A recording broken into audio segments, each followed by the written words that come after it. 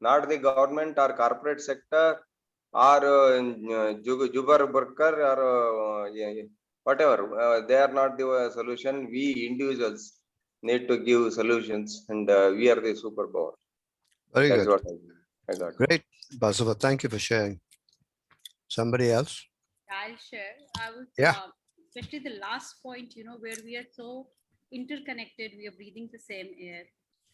What really, comes to my mind is that phrase we had about a chain is as strong as the weakest link.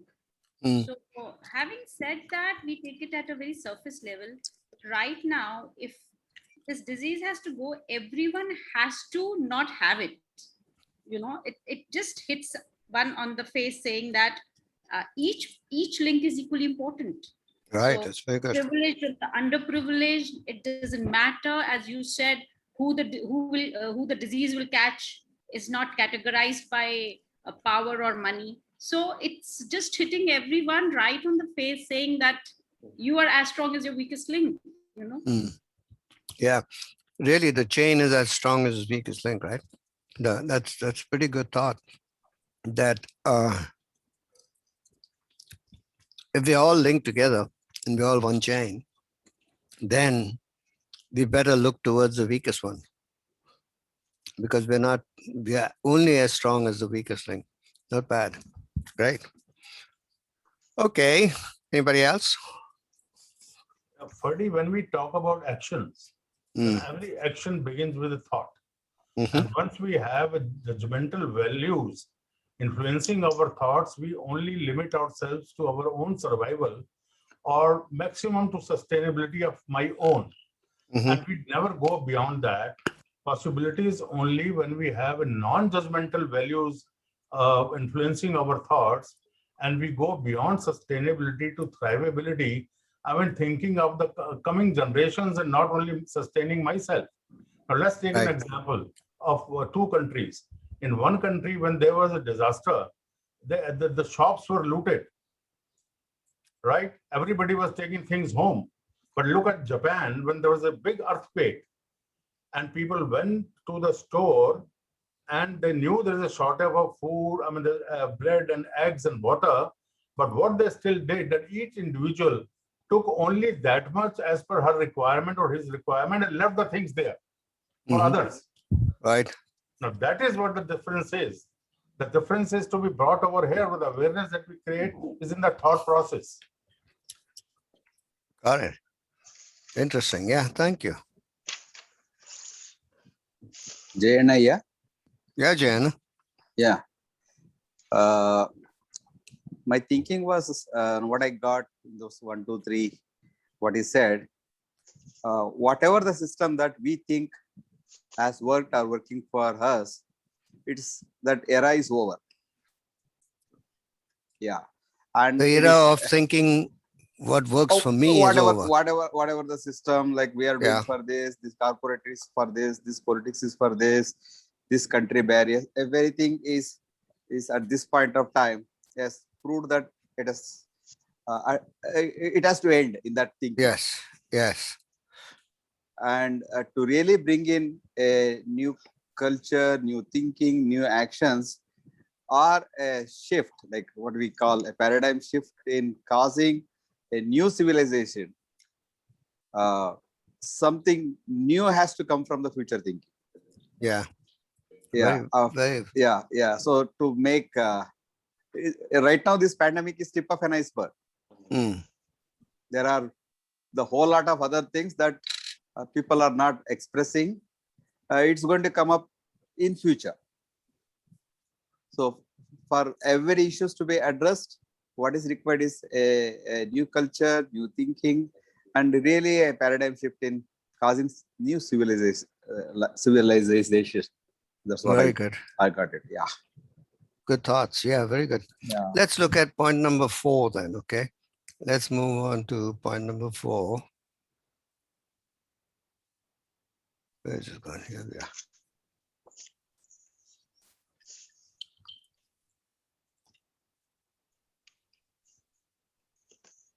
A new superpower, awareness-based collective action. So this is what he says. Since the collapse of the Berlin Wall in 1989, we have been debating who is the world's current or next superpower. Who will shape the 21st century? The United States, China, both, some other entity? If you want to see the next superpower in the making, you have to widen your view and look more deeply. And remember, this was in April last year, he wrote this. Over the past 3 weeks, we have almost miraculously transformed our collective behavior on a planetary scale. The amount of disinfecting, hand washing, social distancing at home and in public spaces is mind-boggling. Over the span of 3 weeks, almost all the world's population was able to focus on one single issue. That collective focus of attention has started to dissolve many of the obstacles that usually stand in the way of profound change. Within days and weeks, we as a species effectively changed our collective behavior.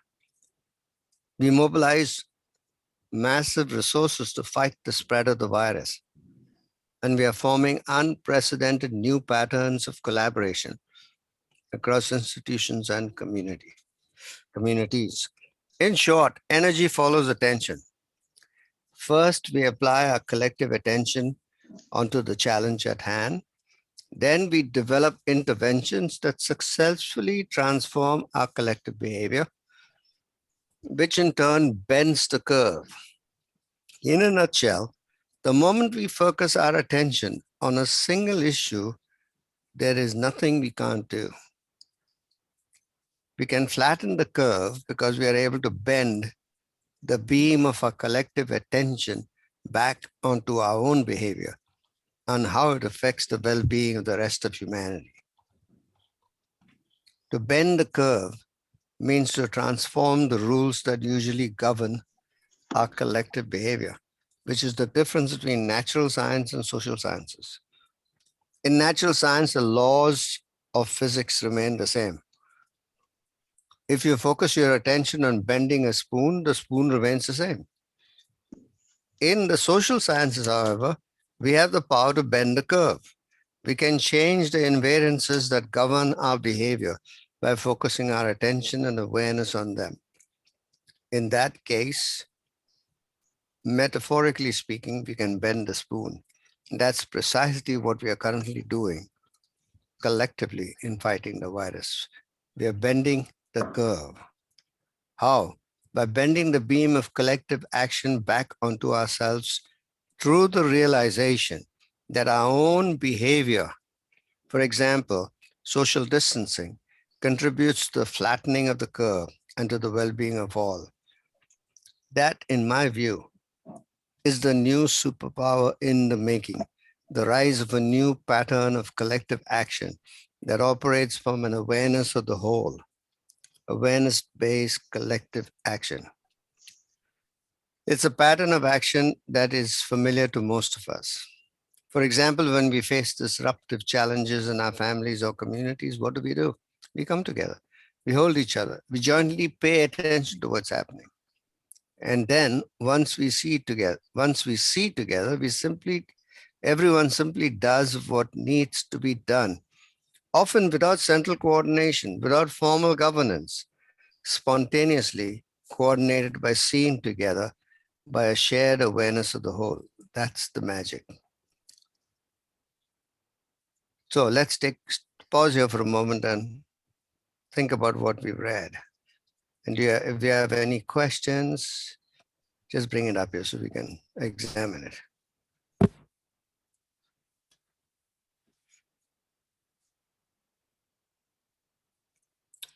What are you getting out of what you're saying? Freddie, what hits me is, yeah, yes, awareness is there. Collectively, we move forward. But then, are we sustain it enough to take it to the real, to produce real results?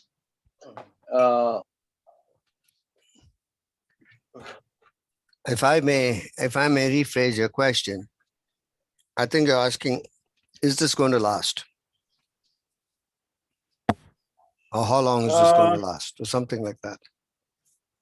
Yeah, probably something like that. And not just that. See, the more and more people do it together with a common goal, things are much easier. But still, the number of people who get together is kind of minimal. That's what kind of it might be true, it might not be true, but that's the kind of. Well, you can look at it as the glass half full or half empty. So if you look at it from the half empty part, you say, oh yeah, it's a small number of people. Look at it from the other side, from a half full side. What do you see? Do you see the glimmerings of the possibilities for the future? No, my thought process is we need to involve more people. We need to get everybody on board. I mean, that's the. Well, I got that, but you didn't answer my question. If you looked at the half full part, you can look at the half empty part and say, yeah, we got to get a lot of people involved, right? If you look at the half full part, what do you see? Yeah, with that half full as well, we can do wonders. Not only we can do. No doubt about it. No, question I was asking is, can you see the glimmer, the glimmerings of the possibilities of the future from the half full part? Yeah, absolutely. Absolutely. No doubt about it. So it might be useful because, we have a tendency to go into the past. Oh, therefore now we got to get more people. Maybe we don't. Maybe we don't need to get more people. Because if you look at what he says further down, right? He says,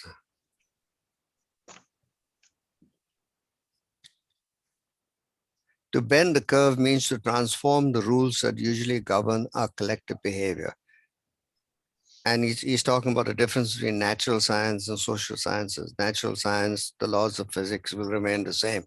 But in social sciences, you can shift the laws that govern us, the invariances that govern our behavior by focusing our attention and awareness on that.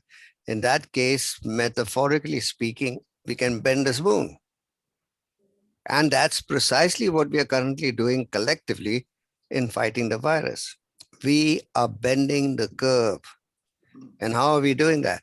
By bending the beam of collective action back onto ourselves through the realization that our own behavior contributes to the flattening of the curve, to the well-being of all. That, in my view, is the new superpower in the making. The rise of a new pattern of collective action that operates from an awareness of the whole. See, I think this is the critical phrase. The rise of a new pattern of collective action that operates from an awareness of the whole. He's calling that awareness-based collective action. So something has happened with the COVID, right? And what has happened is, see, first of all, have you ever heard of in history the whole world shutting down? No. Never in history has that ever happened, right? The whole world shut down. Not in our lifetime. Not even in our previous lifetime. The whole world hasn't shut down. Big, large areas were shut down. They called them quarantine, but that meant there's a boundary and you kept people inside the boundary. But what COVID made us realize that the boundaries were not enough. Everybody had to do it. Now, obviously, that resolve for everybody to do it has broken down and people are not all doing it. But for the first time, something like that happened. Everybody did it. Now, I don't know about you, but in the UK, there was this famous saying, when they were going through austerity and they were cutting public services and reducing the public sector servants' salaries and things like that because we can't afford it, closing down libraries because we can't afford it. The central theme, the central hymn was there is no magic money tree, which if you shake, the money will fall down.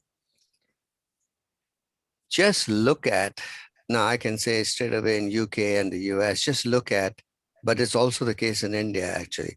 Just look at how much money has been spent and where did it come from? From the magic money tree. Even in India, the money has suddenly come, the money has suddenly appeared. So this whole thing about what is money? Can it be gotten where it's needed? Now, some of us poor people know that already because you don't have any money, but yet when you get sick and you need money for hospitalization, the money appears, doesn't it? It always does. So we are learning, to me at least, this is what I'm saying, we are learning at a collective level that what we pay attention to at a collective level shifts everything at a collective level. And the collective is an important statement, word for me. I don't know, am I making sense? Yeah, truly, it's making sense. Yes, Ferdy. If I can add on to also to Yeah, that yeah. point. You're What is mute. that? No. Hello. Volume. Hello, can you hear me? Sai, go ahead. Yeah, one of the things I'm from a leadership point of view, I'm seeing an axis. The axis here is to create awareness, more and more aware. Then the environment will naturally get aligned to what is needed, required, and bend the That's so bend the spoon. insightful, Sai Krishna. That's so insightful. Yeah, So insightful. That's where the awareness is critical. yeah. But there's one more thing, Sai Krishna, which I can actually start to see now out of what you said and what to say. That's its collective awareness. Collective awareness. Yes. Not individual awareness, Absolutely. not the person who goes and meditate and gets transformed because he's now aware of himself. Absolutely. But there is a collective. There are people all around, ordinary people becoming aware. So yeah, absolutely. So if we are up to causing a transformation in a community or an organization, or say at any level, right? Our job as leaders will be to create more and more collective awareness of the situation, and then that's it. And I think the whole in the awareness of it, people will fall like bend a spoon. Like they will create a system or process that needed required, and it'll we don't have to be worried about what outcome, but a natural outcome is created when collective awareness is done. So that's what I'm taking as I'm seeing like a access as leaders, as a leader. Yeah. Very good. Very good. I'm seeing that too. Very good. Somebody else? In Indian history, hello. Sorry, go ahead. Go ahead. Sanjay. I didn't get that natural science says when you put your attention on the spoon, it changes, or those two lines I did not get. Have you got the article in front of you? Not right now because it was just a minute. I have the article. Let me go there. Let me share the link again, Paddy. Give me a second. And I have the link. He's got the article. He just remembered something which we didn't say, which Otto didn't say. I'll read it again, okay?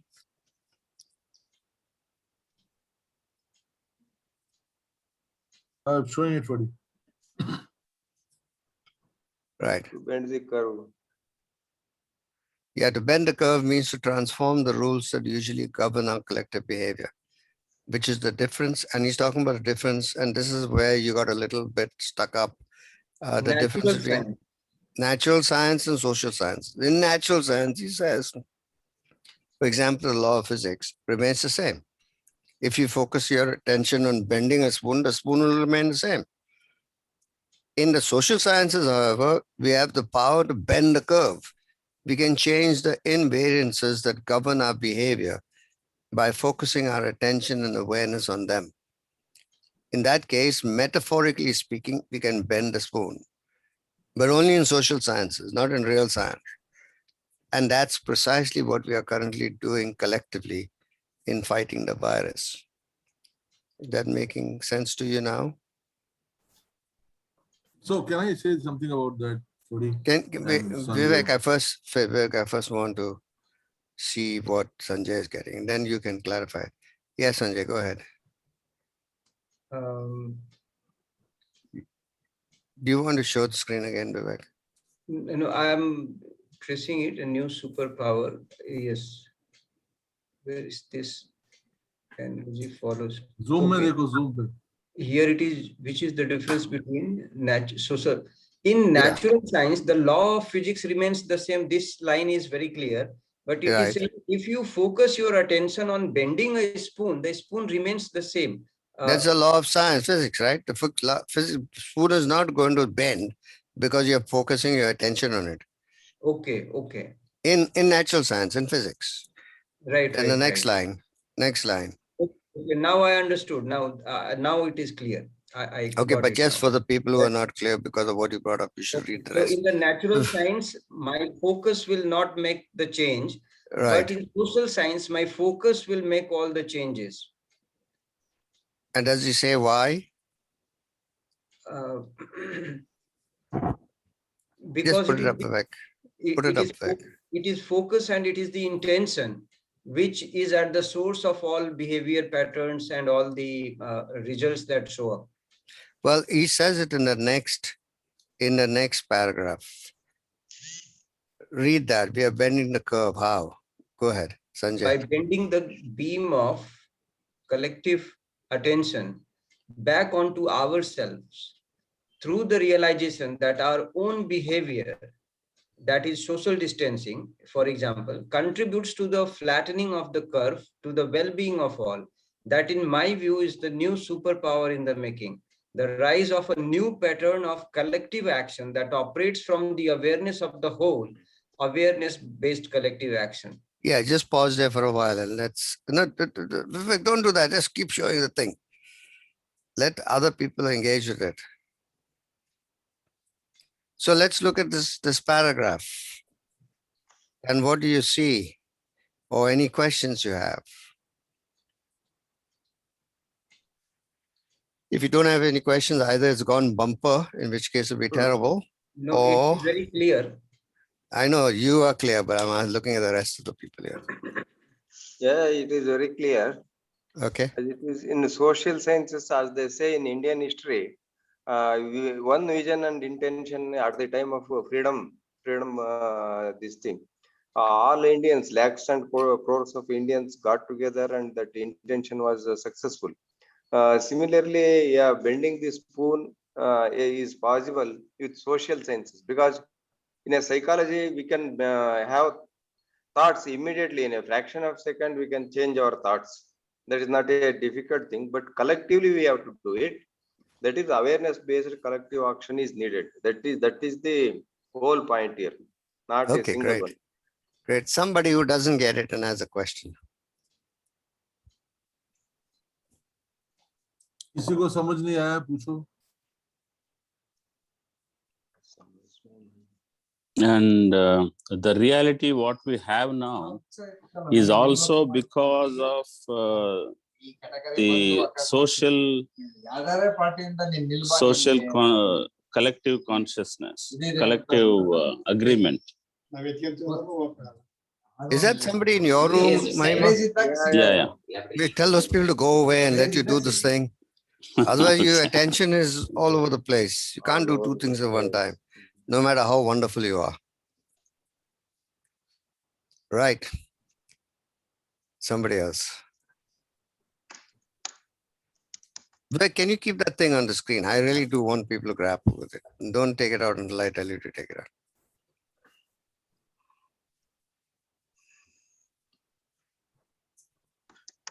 You know, to me, Ferdy, it is like, if I want to change the society, the work begins at home. So it is back and forth the same thing. So whatever we take on together, the working will start from the individual as well, but for that same, to achieve that same collective goal. Yeah, but what is the key point do you think he's saying here in this paragraph, which is highlighted in the middle? It's the collective attention. On what? It's not just a collective attention, it's collective attention. Read after collective attention. For co-creation. Back onto ourselves through. Yes, back onto ourselves. So we are shifting the attention and we're shifting the attention collectively back onto ourselves. Not ourselves as individual, but ourselves, right?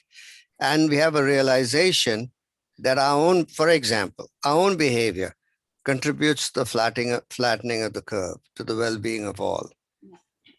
And he says that is a new superpower in the making. What is it? What is that?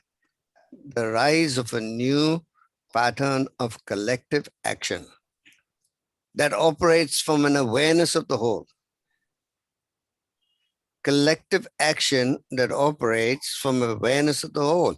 And the whole is aware of the whole. It's not the individual is aware of the whole. Not you, Upma, aware of the whole, or Ferdy is aware of the whole, or Chaitanya is aware of the whole. But the whole is aware of the whole. Right. And from that arises collective action. And it always does. Once the collective is aware of something, then the action becomes collective. Yeah, And then if you go to the, yeah, go ahead. What were you saying? Reminds me of how Gandhiji used to use this, you know, collective attention back onto ourselves, say when we had to leave all foreign made goods, then the intention, the collective attention was drawn, but back onto ourselves that each person's consumption of international products had to be, you know, so a lot of very good. achieved, a lot of things he achieved by getting collective attention back. Yes. Yeah. Very good. Let's go further down to the next paragraph, Vivek. Yeah. It's a pattern of action that is familiar. He says it's familiar. This is not strange for us. It's familiar to most of us, not to some of us, most of us. For example, when we face disruptive challenges in our families or communities, what do? We come together. We hold each other. We jointly pay attention to what is happening. And then once we see together, everyone simply does what needs to be done. Often without central coordination. You do this, you do this. No, none of that. Each person just does. Without formal governance, spontaneously. And the coordination process is coordinated by seeing together, by a shared awareness of the whole. That's the magic.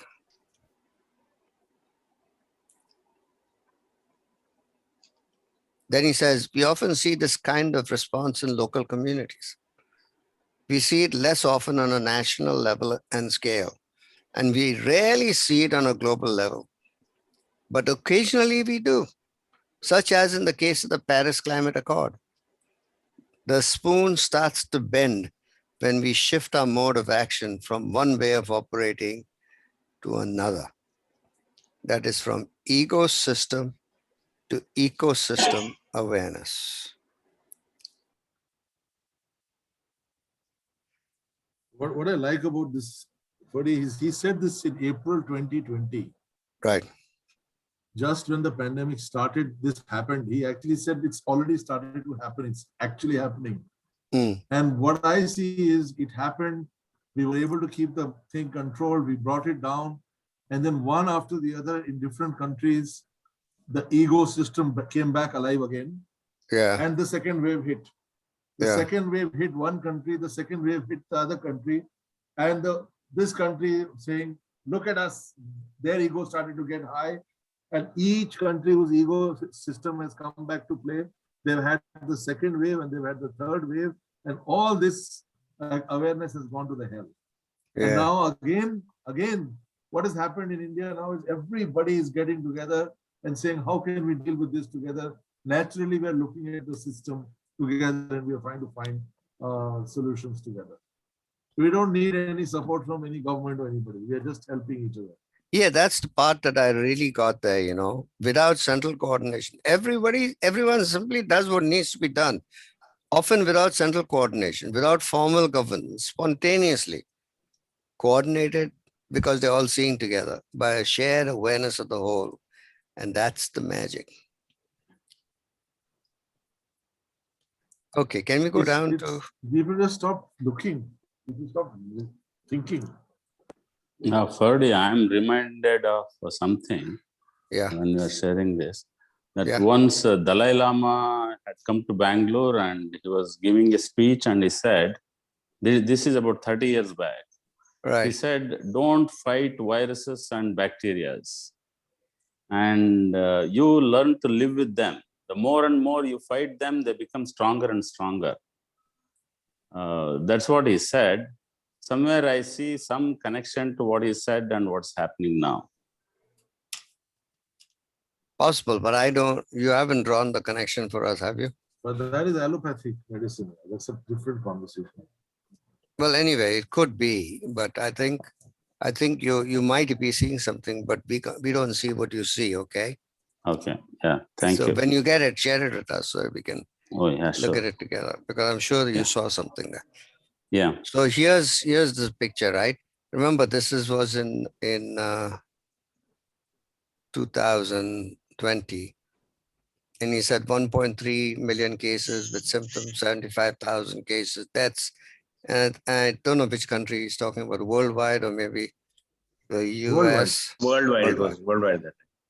And then he's drawing these levels, see, reacting. And how we react is ICU, send the people to the ICU, or do a lockdown, and that's a reaction. Underneath that, there are policies, and the structure is redesigning, testing, tracing, isolating, distancing. But underneath that, and what is actually shaping the policies, is paradigms of thought. And what started to happen is a rethinking from separation to interconnectedness. So he kind of brought it back to what you and I already know, that there are structures and there are paradigms, and you go underneath the symptoms. Anyway, let's go down below. And then the source is regenerating from ecosystem to ecosystem. All right, that's part of the picture too. Yes, the source is regenerating from ecosystem. So really, instead of starting from the top and reacting, you could actually start working with the source, regenerating from ecosystem to ecosystem. What does he say then? The figure one. Let's see what he says. Becoming, no, go up. Go up a little bit more. Yeah. Bending the curve by bending the beam of attention, integrating all four levels of change. And this is the visual. Okay. Let's go on. Vivek, you want to read figure one? Sure. Figure one summarizes these ideas from a systems thinking point of view. Flattening the curve. Can you say, as you start speaking in English, also say it in Hindi? Okay. Figure one summarizes these ideas from a systems thinking point of view. जो ये figure बना है, ये आपको जो बना है, it's from a system thinking का मतलब हम कैमरा को घुमा के सारा सिस्टम को देख रहे हैं. See the whole system.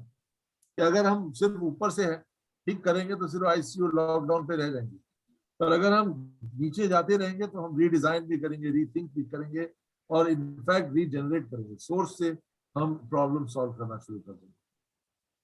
तो फ्लैटनिंग द कर्व, ये जो कर्व है जिसमें लोग मर रहे हैं और जिनकी बीमारियां बढ़ रही है, it requires us to address the कोविड-19 situation not only by reacting at level 1 by building ICUs, locking down social and economic activity, but also on the deeper levels by redesigning broken policies and programs for testing, tracing, isolating, and social distancing.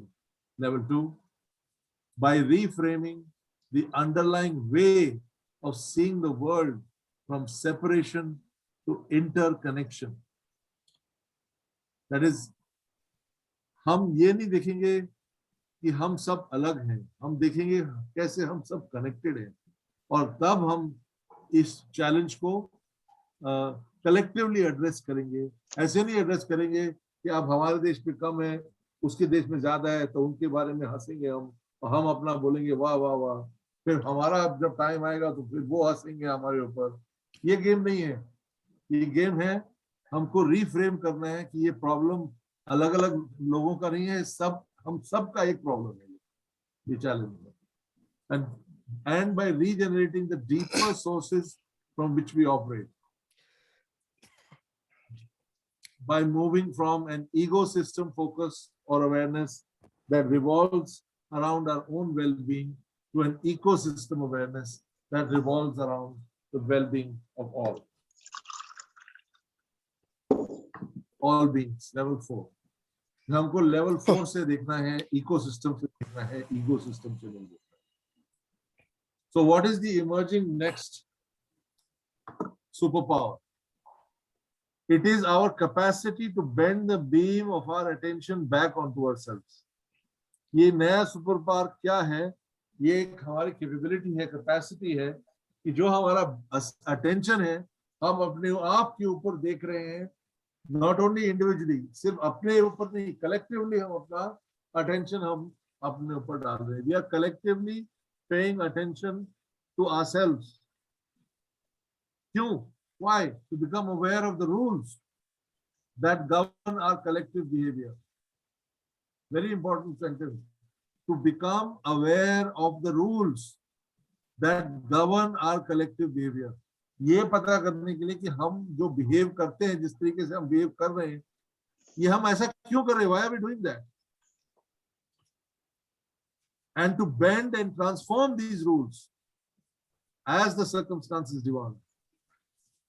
No other species on earth can do this. It is what makes us human. अगर हम अपना collective behaviour के पीछे rules को देखेंगे, तभी हम उन पुराने रूल्स को तोड़ेंगे, मोड़ेंगे, ट्रांसफॉर्म करेंगे. और ये दुनिया में और कोई नहीं कर सकता, सिर्फ हम कर सकते हैं, क्योंकि हम इंसान हैं. Okay, let's have your thoughts now on it. Just put that paragraph properly on the screen, Vivek. Yes. Yeah. So what did you get? What are your thoughts on this? And remember, it may be your thoughts may be the same as somebody else's thought, but we want to hear it in any case. Yeah, it is very, very important that we focus on ourselves rather than other things. In recent past, you are knowing that we did lot of jatras, marriages, all the people collected together, even elections. No rules were followed. So there we missed the pattern of looking at ourselves. What would be the dangerous scenario if we did it? We did it, and we are now facing that consequences. That's what. And why, the question, Basava, out of what you said, this thought came to me. Why did we do that, right? Why did we do that? Why did we do the yatras, and why did we do the elections, and why did we do all that? Ego only, yeah. That is the attention. Sorry. It says it above in the paragraph above. By reframing the underlying way of seeing the world from separation to interconnectedness. Connected. Right. And by regenerating the deeper sources from which we operate. By moving from an ecosystem awareness, sorry, that revolves around our own well-being to an ecosystem awareness that revolves around the well-being of all. See the elections, come on and join the festival of democracy. What was that for? That was for an ecosystem awareness. It wasn't for the well-being of all. And the yatras, what was that for? Jatras and the yatras as well as the Kumbh Mela and everything else. What was all that for? That was, I mean, every religion in the world had to suppress their festivals and their things because getting together was a serious negative, right? So that's the shift from ecosystem to ecosystem. Changing the rules.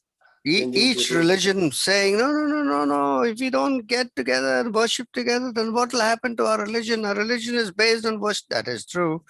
But then we're going to get rid of humanity as well.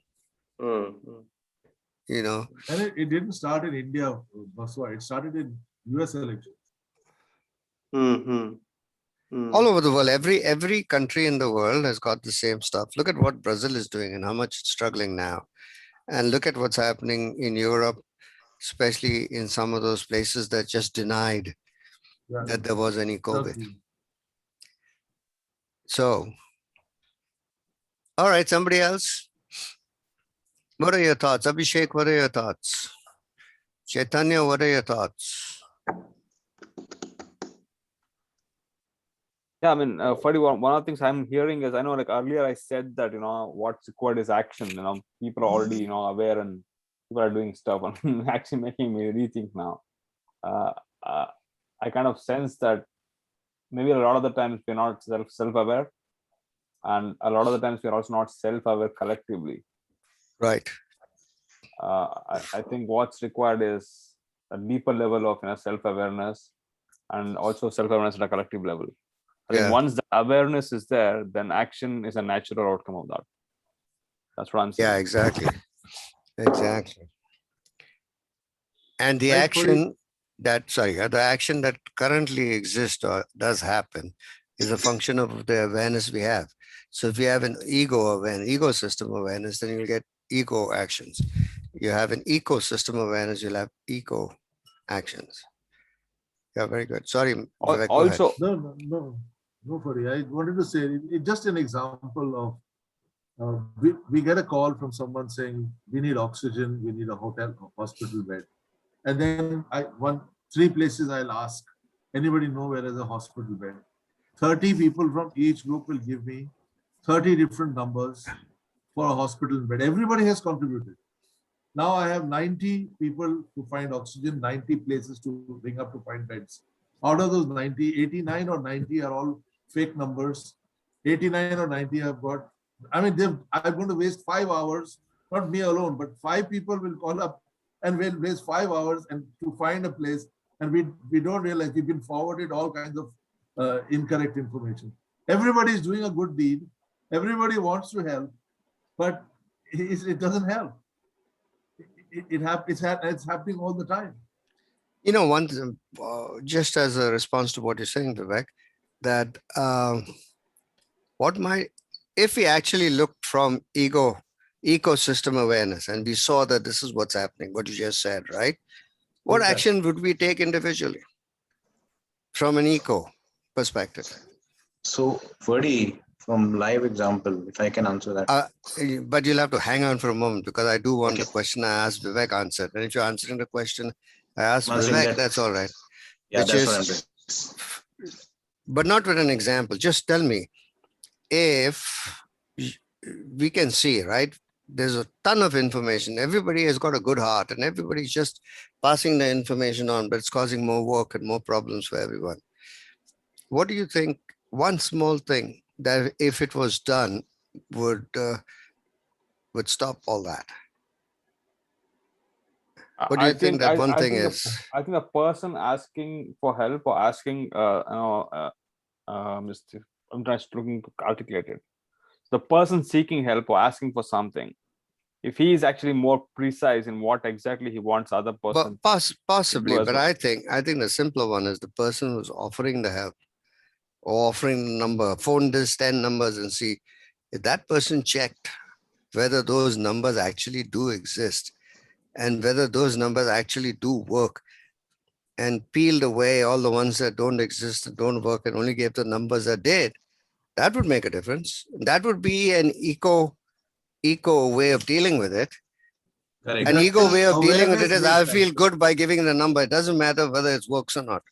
Somewhere, Ferde, I feel that's not taking responsibility. If I'm forwarding a number, I have not cross-checked. That's right. So I have put up in WhatsApp groups that please forward only those contacts which you have cross-checked yourself. Exactly. I think it lacks integrity if I have not checked it and I'm vouching that this is going to No, don't go back to landmark thing. I don't care whether it lacks integrity or not, but it is not. It's not It responsible. is it is not eco awareness that's having us do that. It's ego awareness that's having us do that. If we actually operated from eco awareness, we would hear, like we heard, oh, all these numbers, let me check the numbers. Let me see if this number is true or not. Now, that is not a matter of integrity. That's a matter of collective, but when eco. Yeah, fine, but it can be a matter of integrity, but I'm not interested in integrity at the moment. I'm showing that I'm there standing for you, when I'm showing I'm standing for you and I'm wanting to do something, make a difference, then the authenticity is that I check the number. I know, but that goes. Upa, you're saying that as an after the effect. The person, when the person forwards the number, for that person, the person is doing a big service. He's helping. That's all they're doing. There's no. It's now after 3 days we have realized this is happening. It's a problem, and we are getting people to do collectively things. Because we never doubted that it would be fake. Absolutely, Yeah. absolutely. True. On the 20th of April, it was different. 23rd, it was different. 26th, it was different. Yes. Today, it's the 1st of May. It's different. But rather than go into it lacks integrity, because then it's attack back. It's like an attack back. It's like attacking you back. But more than that, Vivek, I want us. Wait. I don't want us to talk about a ton of other really good things, because they're all very good things. I want to talk about ego awareness and eco awareness, because that allows us to bring this ABC into action. Integrity, non-integrity doesn't bring in ABC into action. If you want ABC action, then we need eco action. To have eco action, we need eco looking. That's the only point I'd like to emphasize here. Others, we go off into a tangent of something else, all of which are valid. What you're saying is valid. It lacks integrity and all that is valid, but it doesn't serve the purpose here. For me, sorry. Yes, Abhishek, you go ahead. I'm not sure how this comes from eco, because I have witnessed this on my own. But if you're questioning what is being forwarded, then isn't it also part of ego, because you think you know more than the other and you want to? No, it isn't. You're checking. It is. It's not part of ego. That Vivek shared. It is after the experience that some of them are not genuine. Then one has to see. This is like the second. After the first experience, now we have the experience that many of them are fake. So now we need to check. It was not the doubting the intention. But nobody's doubting anybody's intention. It's more, for example, your IIT and IIM guys have created this fabulous service of giving an idea about in this city, this hospital, this many beds, this is available. It's a very good thing. But the data that it is actually giving may not be accurate. Now, how can that become even better? If we look at awareness-based collective action, we'll say, okay, this is how much we've got created. Let's get another team of 20 people together, 100 people, 5 million people who are in different hospitals across the country, who will feed us back so that we update the app properly every 2 hours or 1 hour, so that we are actually reflecting accurate information. Otherwise, all the great work done is just now an ego. It is making no difference, but that is because it's giving wrong information. Can you get I don't know, Vivek. I agree with most of what you said, but I don't agree with that's making no difference. I think everything that's happening and people are communicating on WhatsApp and all that is opening up the awareness. Now, some things need to be done, and I think if the people who want to contribute something actually cross-check their sources, so they know that what they're passing on is true, is real in the world, that'll make a huge difference. That's all that's needed. It's not that I don't trust you. Somebody says, people are always telling you, like you said just now, it's making no difference. It's not true, it's making no difference. But that's how people speak, and they speak. Yeah. They speak. So therefore, it is up to us as a collective to really cross-check. It doesn't mean we don't trust people. We just cross-check. Abhishek, you get what I'm saying? Yeah, I'm getting that, what you're saying, because I think when I'm completely understanding that the information that we feel is not verified, some part of it might still be authentic. In fact, that's what I observed, that when I forwarded it to my senior citizens, relatives who were senior citizens, some of that forwarded unverified information was in fact useful for them as well, right? It might not have been useful for other groups. I'm just thinking now when Ferdy is creating this, that when we say that unverified forward information is not useful, maybe it might also be useful for some other people, and we are just kind of letting go of that. That's well, I think you need to add to the message. This is unverified by me. That's exactly. This is what I've heard. We just want you to know. I haven't verified it, so I don't know whether it's true or not. Completely. Now, then it's up to the person receiving the message to check it. Jayana here? Yeah, Jayana. Yeah.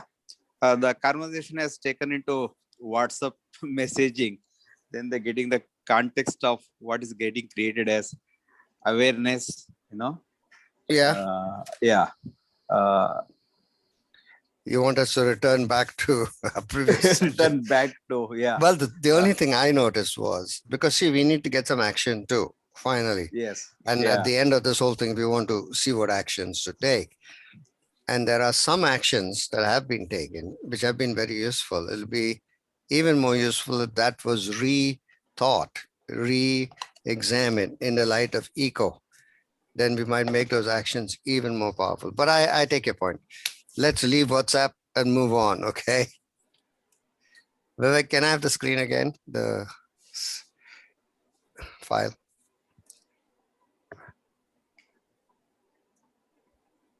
Okay, so now the next point he's making.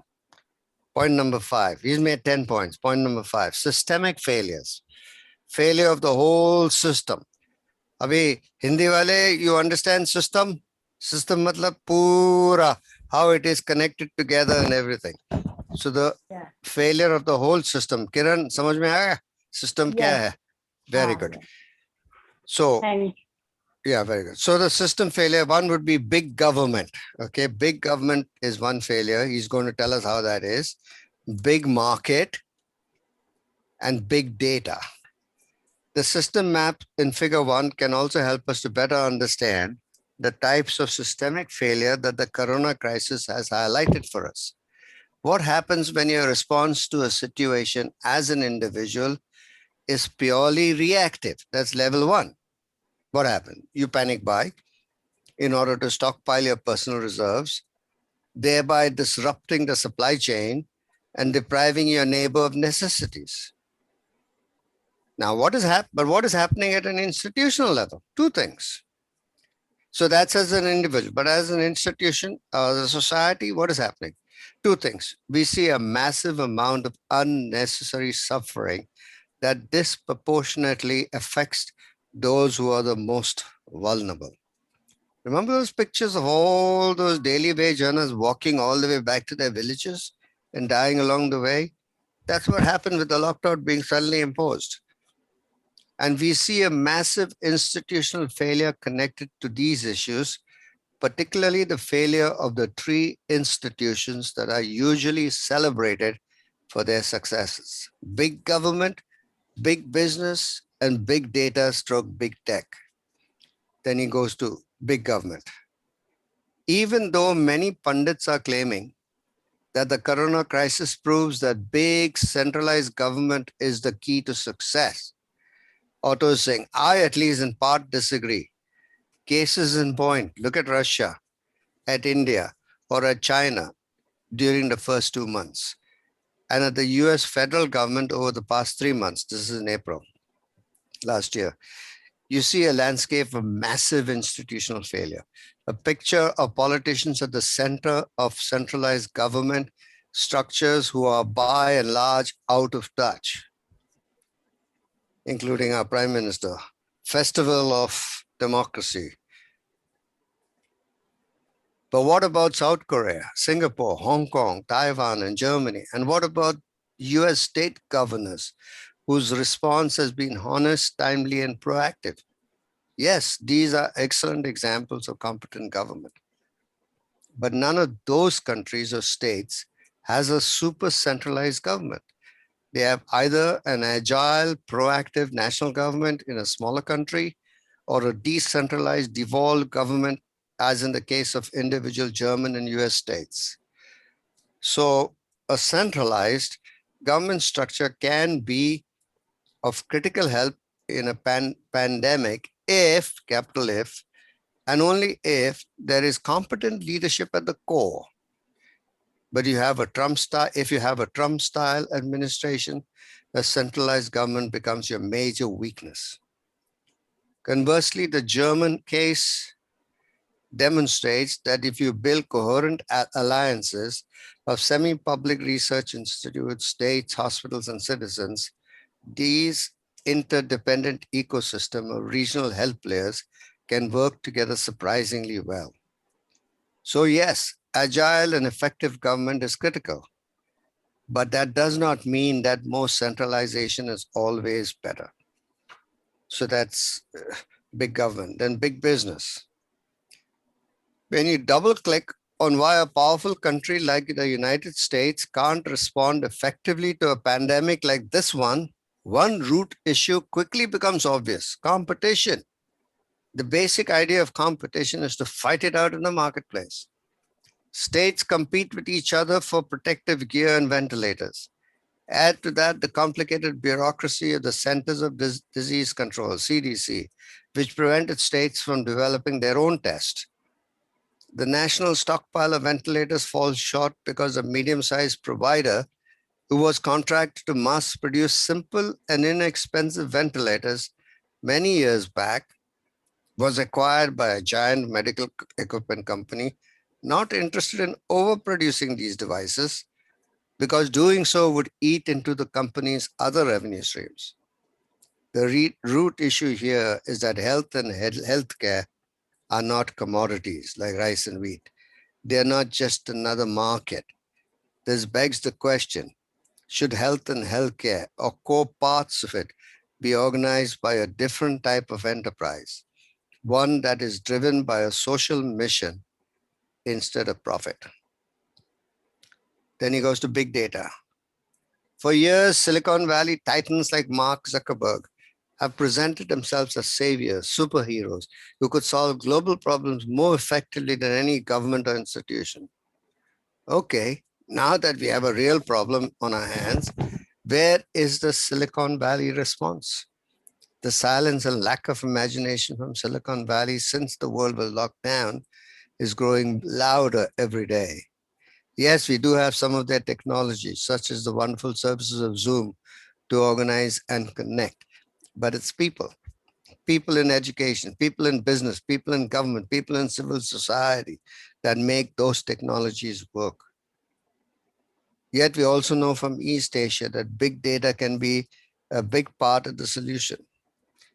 That knowledge leads us to an obvious question. How can we make big data serve all of us, the well-being of every community, local and global?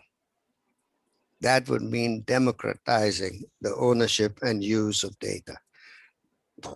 The failure of big government, big business, and big tech is connected to the same underlying issue.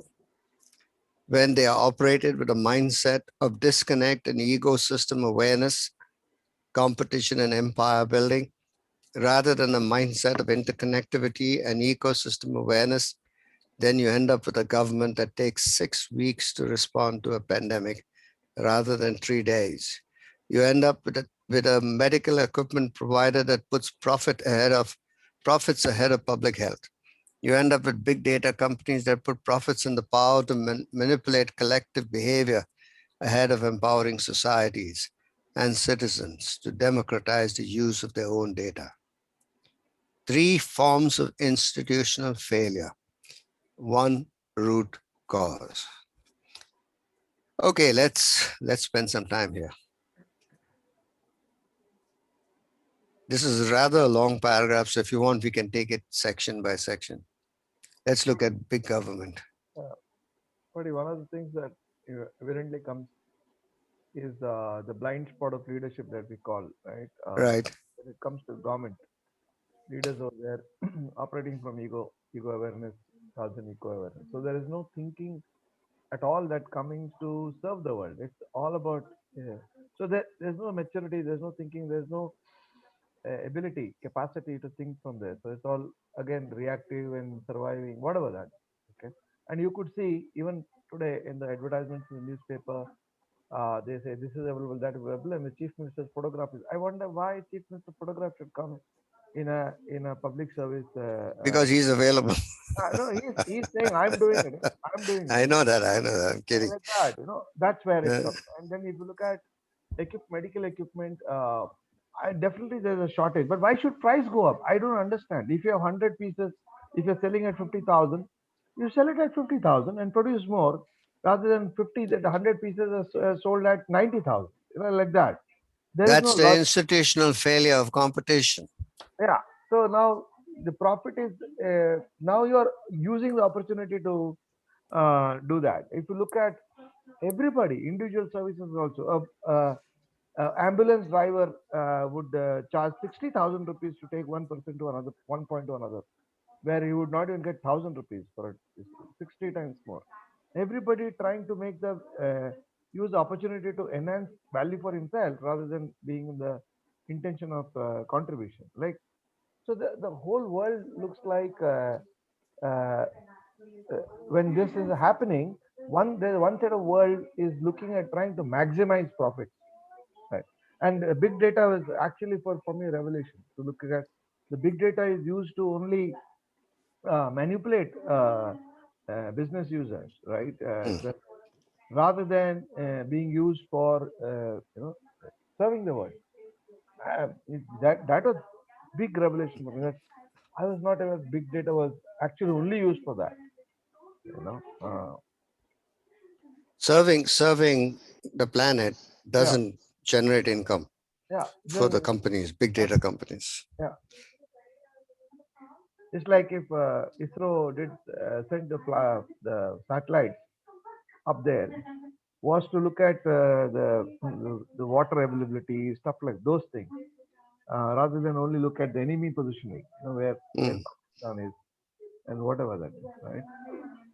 That was a huge thing for me, like big data really being misutilized or only used for some purpose.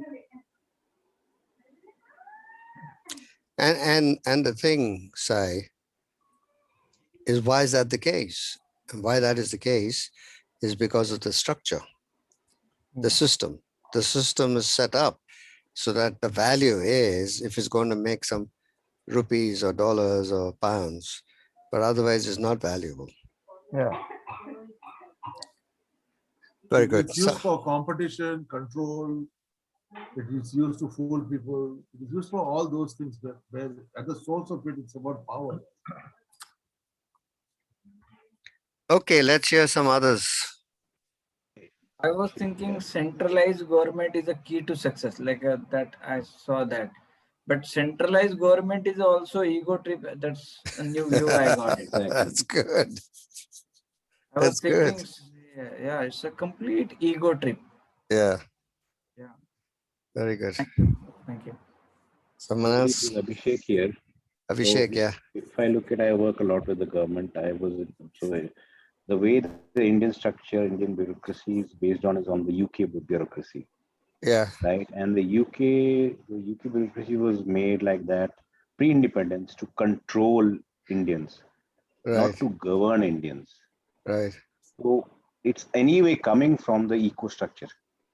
The fact that you want to control people means that you feel that you know the best and you know what's the best for the people. And so you will centralize. And that's why the prime minister, the word prime, you're anyway giving him a separate feeling, although there's a cabinet. But because he's the prime minister, you're anyway putting him at a pedestal, giving him an ego that you are the best. Yeah. Right. And that's what is, I think, at the core of this issue. The person sitting in Delhi thinks he can control what's happening in Bangalore, or in Pondicherry, or in Andaman, although he doesn't know the ground reality. Yeah. And that is where the eco is coming in, and the structure itself is so convoluted that for a country with 1.3 billion, such a structure cannot work. And it throws up even more blatantly in cases of such epidemic. Yeah. In most other cases, we let it go under the carpet, as in the landmark we say, carpet ke niche, black forest cake ke niche hum dal dete hain. But then the black forest cake blows up during pandemics like this. Well, that's interesting, right? Okay, thanks a lot, Abhishek.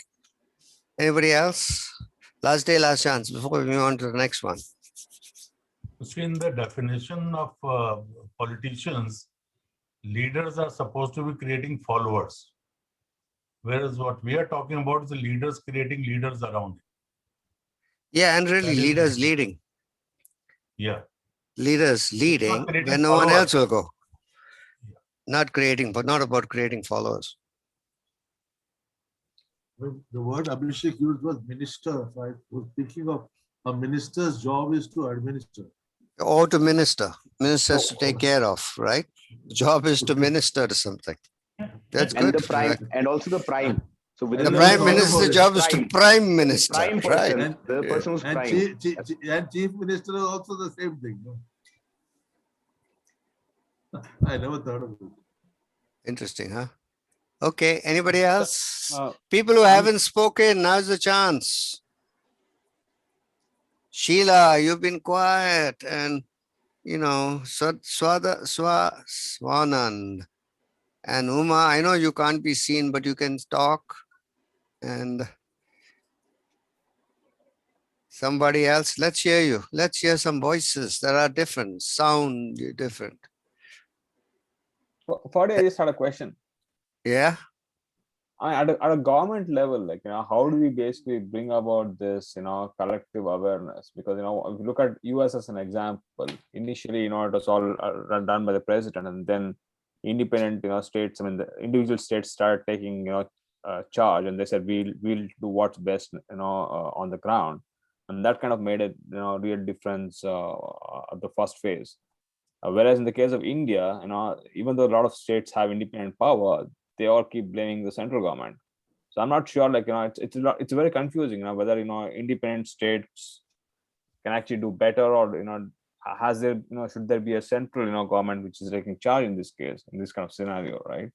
It's not clear answers here. And then how do we basically bring about that awareness at a government bureaucracy level, collective awareness? If we put it up on the screen again, Vivek, he's mentioned it.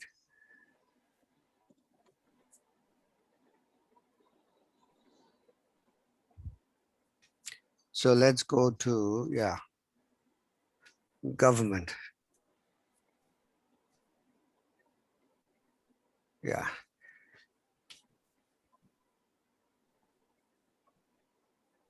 Even though many pundits are claiming that the corona crisis proves that big centralized government is the key to success, I, at least in part, disagree.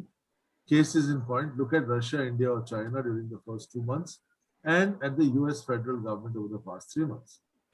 You see a landscape of massive institutional failure, a picture of politicians at the center of centralized government structures who are by and large out of touch.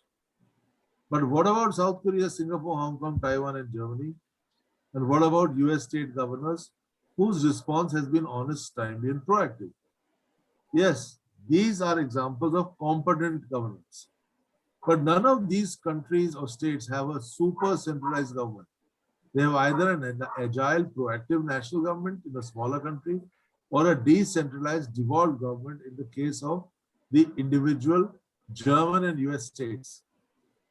So a centralized government structure can be of critical help in a pandemic if and only if there is a competent leadership at the core. But if you have a Trump-style administration, a central government becomes your major weakness.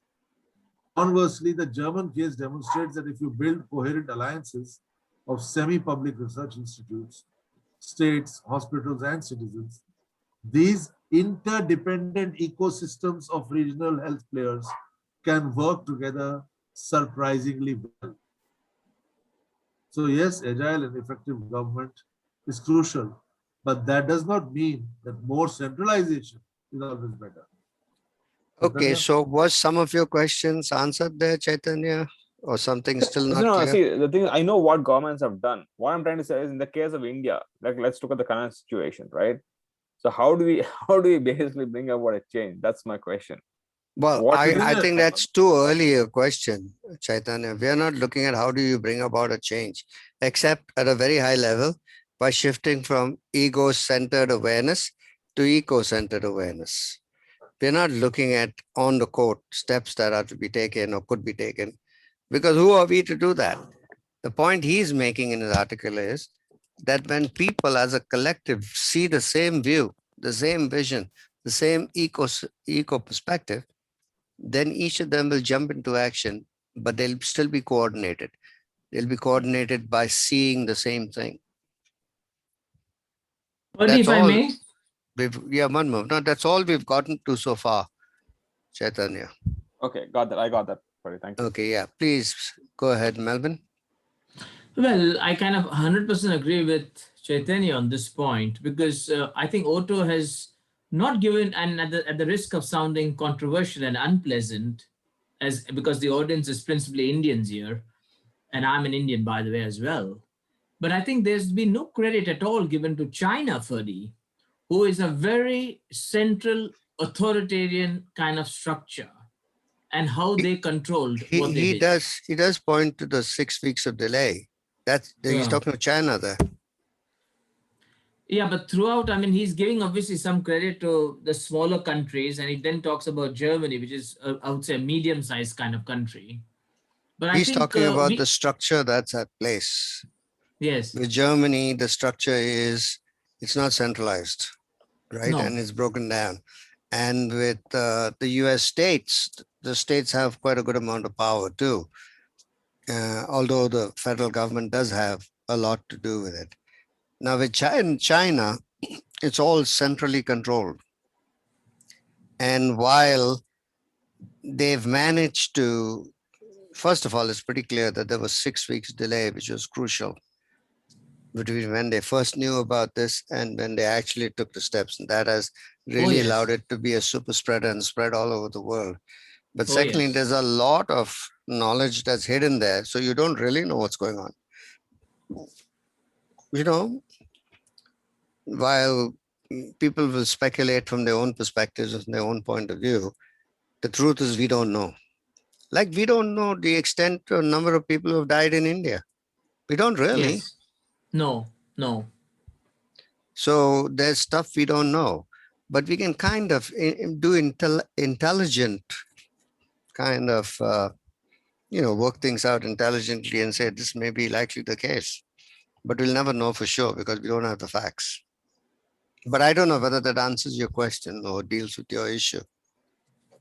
No, I mean, the only point I was trying to make here is that when there's limited knowledge, and we went around the word of called prime minister, the thing is every ship needs one captain. And the problem, I think, one of the weaknesses of our current Indian democratic structure, and I would say even the UK, is the whole political system and the whole structure. It seems that what is being said is what sounds good, rather than to do things that are good for the country. And that's the big difference that's happening here. Well, there's a statement you made, which I don't fully agree with. All ships need one captain. That's an analogy that breaks down in governance and government. And really, if you look at companies today, even the big private companies, the major problem where they've gotten into trouble is when they had that one captain and doesn't listen to anybody else. So while out at sea, maybe that's true. Although if you look at special forces in the army, there's no one captain that they're all supposed to kind of be thinking on their feet and think independently. So, don't know. And I don't think it matters. I think what really matters, Melvin, whether I'm right, you're right, it doesn't matter. I think what really matters is Sure. Are the people in touch with, are the people who are taking the decisions or making the choices in touch with the eco reality of everybody, even the people at the edges. So if you get a leader who's aware of things at the edges, central leader, good for him, good for everybody. But it's not the only way to make it work, is what I'm saying. No, no, sure. But then just one very small point is that when I say every ship, one ship has to have one captain, I do not at all mean that means he's got the monopoly of good ideas. The beauty of a great leader is, though he's a leader, he's a captain, he takes in and incorporates the views of his team players. You know what I mean? Yeah, and he takes care of his team also. I do agree with you, except that you should know that what we are working on here is eco-leadership in this work we are doing. And with eco-leadership, there's no one leader. But eco-leadership doesn't, the thing is with eco-leadership, if everyone is equal, if there are 5 saying left and 5 saying right, firstly, there has to be somebody on the table to say, okay, we are going left. No, Melvin. There hasn't. Okay. That's the old speak. That's the old way things are thought of. The truth is that there is level 4. You know the 4 levels of conversation? Mm-hmm. There's level 3, which is dialogue, where people are exchanging their views with each other. And there's level 4, which is people building on each other, so nobody knows whose idea was the main idea. The thing is, how does the coordination happen? Which is your issue, right? How does the coordination of where you're going to do happen? And he said it here earlier. Can you move up where he talks about even though people, I think it's in the previous chapter, previous thing. Right. Sorry. Yeah, the rules that govern our collective behavior. So what happens is that when we're all looking at the same thing, I don't think that's the one, but it doesn't matter. When we're all looking at the same view, an eco view, looking the same way, different people will act differently, but the actions will all be coordinated. You don't need a captain to coordinate the action. They get coordinated by the coordinated looking. And that's the new kind of leadership we are trying to, at least from my perspective, we're trying to bring into existence is the co-creative, coordinative, collaborative kind of leadership. It's in a way the leadership that built up the space capsule. You know, it's many different countries have contributed to making it happen. It's the whole business of shifting from a world of competition to a world of collaboration, coordination. Yes. And it's what the UN has a round table, and everybody sits around the round table, while the UK particularly has 2 straight lines baying at each other, right? And in a lot of places, you have semicircular parliaments, at least. So it kind of, I take your point. I mean, in certain circumstances, when there's a fire and, you know, you got to get the people out, you got to yell at people and make sure they follow your instructions. But let's not go into that. But there is this whole business of being able to coordinate and works separately, but in coordination by having the same view of what you're trying to achieve. Okay, and so one second. And the reason we brought this up, the reason we are pointing to this point number 5 is this one. There needs to be a shift in the mindset. It doesn't matter whether you're central government or your state government or your junior leader or senior captain or commander of the fleet. It's what is your mindset? Is your mindset competition and empire building? Or is your mindset interconnectivity and ecosystem awareness? See, if as a leader, your mindset is, I'm going to solve this problem in the next 1 week. It's very different from, okay, but I have to make sure that that guy gets to sell his product more. That guy has to get this, that guy has to get this deal done. So it all depends on what is your aim. Where are you coming from? But this point which Otto is pointing to is about the shifting the source. Where are people operating from? The mindset. That's the whole shift that's required. Whether you're a company, whether you're a government, or whether you're a person who has control over all the data. What are you up to? You're using our data and we are suffering and you're not helping us. Yes. Like what kind of mindset must that be? That now you guys are in trouble, I will manipulate your collective behavior. That has to shift, no? Yes, of course. Yeah, it's our data. We're not democratizing the use of data with the argument, no, it's capitalism, it's they own the stuff, too bad for you, this is the way it's going to be for the rest of your life. You want to have a problem, go to the Supreme Court. I mean, I can't understand that. I can't understand that argument simply because this is a time where big data should be using our data to find solutions to make sure that each person in the country, each person on the planet is well taken care of and has health and, you know, food and everything. But they're not doing that. They're using it to manipulate us. Yeah. Okay. That's the question. We're not even saying we want socialism, communism, leftism.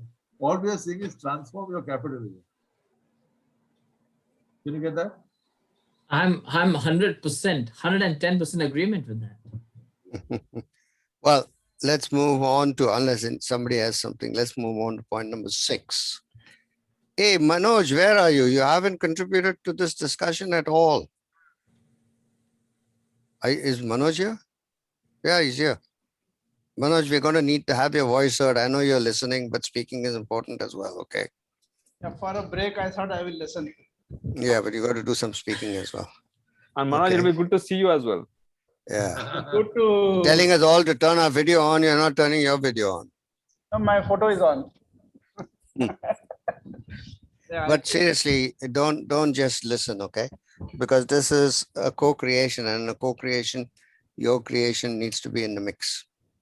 And his video is not working. Okay, anyway, it doesn't matter. Let's move on. Stopping. So this one, I would like, what's his name? Nilesh to read. And Nilesh, read it. And then after you read a certain section, say it in Hindi. Stopping. When you face disruption, you need to wake up. So, disruption in Hindi. Gadbad, Gotala. Accident. Yes.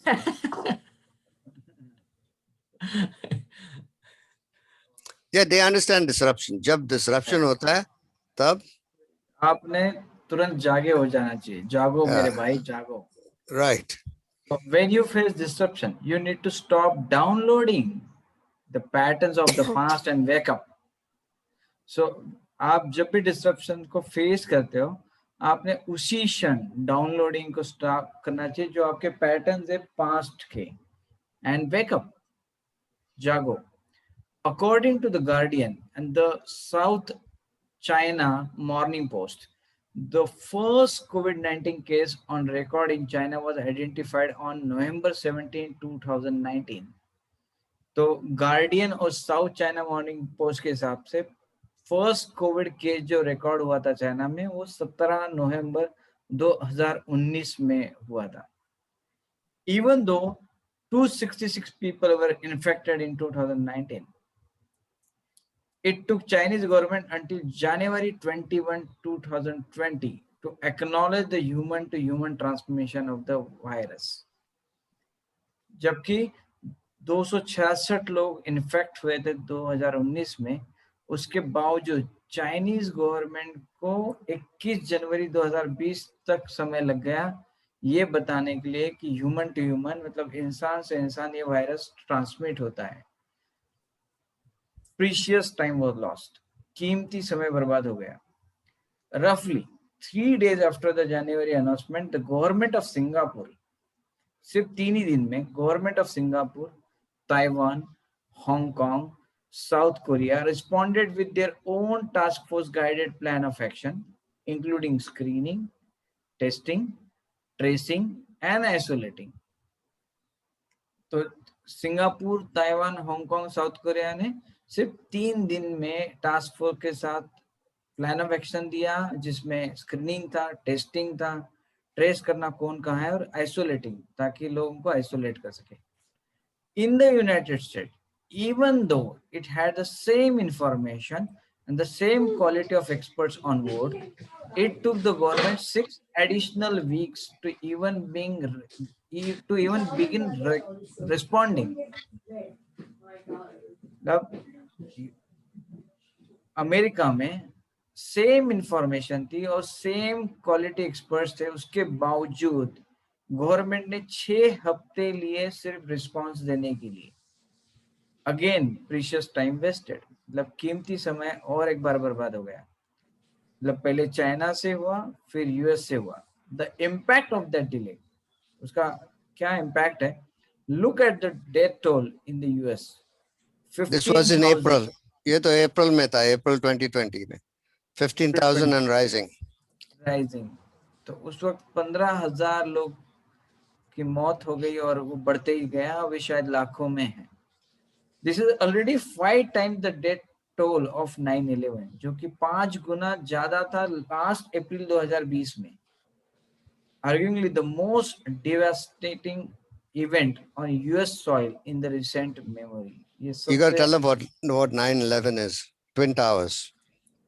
9/11 Twin Towers, मतलब उसमें जितने लोगों की मौत हुई थी उससे 5 गुना ज्यादा मौत लास्ट अप्रैल में ही कोविड की वजह से लोगों की हुई. और ये यूएस के धरती पे सबसे भयंकर इंसिडेंस था. How can we learn to be fully awake in the face of something unprecedented? So हम कैसे सीख सकते हैं पूरे अवेक रहे, मतलब जागरूक रहे जब कुछ जो हम नहीं जानते वो होता है, तब unprecedented, something unprecedented. अनहोनी. How? Yeah, Upma. Upma, you got to mute. You go ahead. She doesn't realize. No, she interpreted unprecedented as some other word. It's fine. She said no, she was saying it is unholy. Unholy is accurate. Very good. Right. Very Go good. ahead, Nilesh, please. Thank you. How can we shorten the wake up phase from 6 weeks to 3 days? From 3 days to the very moment of seeing to now.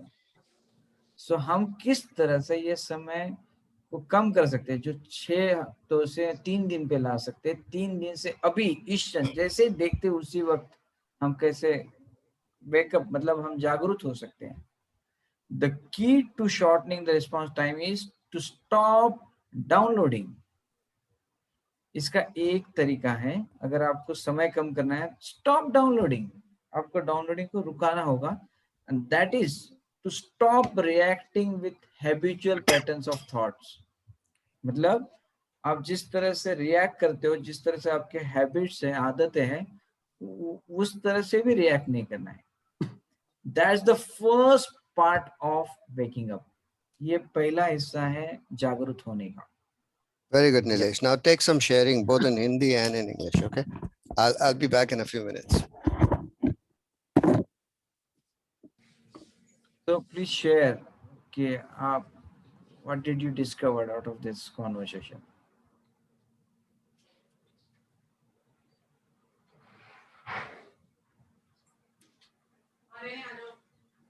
The opportunity is stop downloading and sharing. Yeah, Nilesh? Yes. Yeah.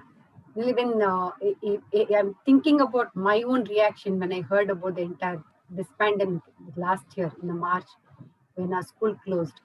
The habitual thinking about how silly could this be and the downloading that was happening. I'm just getting present to that.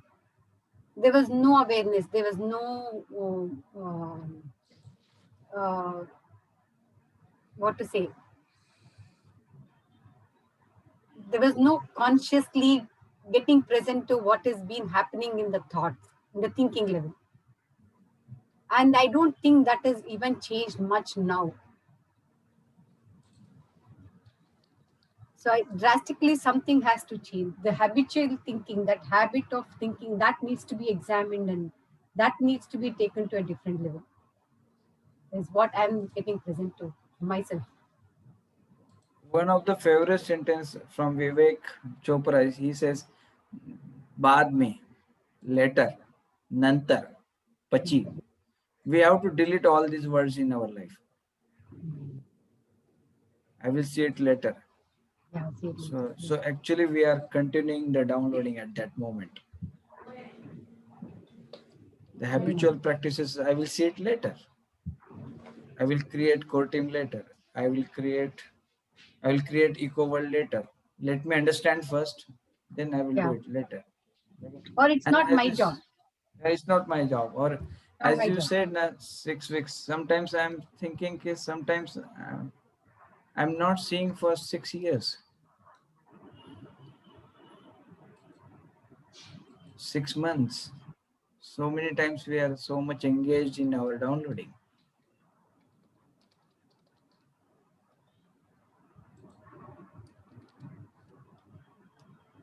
मेरा ये question है, how do you identify disruption?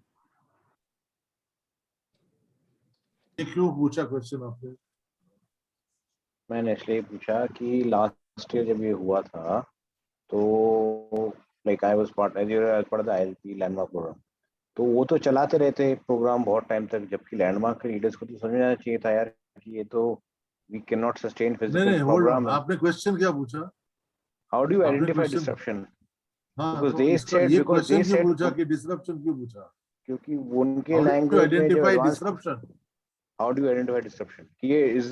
Was a pandemic, was the COVID pandemic really a disruption? We identified it to be too late. We thought ये तो ऐसी है, हो जाएगा, ठीक हो जाएगा, चाइना ने कंट्रोल कर लिया, हम भी कंट्रोल कर लेंगे. That's right. So how do you identify whether that's? You tell me now. You tell me. How do you identify disruption? In life, things are happening and you keep ignoring what's happening. You don't pay attention to it. How are you going to identify disruption? As long as you're downloading, you're not going to identify any disruption. Zero. There is no disruption happening in the world. Right. Correct. Correct. वही तो बोला नीलेश, क्या हमारे life में there is no disruption, चल ही रहा है. Way of life. In your life, Abhishek, you are going through whatever you're going through in life. For the last 2 years, you have not seen the disruption.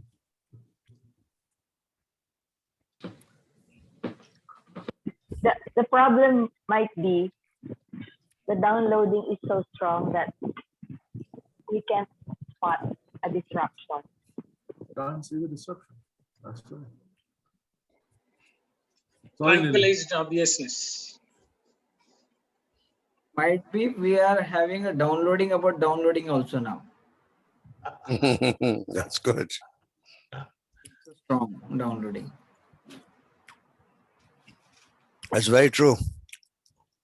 The other pitfall is everyone's downloading except me.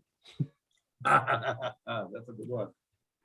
Yeah, it's like you can see the downloading others, but you can't see it in yourself.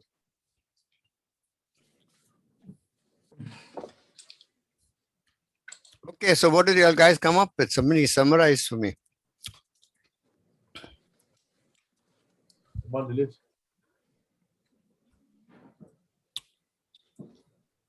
No, we'll have Weng summarize for us. Weng, summarize for us. What did these guys talk about just now? That the thing that that really took my attention is we are currently downloading. We recognize that we're downloading. So yeah, we're downloading. That's what I got. Okay. But what did you get, everybody? What did you get about downloading with regard to the subject we're discussing? You know, it's point number 6, right? When you face a disruption, you need to wake up. What did you get about that? What did you share just now? Or if you haven't, then you ought to start sharing now. Habitual downloading doesn't let you wake up. Okay. You're kind of in a slumber. It's a comfort. You're in a comfortable thought process of everything will be all right. Okay. Or if Got nothing it. is all right. Vivek, sure. Don't take away that screen. Vivek, that's what is centering everybody. Okay, I got it. Somebody else was sharing just now a minute ago. Right. Me, yeah. So when we are faced with disruption, the automatic is the downloading. Like it's the automatic response. And Yes. I see that as a preventive strategy to failure. Like it's my automatic because I'm afraid to fail, or Right. usually like Right. there's fear. Yeah, so that's what I got from But that. I really do also, that's very good. I got it. But I wish you guys, everybody, would start thinking of the collective rather than individual, how you see it individually, because that's the Abhishek, critical aspect here. Abhishek should share. What did you get, given what he just asked?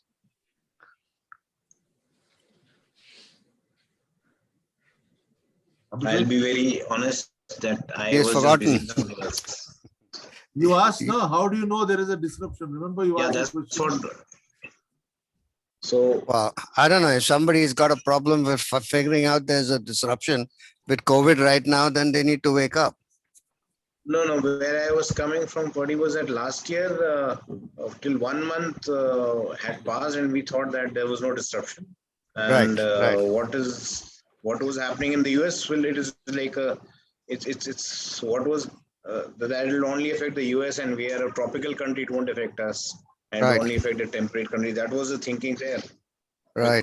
But then the disruption suddenly hit us and it was too late. And we took 6 weeks then to respond. And by that time, exactly. That's what I'm saying. So how do you know whether? Well, who knows? But you need to know fast. Let me put it this. this, Abhishek. Let me put it this way: who knows? But we need to know fast. Whatever it is we need to do, we need to know it fast. That's where the question was. Where was that? Further down, or was it? Yeah. How can we learn to be fully awake, right? In the face of something unprecedented. How can we shorten the wake up phase from 6 weeks to 3 days to 3 days to this very moment to seeing now? That's the question. That is important. We should be able to see it right now. And he's saying the response, the key to shortening the response time, not as an individual, but as a whole society as well, is to stop downloading. That is to stop reacting with habitual patterns of thought. That's the first part of waking up. And it was different in China. It was different in the US. It is different here. The questions you ask may be different, but it's all about waking up. That's the first thing, to wake up, and to wake up as a society, to wake up as an eco, not an ego. Because you wake up as an ego, but your neighbor doesn't wake up, not going to make much difference. See, I keep returning you to looking at this whole thing to give away your individualistic view of looking at this situation. We are looking at a collective action.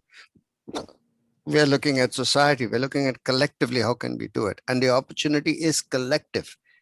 The opportunity may be individual for you, but it may not be individual for someone else. It's this pandemic. But the opportunity of this pandemic is for society as a whole. Think of how many hours of your people's lives have been spent commuting back and forth. How many hours of their life have been spent doing that? Somebody answer. A lot, right? A lot. Now, because of the pandemic, there is a great opportunity that will be gone forever. It won't happen just automatically, but companies will see the advantage to themselves of not having to spend so much money on rent. People will see the advantage to themselves of moving to the suburbs, a little bit more space so they can have an office in the house. New kinds of shops and all will come up nearer to residential places because a lot of people work from home. So then they go out and have a little snack and then they come back in. The thinking about how work can be done has already shifted and will keep on shifting.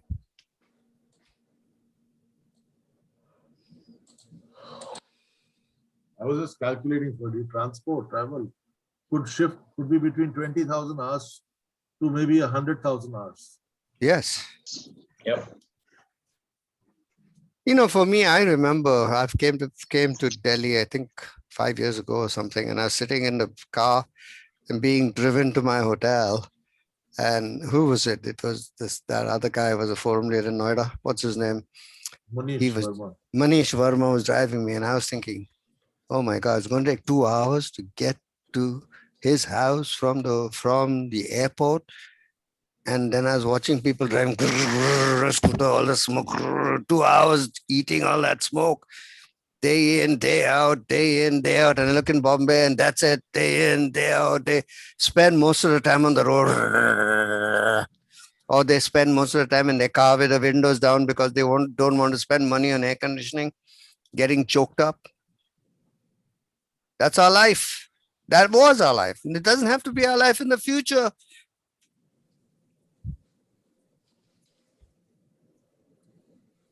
Interesting you mentioned this particular thing, because for almost 10-15 years I've been wondering, because I was used to basically working in India, and I used to travel, and meet these large companies where they had these townships, which basically means that they have these factories and they have townships there, and then you don't actually have to travel.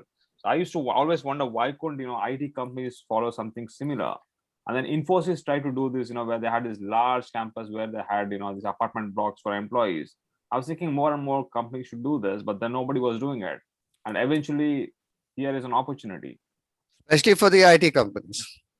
Especially for the IT companies, because they definitely can work from home. That's pretty interesting. Anyway, let's go on to point number 6, right? No, that is the one we're looking at, point number 6. You need to wake up. Let's go to point number 7, which is an important point. And by the way, I thought, Nilesh, I thought you did a great job. What time are we having the break? Oh yeah, good question. Come on, let's take a break. 15 minutes, okay? Let's meet at 4:35. 4:35. So anyway, 15 minutes. 4:35. 24 plus 15. My clock is not working properly. So now I've got 12:05. 12:05 for 30. 12:05 for us, buddy. I know, but even my clock is not on time. Anyway, it doesn't matter. I've got it worked out. Okay. See you then. Okay. Bye.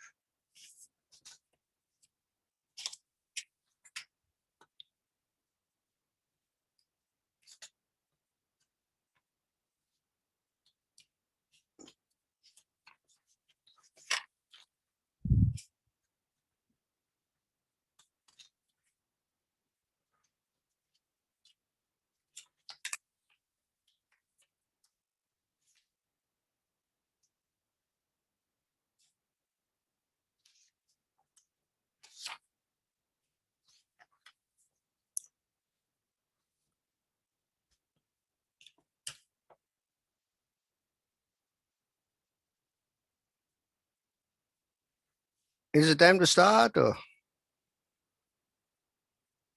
No, it's still time. Okay. No, it's time. It's time. It's time 4:35. 1 minute more. Okay. Well, quite a few people are not here. Maybe they decided to have lunch at this time. Early supper. It's lunchtime for us, Freddie. Who's that who spoke just now? Satya. Satya. Dubai. Oh, lunchtime for you as well. Okay, so while we're waiting for people, let's take some sharing on what's happening for you, what's opening up, what are you seeing? Not so much questions and not so much the material, but just what are you getting? But if I'd like to go. Yeah, please. I am seeing it's like, from ego to ego, at a certain point of time was a good idea, I think people should think from ego, it'll be good for the world, stuff like that, Right. But what I'm now being aware is that the impact is so huge on ego. It's like consume the whole planet in such a horrible, disgusting way. And it's like suddenly there's this term called, I'm seeing the gutter where I am in. Like there's so much gutter stink that you are living, intolerable to see. It's like to sense it. So it's not anymore a good a good idea. It is occurring to me to shift from ego to ego or cause a shift. It's like, oh my God, you are standing in so much of gutter. So much of that awareness of being in the gutter is present. That's one thing. And then I'm spiritually also, it's like from long ages in all the books, we said Ankar, Ankar, Ankar, move from Ankar. Ankar is the root cause of everything. I mean, it makes a lot of sense on the spiritual side also, has been whatever been told for ages. And the kind of place that we have reached today is, oh my God, it's so much of cynicism comes. I don't know whether we can do anything about all, but I know we can do a bit, definitely. But that's my experience right now. Very good.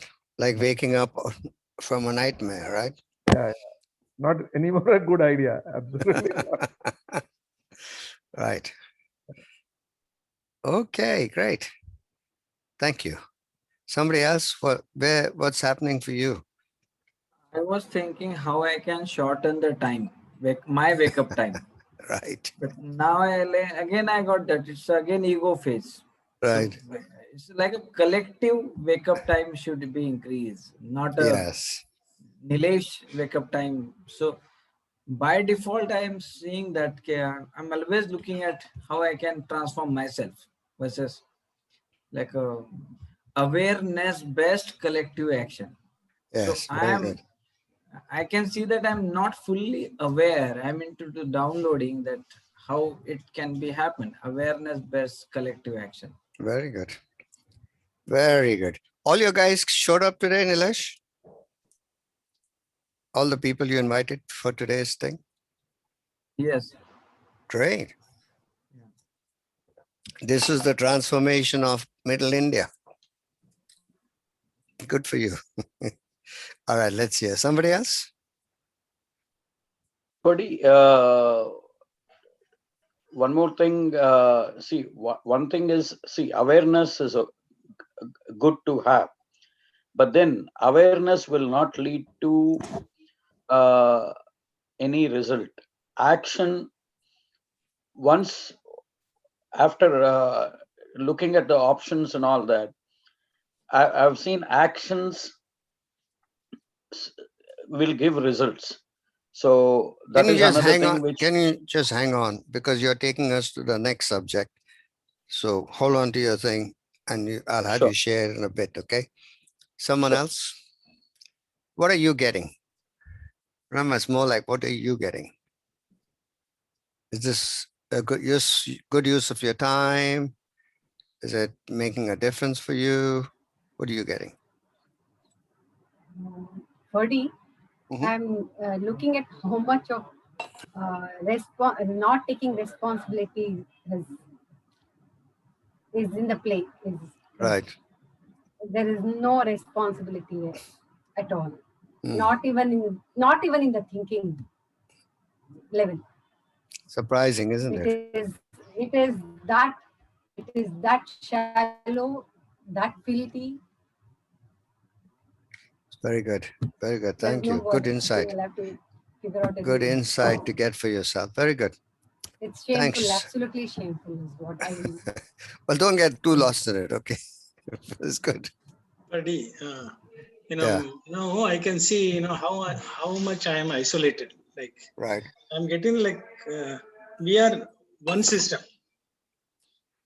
Yeah. Only when I get that, like, I started looking at others, like around the family, the community, the whole world. So when one get that, then that only the shorten that waking up time. Very good. Shorten. Very good. Raju, very good. You are an extraordinary catalyst, Raju. Yeah. No, and I mean it seriously. I'm talking to you personally. That you touch a lot of people's lives. And when you get a particular insight, then you give it to a lot of people. And I know, I don't know you from Landmark, and I suspect you did that with Landmark. But with us, LFEF, you did it, and then you brought so many people into the program. So I just wanted to acknowledge that, and that now you're getting this, you'll take this to so many other people. Very good. Thanks, Raju. Thank you. Very good. Somebody else? What are you getting? And if you don't say anything, it means you're getting nothing. Okay, so you better say something if you're getting something. Nobody cares. Whatever I say. I get it. Yeah. So I am in an exotic place in my village. I have come to a farm, natural farm. And I already feel that whatever is being discussed is happening around me. So natural farming, organic farming, I'm focusing only on, as you guided me, I'm into that. So last 15, 20 days, I have not gone to any city, and life is very peaceful here. So, I'm just happy about whatever we are talking about. I'm experiencing it. Great. Very good. And you can actually see it in action, can't you? Yeah. Yeah. Very good. It's, yeah. All right. Thanks. Thanks, Mayama. Thank you, Ferdy. Somebody else? Ferdy, I don't know. Last session I was all there and everything sounded clear. But again, a doubt is coming for this point that when disruption happens, you need to wake up. That is fine. And for wake up, you have to stop downloading. Many a times disruptions are so slow. They are not all the time very conspicuous, like a tsunami. So disruptions are very slow and hidden. So waking up and stopping downloading, how does fit into there? When first of all, I don't think that disruptions can be slow. Disruption by very nature is like an earthquake, like that, right? So you're talking about things that are slowly changing and eating you up. Coming up in my mind is the case of Kodak and Nokia and Blackberries, like the way they faded up. That was not slow. That was those disruptions. They could already see and sense, but they didn't open their eyes and pay attention to it. Okay. It was there all around them. Okay. Their realization was too late, just like it took 6 weeks for China to find out to really acknowledge that they've got a human to human thing, transmission. Just leave that question for a bit, okay? Right. I got it. You're not quite clear about that, but leave that for a bit. And whenever there's an earthquake in front of you, you need to wake up, right? Right. All right, good. Okay, so somebody else? Who else?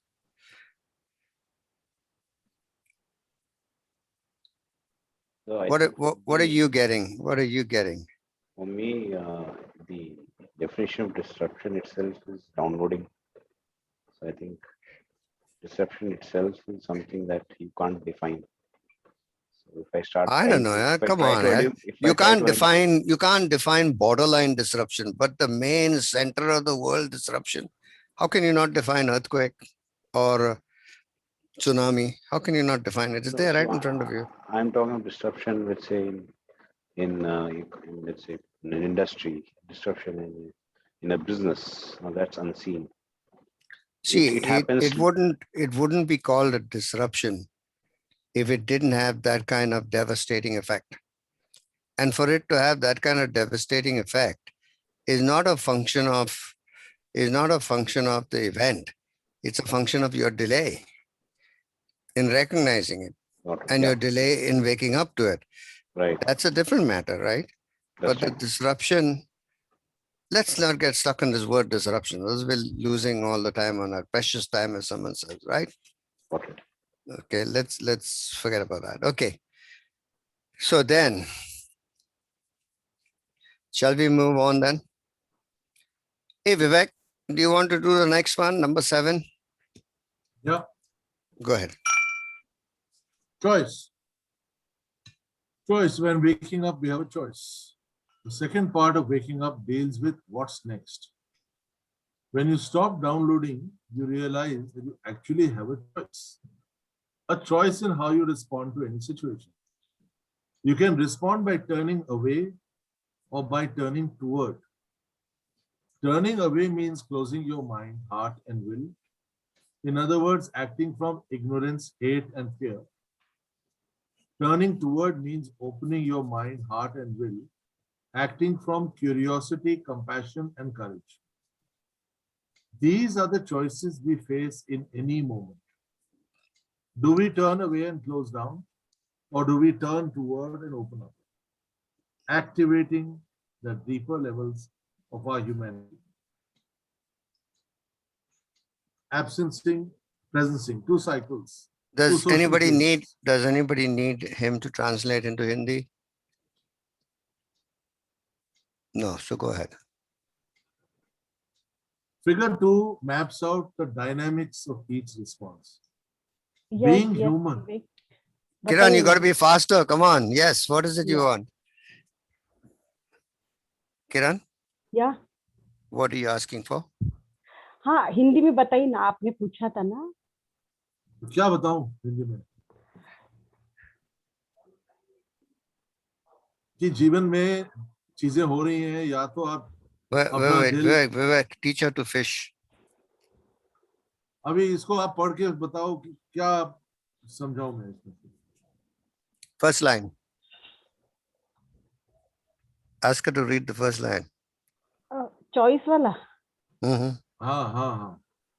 Choice. When waking up, we have a choice. समझ में आएगा आपको?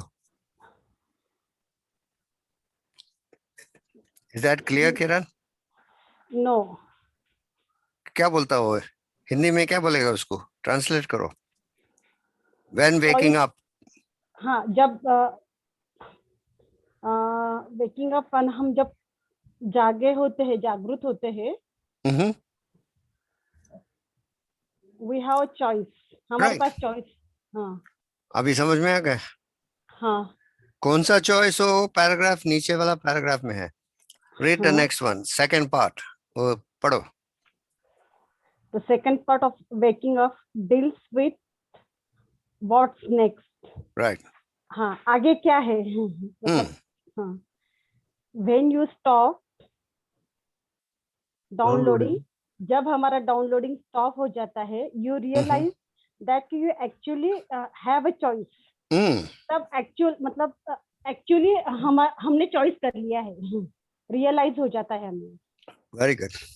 आप पढ़ते रहिए, जब आपको समझ नहीं आएगा तब बता, ट्रांसलेट Yes. तभी करना। ओके, और चॉइस कर लिया नहीं, चॉइस है हमारे पास। चॉइस है। She understood when she read it, she understood. और choice, how you respond to any one situation, you can respond by turning away का दूसरी तरफ मुड़ जाओ। उसी तरह मुड़ जाओ। ओके, दूसरी तरफ। अच्छा, टर्निंग अवे। और by turning towards, turning away means closing your mind. No, turning towards मतलब क्या? टर्निंग अवे मीन्स दूसरी तरफ मुड़ना। हाँ, दूसरी तरफ मुड़ना, यानी आपको माइंड को आपने बंद कर दिया है, या अलग जगह से you're turning away, आपका मुंडी अलग किया, क्या बोलता है उसको, राइट? मोड़ लिया है। और टर्निंग टूवर्ड्स मीन्स उसके तरह देखना, उसके, व्हाट यू सेड? अभी हिंदी में बोलो, टर्निंग अवे क्या है, टर्निंग टूवर्ड्स क्या है, हिंदी में बोलो। टर्निंग अवे मतलब मुंह दूसरी तरफ मोड़ लेना, और टर्निंग टूवर्ड्स मतलब है उस चीज की तरफ मुड़ जाना, फेस करना। ओके, गो अहेड किरण, गो अहेड। हाँ, उस तरह मुड़ जाना है, closing your mind, heart and will. समझ गए ना? हाँ, यस। इन अदर वर्ड्स, हाँ, let her keep talking. In other words, acting from ignorance, hate and fear. Right. समझ में आ गया? मतलब हम एक्टिंग करते हैं इग्नोरेंस, हेट और फियर। जब हम टर्निंग अवे करता है तब ऐसा एक्टिंग करता हूँ। ओके, यहाँ पर मैं एक चीज समझता हूँ, ये फॉल्स एक्टिंग नहीं है, ये हमारे सारे एक्टिंग है। ये हमारे सारे एक्शन, हमारे सारे हरकत और एक्शन जो है उसके आधार पे होता है, इग्नोरेंस, हेट और फियर के आधार पे होता है। देखिए, मैं ये सोचता हूँ कि ये जो है सोच का, माइंडसेट का से टर्न लेना है, इन द सेंस जो लिखा हुआ है, turning away means closing your mind, heart and will. मतलब वो जो सोच है, पुरानी सोच की तरफ से मुंह मोड़कर और नई सोच की तरफ खुलना, ओपन करना उसको। तो नई सोच क्या है, which is away from ignorance, hate and fear, and जो कि एक खुला दिमाग, खुला दिल और खुली श्रद्धा और इच्छा। तो ये जो चॉइस की हम बात कर रहे हैं कि जब हमारा दिमाग खुला नहीं है तो वो चॉइस है ही नहीं हमारे पास, और जब चॉइस है ही तब जब हम अपना दिमाग उस तरफ मोड़ लेते हैं जहां पर कि ये तीन चीजें कि हम खुले दिल से, खुले दिमाग से और खुली क्या कहते हैं, विल, उस शक्ति से हम उसको देखते हैं। I think the choice means over here is the context, is the mindset. But whatever it is, I think I want her to get it, since you got it. I want her to get it since she was the one who asked the question. Carry on. Acting from curiosity. Follow. समझ गया? किरण? Acting from. हाँ, curiosity, समझ गए। Turning towards, जब हमारा turning away मतलब towards हो जाता है तो हम करेज, कंपैशन और उससे देखते हैं, मतलब वो हमारे को मिलता है, वहां पे ओपनिंग होता है। Very good. Then go on, next line. These are the choices we face. We turn away and to close down. Yeah. So these are the choices we face at any moment. Do we turn away and close down? Or do we turn toward and open up? And when we open up, we're activating the deeper levels of our humanity. वो अपना जो humanity है ना, deep level, उसको चालू करता हूँ। समझ में आ गया? Yes. आपने पढ़ा ना, और आपके समझ में आ गया। That's what you have to do. Just read it. It'll make sense. Okay, Kiran? Okay, good. So Figure Vivek? 2 maps out the dynamics of each response. This figure, ये जो figure है, या हम absencing करेंगे या हम presencing करेंगे. Either we will be in absencing or we will be in presencing. This figure maps out the dynamics of each response. Being human means operating between these two social fields. Either we are in the field of absencing, in which we enact a cycle of disconnect, disembodied presence, and destruction, or we are in the field of presencing, in which we enact a cycle of deepened connection, embodied presence, and co-creation, which enables something new to come into being through us. So I think now you're going to have to say it in Hindi. तो इंसान होना का मतलब ये होता है कि या तो हम एब्सेंसिंग में जाएं, एब्सेंसिंग में जाके क्या होगा, हम डिस्कनेक्ट करेंगे, जो हम एक साथ होते हैं हम अलग हो जाएंगे, और हम सेल्फ डिस्ट्रक्शन की ओर जाएंगे जहां हम अपनी जिंदगी और एक दूसरे की जिंदगी को खराब करते रहेंगे. ये एक चॉइस है एब्सेंसिंग का. दूसरा चॉइस हमारा इंसानों का है प्रेजेंसिंग करने का. प्रेजेंसिंग में क्या होगा, हम वहां पे डीपन कनेक्शन करेंगे, वहां पे एम्बॉडीड प्रेजेंस होगा जहां हम अपनी पॉसिबिलिटी, अपनी विजन की तरफ ध्यान देंगे और एक साथ लोगों के साथ मिल के को क्रिएशन करेंगे, जिससे कुछ नया क्रिएट होगा इस दुनिया में हमारे से, हमसे. The human experience in this century, इस century का human experience is shaped by these two contradictory forces that we experience in all our communities. On the one hand, we see walls going up, borders closing down. And on the other hand, we see what my colleague Becky Boyle calls the dissolving of boundaries, such as in the solidarity economy, blending what's mine and yours, in cross-organizational collaboration, which is sharing of staff, or in the case of cross-sector collaboration, where government, private sector, military, civil society are all on the same page. Says Becky, I think this is an interesting hint of what is to come. Right. 21वीं सदी में दो अलग-अलग contradictory forces हैं हर एक community में. एक community है जो एक दूसरे से अलग हो रहा है, बॉर्डर बंद कर रहे हैं, दीवारें खड़ी कर रहे हैं, एक दूसरे से अलग हो रहे हैं. और दूसरा ऐसे लोग हैं, ऐसी कम्युनिटीज हैं जहाँ बाउंड्री जो है, दीवारें हैं जो हट रही हैं, उसमें इकोनॉमी में हम सब साथ साथ हैं. जो कंपनीज काम कर रही है वो एक दूसरे के साथ स्टाफ शेयरिंग भी कर रहे हैं, और जो कोलैबोरेशन चल रही है गवर्नमेंट में, प्राइवेट से, मिलिट्री से, सिविल सोसाइटी, सब एक साथ मिल के प्रॉब्लम्स को हल कर रहे हैं. तो आप सोचिए अब आगे क्या आने वाला है. Okay, so sharing. Don't let it be on the screen. People need to grapple with the words. Sharing. क्या मिला आपको? What do you get? Go up to the top of the section.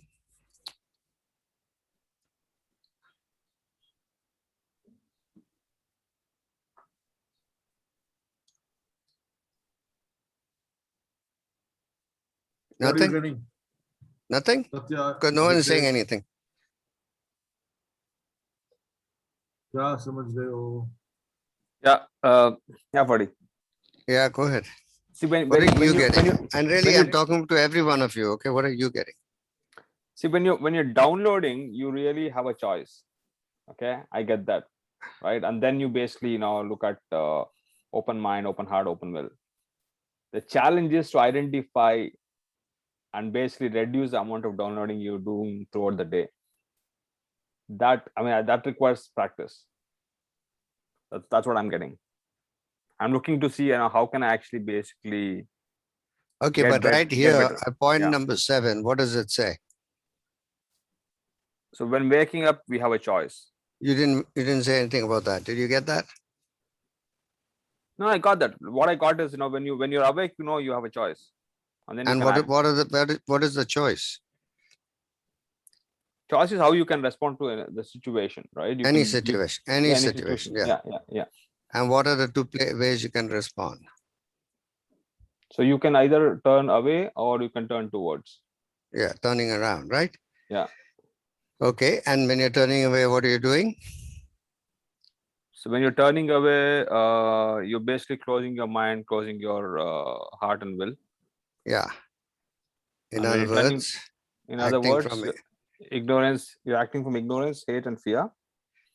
And when you're turning towards, you're opening your mind, heart, and will, and acting from curiosity, compassion, and courage, which are the three friends. And these are the choices we face at any moment. Yeah. Do we turn away and close down, or do we turn towards and open up and activate the deeper levels of our humanity? Okay, very good. Someone else? Let's share what you get from the second part here. Yeah, ma'am. Getting it ki when we are actually turning away, we are collectively creating fear in the society. Very good. Very good. So we are collectively damaging the things. Absolutely. Very good. Very good. Now, the human experience in this century, he's talking about our experience as human beings in this century is shaped by these true contradictory forces that we experience in all our communities. Not that some communities are this way, some others are the other way. In every community, there's both.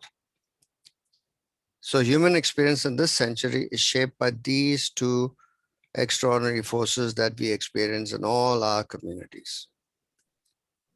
Right? So who's seeing whatever he's highlighted in blue and anything else? What are you seeing in that? Or what do you like to share? What are your thoughts about it? What's your experience of it? Don't tell me you agree with it, but share something. Yeah. Yeah, dissolving boundaries look more like an idealistic situation. It's more of an utopian concept. Can this really happen? You don't agree with Otto that he says we see this? He says on the other hand, on one hand, we see walls going up, borders closing down.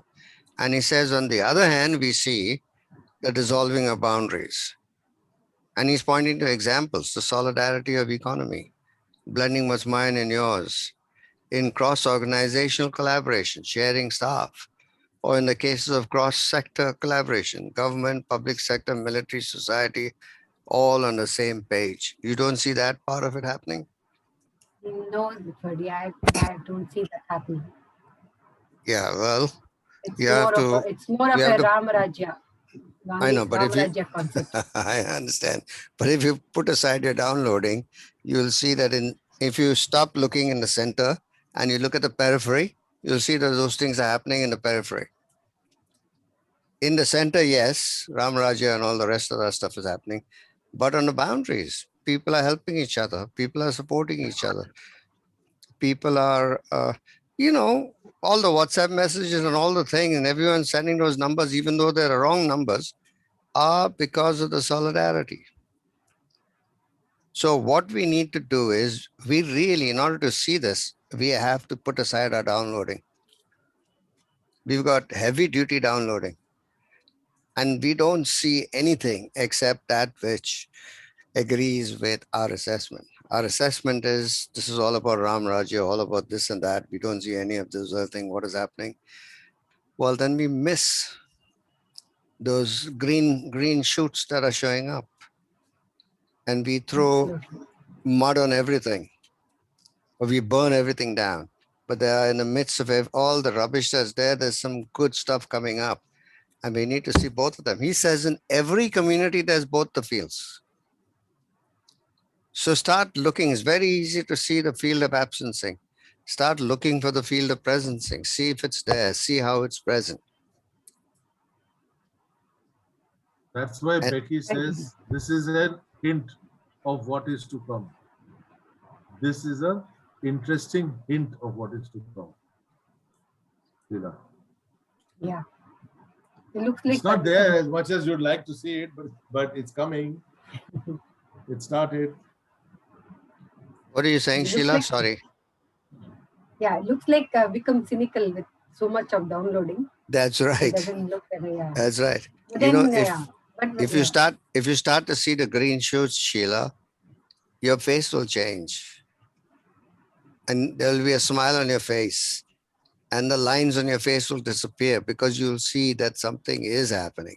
While it's not happening as quickly as it should happen, if you give up the right and wrong and what should be and what shouldn't be, you'll start to see, hey, this is happening. Interesting. Like that. Looks like Okay. a happy ending movie. Well, there's no guarantee about the happy ending, but it's not going to be a bad ending either. It's possible. Something new could happen. Possible, yes. And it's our mindset will help it to happen. Our individual mindset, sharing with other individual mindsets will help it to happen. Good. Very good, Sheila. इतना ego word के अंदर how can we think that कि ऐसा boundary dissolving के या और ये community dissolving कैसा possible है मतलब सोचना भी बहुत मुश्किल है आंखें खोलना पड़ेगा देखने के लिए.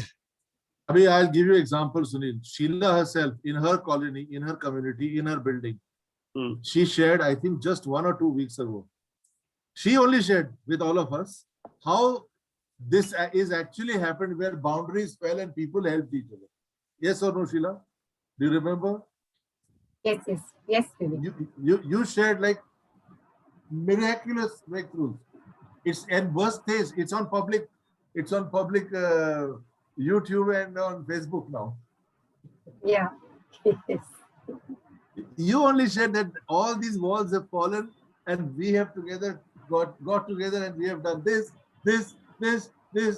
You only shared, yes or no? Yes. Yeah. It did happen. Yeah, you made it happen. Well, the thing is, Sunil. City to city the oxygen तक supply नहीं हो पा रही. नहीं, ये है कि Sunil, if you look like that, na, everything else around this is gone. All you can see is what is in the hole. You see lack of cylinders. Well, if you expand your vision and expand your view and take in everything, you'll see there's a lot of negative stuff happening. True.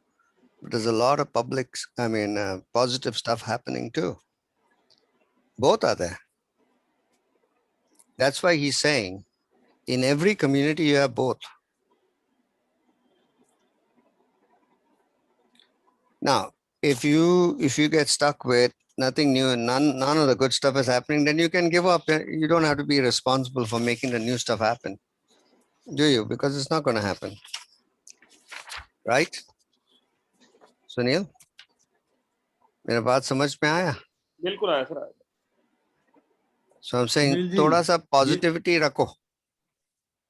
Sir positivity के अंदर कहीं ना कहीं अटकते हैं जहां अभी कल एक सिलेंडर के लिए आई थिंक मैंने 2 घंटे स्पेंड किए. True. But I have totally failed. I understand. And that's very debilitating, right? अच्छा नहीं लगता ऐसा. But if you stop, वो जो पुराने जमाने में ना घोड़ा गाड़ी था, Karan and the horses used to have those blinkers. जैसे कि they won't be distracted by anything is happening to the side. Take off the blinkers. Then you'll be able to see some other things other than lack of cylinders. So here's an assignment for you. Find five positive things that are happening around you in Delhi. Okay, not just now. Go to sleep. Think about 5 cheese. Okay, see if you can come up with 5 really positive things that are happening in Delhi. Okay, now I'm sure you'll find 5,000 negative things that are happening. That's a guarantee, no question. But 5 positive things. Dun ke nikalo. Okay. Okay, very good. All right. Yeah, Jaina Fadi.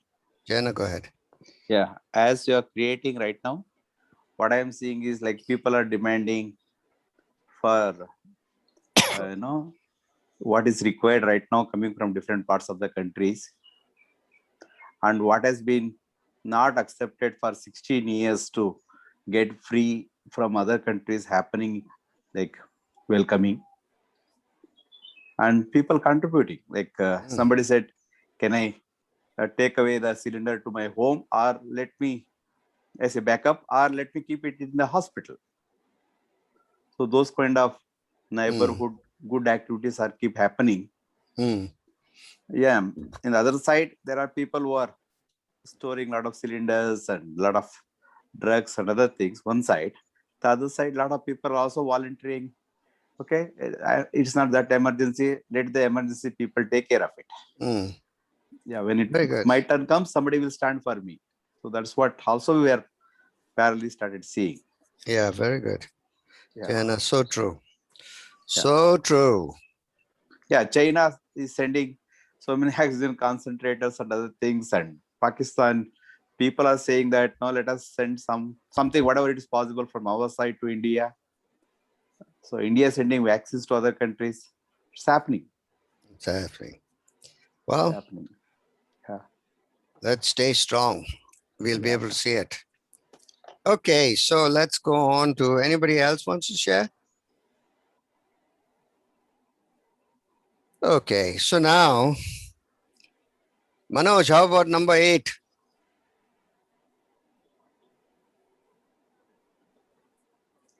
Hello? You just have to read it. You don't have to agree or disagree with it. Yes, Prabha? Yes, I say that a lot of empathy work is happening. We A are lot of calling empathy work. deeply. Yes. Yeah, very good. That you can see. Very good. Empathy work is happening. Manoj? I can help. Oh, he's gone. He said he had to go somewhere. Okay. Sai Krishna, you want to take this? Reimagining our civilization?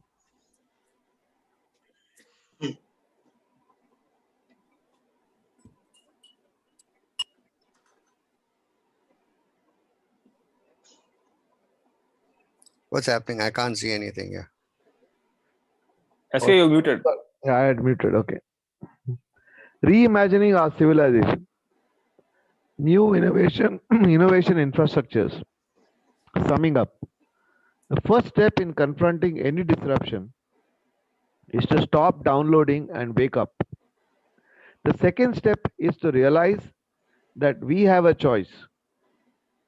We can close down or we can open up. And the third is to embody and activate such a choice both individually and collectively. Figure 2 maps out the individual dimensions. So one moment. I just want to go back to Sunil. Sunil, this is the point here, right? The second step is to realize that we have a choice. We can close down or we can open up. And the third is to embody and activate such a choice, both individually and collectively. Sunil, so this is an opportunity for you to actually embody and activate the choice to open up. While you can see all around you, people are closing down. Let's go. Figure 2. Figure 2 maps out. Like a summary of all that we read, isn't it? Yeah. It's like a collective. Yeah. Figure 2 maps out the individual dimension of the two social fields, presencing and absencing. There is a lot of evidence of both these fields in societies today.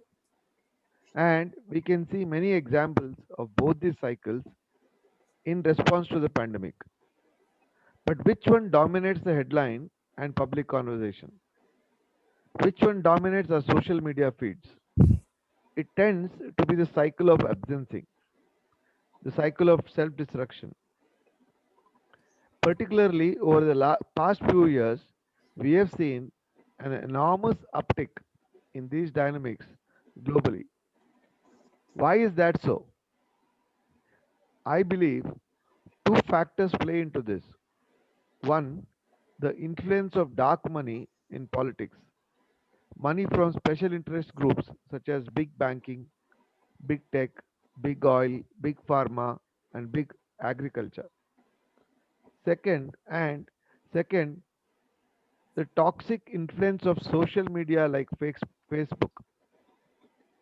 Although it's an important means of connection for many of us, Facebook and other social media operate according to a business model that maximizes advertising revenues, which in turn requires maximizing user engagement, which is best accomplished through algorithms that activate the emotions of hate, anger, and fear on the part of its users.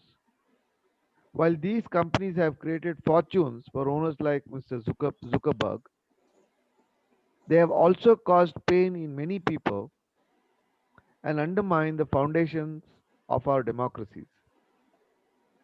Which leads us to the obvious question: how can we nourish and strengthen the manifold seed initiatives that are part of the cycle of presencing?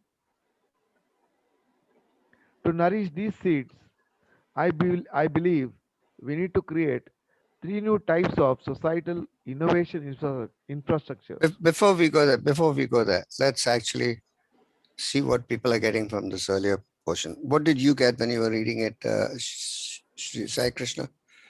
Yeah, what I was getting as reading was that what what we have to now get aware is that there is both presencing and absencing happening in the world, but right, absencing is dominating, and the absencing part is dominated because of two factors. One is the dark money and the toxic influence of the social media. Though foundationally it is created for a larger good, but it is actually the social media connect is actually created for creating algorithms to maximize advertising revenues, like that. So this is what it is there. So then we need to then look at how do we create the presencing part of it. That's what I get. right. So which leads us to the obvious question: how do we nourish and strengthen the manifold means many seed activity initiatives that are part of the cycle of presencing? Yeah. Okay, so now before we go on, so Sai, I got what you said. Let me see what other people got. What did you get out of that first section? And where can you go up there? Yeah.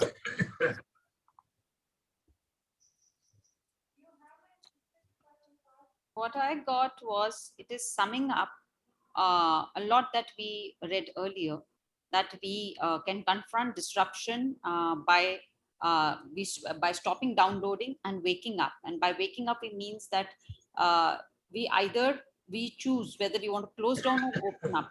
So that choice comes up to us. Then how do we embody that individually as well as collectively? So that's what I got. Okay, great. Next part, it tells about presencing and absencing, which I think SK just mentioned, that we are, as human nature, given to this fear. We buy more. Anything that makes us fear or resentful, we buy more.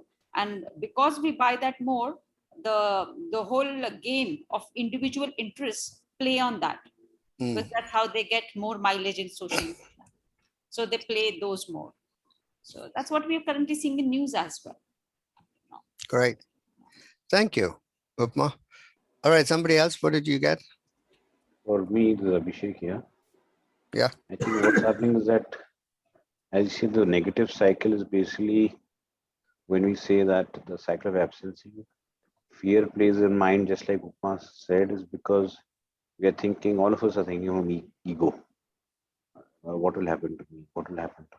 What will happen to me? Not what will happen. And I think that's why, we're not able to kind of embody what is needed. That's what I'm getting. Great. All right, thank you, Abhishek. Somebody else? Yeah, fear of future is always there. Need to have an opening up or closing down. Yeah, need to choice only open up. Presencing, absencing always comes, but presencing only helps. Absencing doesn't help. Even downloading doesn't help. So it is needed to reimagining our civilization itself, individually as well as collectively. That's what I got. Great, great. See, though most of these companies were established with a good intention of connecting people, or their main intention, without focusing on that, the focus has become financial and self-gain. So it's more egoistic, which is causing all this issue. So as a leader or as an, you need to be really focused on what you want. So again, this takes us back to whether you are towards or going away from the intention. Right. So right. You have a choice, right? yeah, you have a choice. Yes. Okay, great. Vivek, what are you asking me? Sorry, I didn't get it. You will show the slide from your own computer. From my screen. Okay, hold on a minute. Yeah. Let me just take this.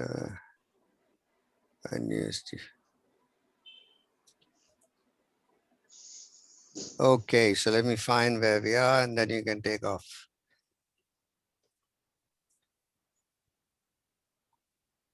Six, seven, and 8, right?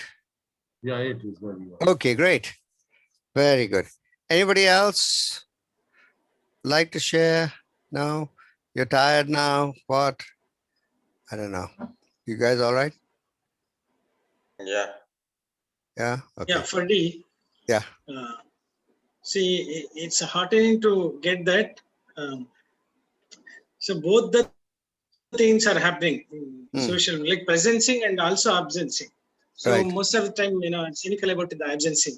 People, how hate each other and all. Right. So it is simultaneously the presencing is also there. Yes. That's a good part. Yeah, it is always there. I mean, always, and especially now in this scenario, it's a lot more presencing than there was in the past. But yes, there's a lot of absencing as well. Okay, very good. Great, Raju. Who else? Anybody else?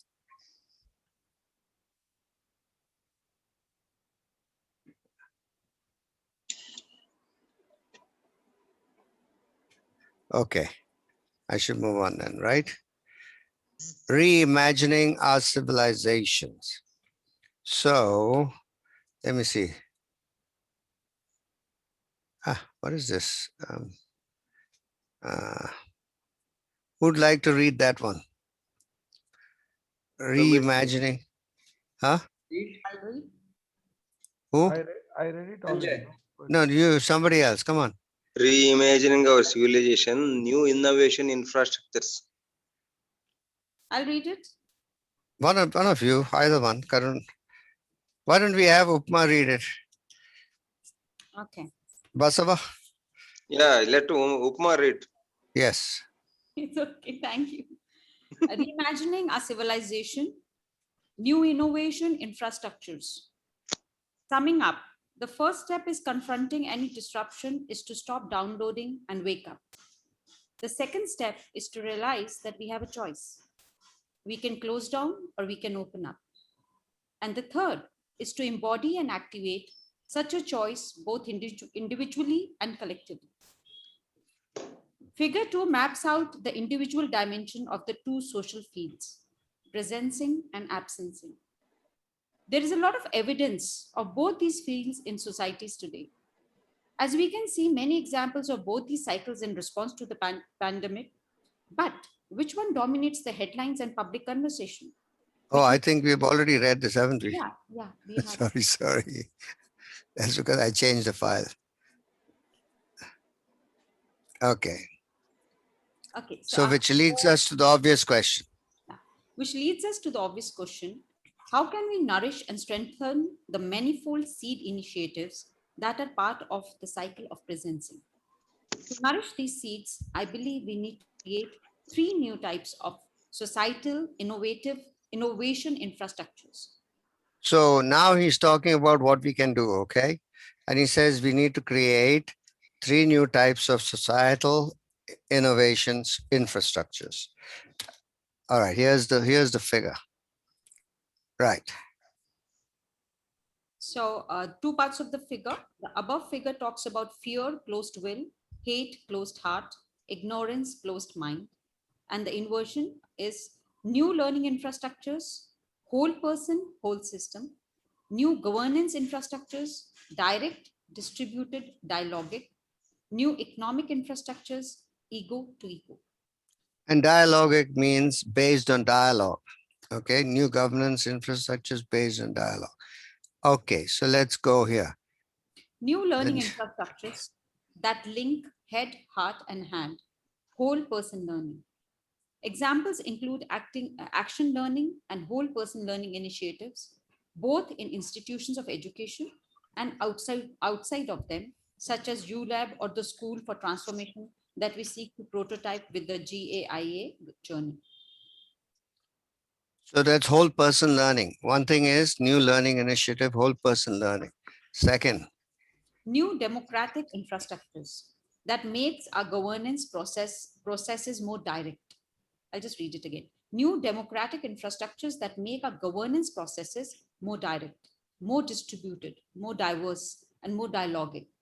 Examples here include citizens assemblies on climate action, in some cases combined with a referendum on the proposed results, as it is already beginning to happen in an increasing number of countries, like including France, Scotland, England, Spain, and Germany. okay, so now you're going to have to do this new democratic infrastructures in Hindi. इन सब का जो example है ना कि हम कैसे इकट्ठे आ रहे हैं, तो डेमोक्रेटिकली कंट्रीज के साथ हम कैसे इकट्ठे आ रहे हैं, वो उनके एग्जाम्पल्स हमें मिलते हैं कि हमने जैसे एक एग्जाम्पल है citizen assemblies on climate change के ऊपर काफी कंट्रीज इकट्ठे मिलके उसके ऊपर वर्क कर रही हैं, जैसे हम यूएन के बारे में पहले सुना करते थे, दैट्स कम फ्रॉम मी। तो इन्होंने कंट्रीज के एग्जाम्पल लिए हैं कि फ्रांस, स्कॉटलैंड, इंग्लैंड, स्पेन और जर्मनी ने मिलकर क्लाइमेट चेंज की एक असेंबलीज बनाई है जिसमें वो क्लाइमेट चेंज डिस्कस करते हैं। सो इस तरह के न्यू डेमोक्रेटिक इंफ्रास्ट्रक्चर्स आ रहे हैं। So the infrastructure is not the subject. Climate action is the subject. The infrastructure is the citizens assembly. Do you know what a citizens assembly is and how it works, Upma? No, I don't know. Okay. Anybody knows how citizens assemblies work? We don't have it in India, but anybody knows how it works? No? I think Aam Aadmi Party was trying to do something like that in Delhi. Were they? Yeah, okay, they were trying to do something similar where citizens decide what to do, how to spend the budget of the government. A citizens assembly, they've done that for the case of the removing the abortion law in Ireland. They did it in a few other places. And what they do is they, in the jury system, we don't have a jury system here, but in the UK, they have a jury system for criminal trials. So they select a jury of 12 people and there's a process for the selection. You will select different kinds of people. And from there, the selection is based, there are doctors, so that every aspect of society is represented. So these citizens assembly are normally around about 100 people, and they are selected from different occupations, professions and all that. And they come together, and sometimes they meet together once a week for about a year, sometimes less time, but basically they are then the experts come to these assemblies, and the experts will give them information about different aspects of what they're looking at. For example, climate change, then they'll give them that. Abortion, then they'll give them all the data about it. Normally, in the newspapers and the medias and in the political thing, you don't get both sides or all-round picture. These citizens' assemblies are given the whole picture by different experts who come in and speak to them. And then they discuss and things like that. And after they've discussed, then they come up with suggestions. They can't make laws, but they can come up with suggestions on what should happen and what could happen and why. And then some cases, after the citizens' assembly has met and all that information is out in the public space, that then have a referendum. Should we do this or not do this?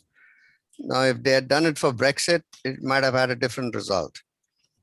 But they did it for removing the abortion law in Ireland. Is very successful. So, see, that's a different kind of democratic infrastructure than elections or councils or parliament. or local government. This is a citizens' assembly. The people are not elected. They are selected from different branches of society. And then they sit down and they're given information by experts on different fields. So they get all-round education on the subject. And then they discuss as citizens. Once they know all the facts, they can discuss and debate and get to know what the subject is. And then they come up with some suggestions. Does that make sense to you? Do you know what I'm talking?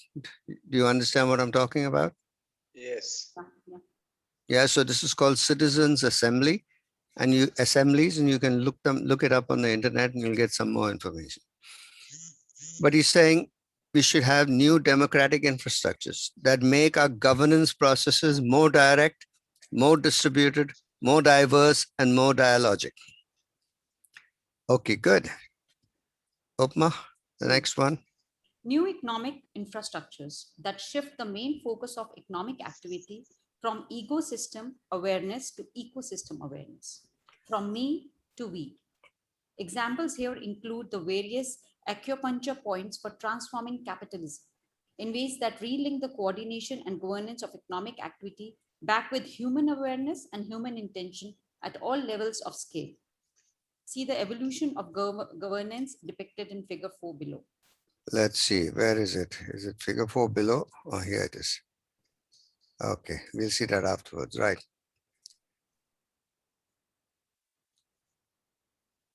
Okay. What's so interesting about the current situation is that many of these things which seemed impossible just weeks ago seem reasonable I have a today. request, Upma, if you could read that again, the new economic infrastructure. And also, please read slowly, Upma. Okay. New economic infrastructures that shift the main focus of the economy, focus of economic activity from ecosystem awareness to ecosystem awareness, from me to we.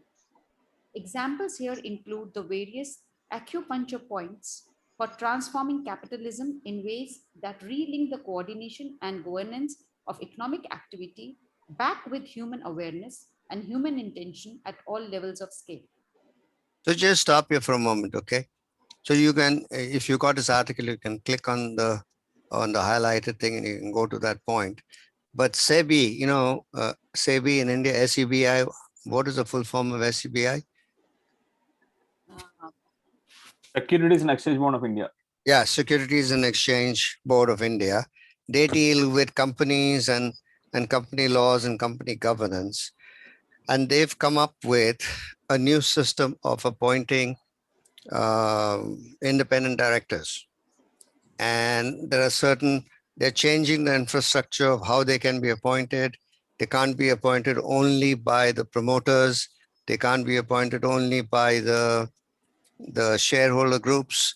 Then they can't have connections with promoters. They can't, all that. There are different kinds of rules. If you go through the SEBI new rules for non-executive directors, you can see that they're making changes there that are going to, like they say here, that are going to relink the coordination and governance of economic activity back. They're going to relink that back with human awareness and human interaction at all levels of scale. Okay, let's go on. What's so interesting about the current situation is that many of these things which seemed impossible just weeks ago seem reasonable today and are starting to be implemented in one way or another. In United States, the only developed country without universal health insurance, recognition is building that universal healthcare is a systematic necessity. Systemic. It should be part of the system. So just so that, because you guys don't know too much about universal healthcare is everybody is entitled to gets health insurance for free or with a basic. In the UK, people pay for it through their taxes, but once you pay the taxes, you pay according to your salary, you pay a certain percentage, 10%, 8%, 7%. But after that, after you paid, everybody gets access to healthcare. So they go to the hospital, they're treated, everybody's treated. You don't have to pay for it or any of that kind of thing. So now that universal healthcare, the United States is the only developed country, the only highly developed country that doesn't have universal healthcare. Every other country in the world, Canada, UK, different countries in Europe, Australia, New Zealand, they have universal healthcare, health insurance, but the Americans don't. So that, he said, they're starting to recognize that building that universal healthcare is a systemic necessity, because right now, I don't know how many people have gotten bankrupt because they can't even take a COVID test because it's too expensive for them. If they take a COVID test, that's it. And if they're told to go to hospital, they can't afford to stay in the hospital, like happens here as well, right? In India as well. So that's what he's talking about. Go on, the same. The same applies to the economy. While the idea of a universal basic income just a couple of years ago was viewed as far-fetched and obscure, 2 weeks ago, the entire US Senate voted in favor of giving a check to almost every citizen at least once. Quite an astonishing reversal. Yeah, just let me say something. The universal basic income, UBI, is a way of creating a right. Everybody has a right to a universal basic income. So every citizen of the country gets a certain amount of money because they're a citizen. They don't have to show that they don't have a job, they don't have money, they don't have it. They just get. Everybody gets a universal basic income. Now, you know, that idea will be anathema to you. You must think, how can it be the case? Right? It's worse in India than it was in the US. But here's what he's saying, that recently $1,000 check went into every citizen because they were a citizen to help with the COVID. So he's saying that was completely, nobody thought it was possible. They did that. That's why he calls it quite an astonishing reversal. Okay, go ahead. Likewise, the suggestion of hyper-localizing our food cycles. You know what hyper-localizing is? Make sure the food cycle is local. It's not, you just don't import it from China or from Brazil or from somewhere else. It's all grown locally. And hyper-localizing, keep it very local. Our food cycles a decade ago sounded like a far-out idea. Today, particularly over the past few weeks, we have seen a massive wave of hyper-localizing our food cycles already underway. Another major shift we see going on is in terms of rethinking the framework of public health in terms of the planet, putting planetary health and well-being first in our framing of what a good healthcare system is trying to do. Our economy, Go on. Our economy has come to a standstill. Not as our economy. Sorry, as our economy has come to a standstill, many of us have started wondering about a few more things. Why are the people we are now calling systemically relevant or essential workers often the least well-paid? Nurses, farm workers, truck drivers, grocery store checkers, while those with the jobs that either had no value or subtract value from the whole, example, those who run the destabilizing mechanism of financialized casino capitalism, go home with obscene levels of compensation. Do you know why he's calling it casino capitalism? Because that's what it is. The stocks are like betting on something. You put your money on it like a casino. You bet your money, and then the people who put their money on the right horse, they make the most money. And it's not generating anything. The workers, the nurses, the farm workers, the truck drivers, the grocery store checkers, they are creating real value. But these guys who are sitting in their big multi-story buildings on their computers, running money back and forth, they're making nothing. Yet they're making tons of money, producing no real value. They go home with obscene levels of compensation. All right, let's go next. Oh, sorry, I have to move it up. Sorry. Again, Go ahead. Again, how did that happen? How could we hold a public conversation on rethinking and reshaping the fundamentals of our economy? What if we applied our superpowers not only to bending the C19 curve, but also to reconceiving our economic systems as entities designed to bridge the ecological and social divides that serves the well-being of all beings? What if we applied our superpowers to conceiving our democratic systems as entities that bridge the political divide by making the democratic conversation in our communities more direct, more diverse, and more dialogic? What if we applied our superpowers to reconceiving learning as an activity that bridges the spiritual divide that separates us from our sources of creativity and best future potential? Okay, so now, thought for the day. So share your thoughts about this. I think the last paragraph needs to be recreated again. Request slowly. Read the last paragraph again, Upma. What if we applied our superpowers not only to bending the C19 curve, but also reconceiving our economic systems as entities designed to bridge the ecological and social divides? So let's stop for a moment, okay? So we can see that we've got superpowers, right? In bending the C19 curve, that we have focused on one single thing in lockdown and this, that, and all that, right?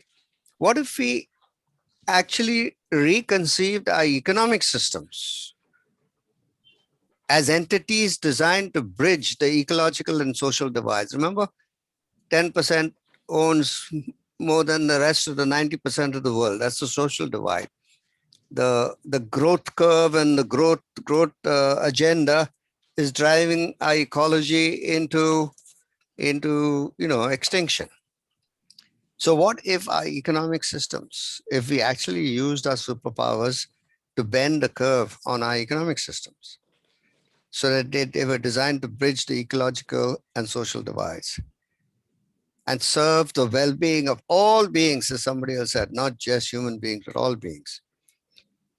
Next, what if we applied our superpowers to reconceiving, have a new conception, new ideas, new thoughts of our democratic systems as entities that bridge the political divide by making the democratic conversation in our communities more direct?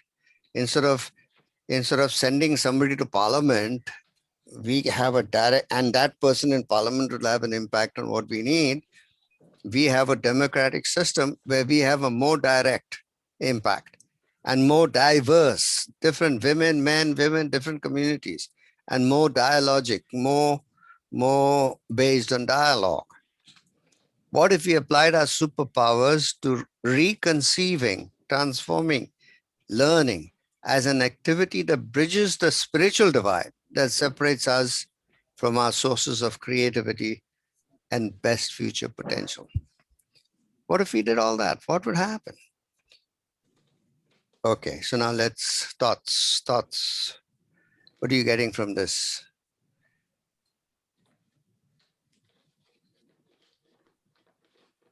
What I'm getting is that in the current crisis, we can see the superpowers working.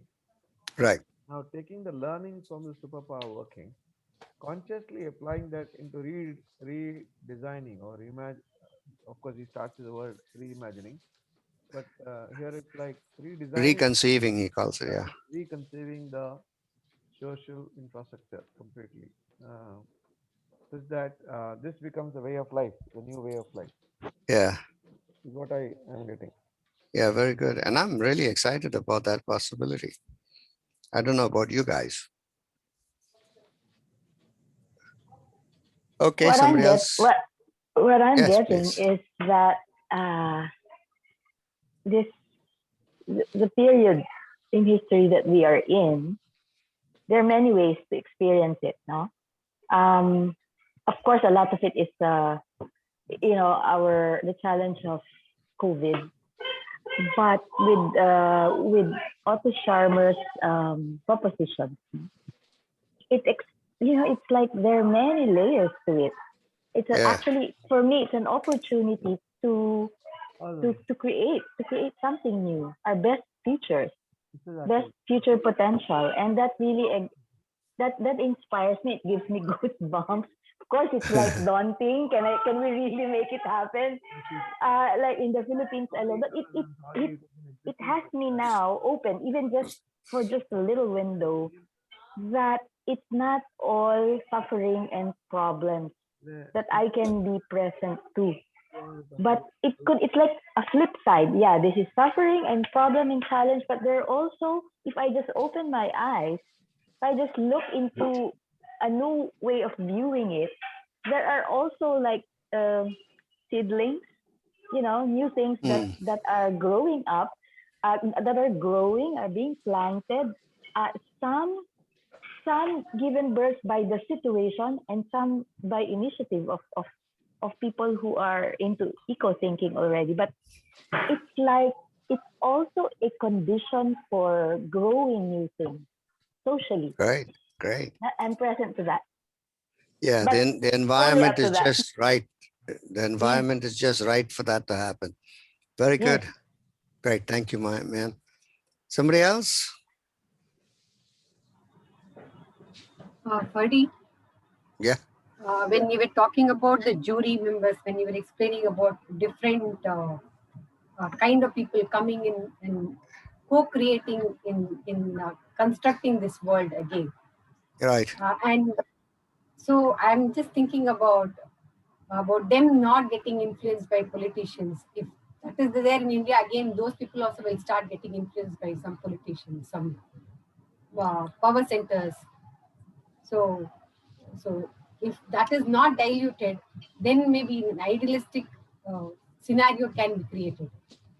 Well, it has been tried out in all these countries, and it has worked, and the jury system has been around for many hundreds of years, and it has worked. It's not influenced by anything, because the selection process is such that no individual can select. It's kind of a lottery selection. People are categorized in different groups, in different professions, and then somebody's picked from there.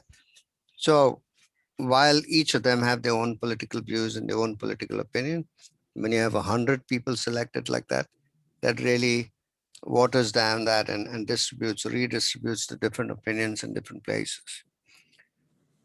Right? So that it's not that it's not workable. It is workable. It has been shown to be workable. It is workable even in India, no question.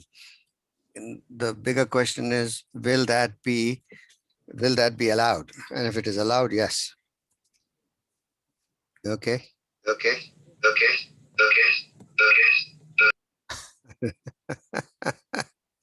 That became an echo chamber. All right, great.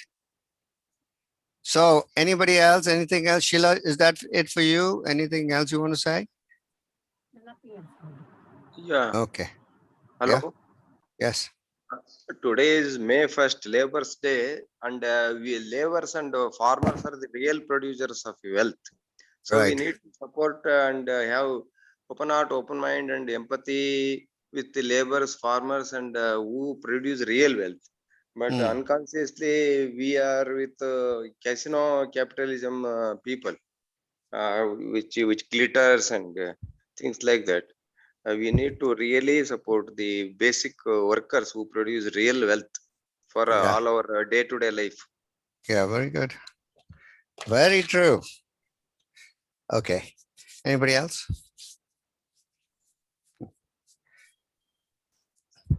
All right. So Manoj, you want to take number 9?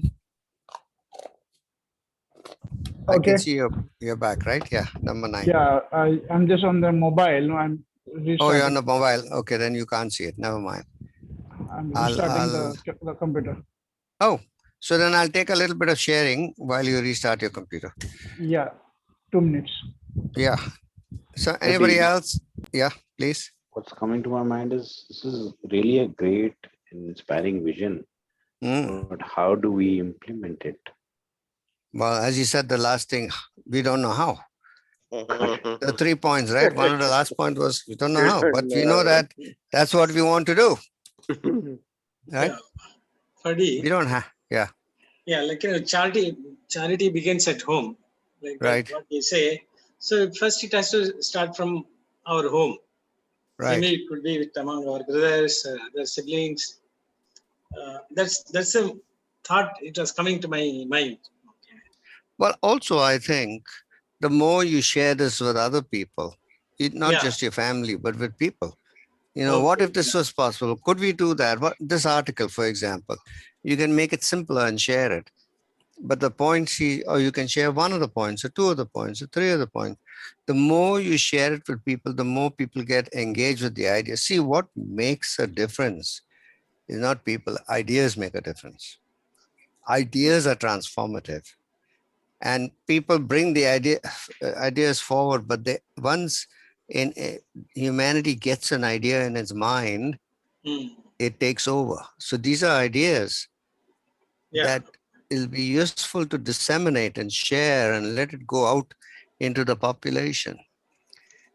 That's why you saw we had Hindi speaking, we have English speaking, we don't know English properly. You can still get these ideas. There's a way to put it across.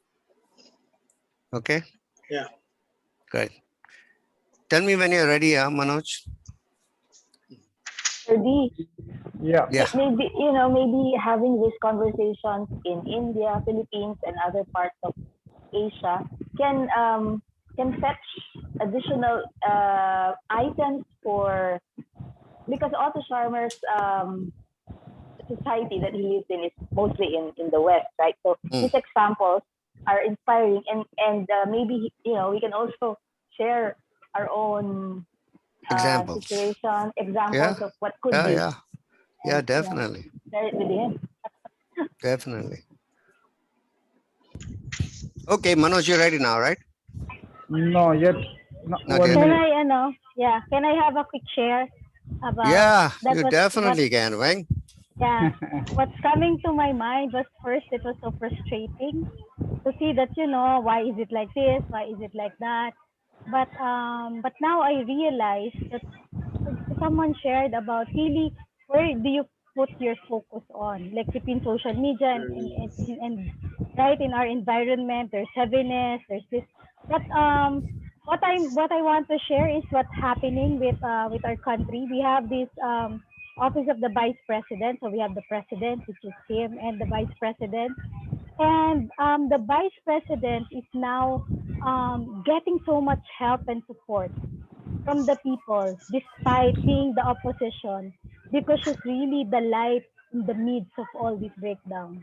Like when there's this project she calls Bayanihan e-Consulta. So it's like an online consultation for people because the health system is down. And in one announcement, she was able to get 2,300 people, volunteers, both in medical profession and in admin or in anything, voluntary giving their services for this project.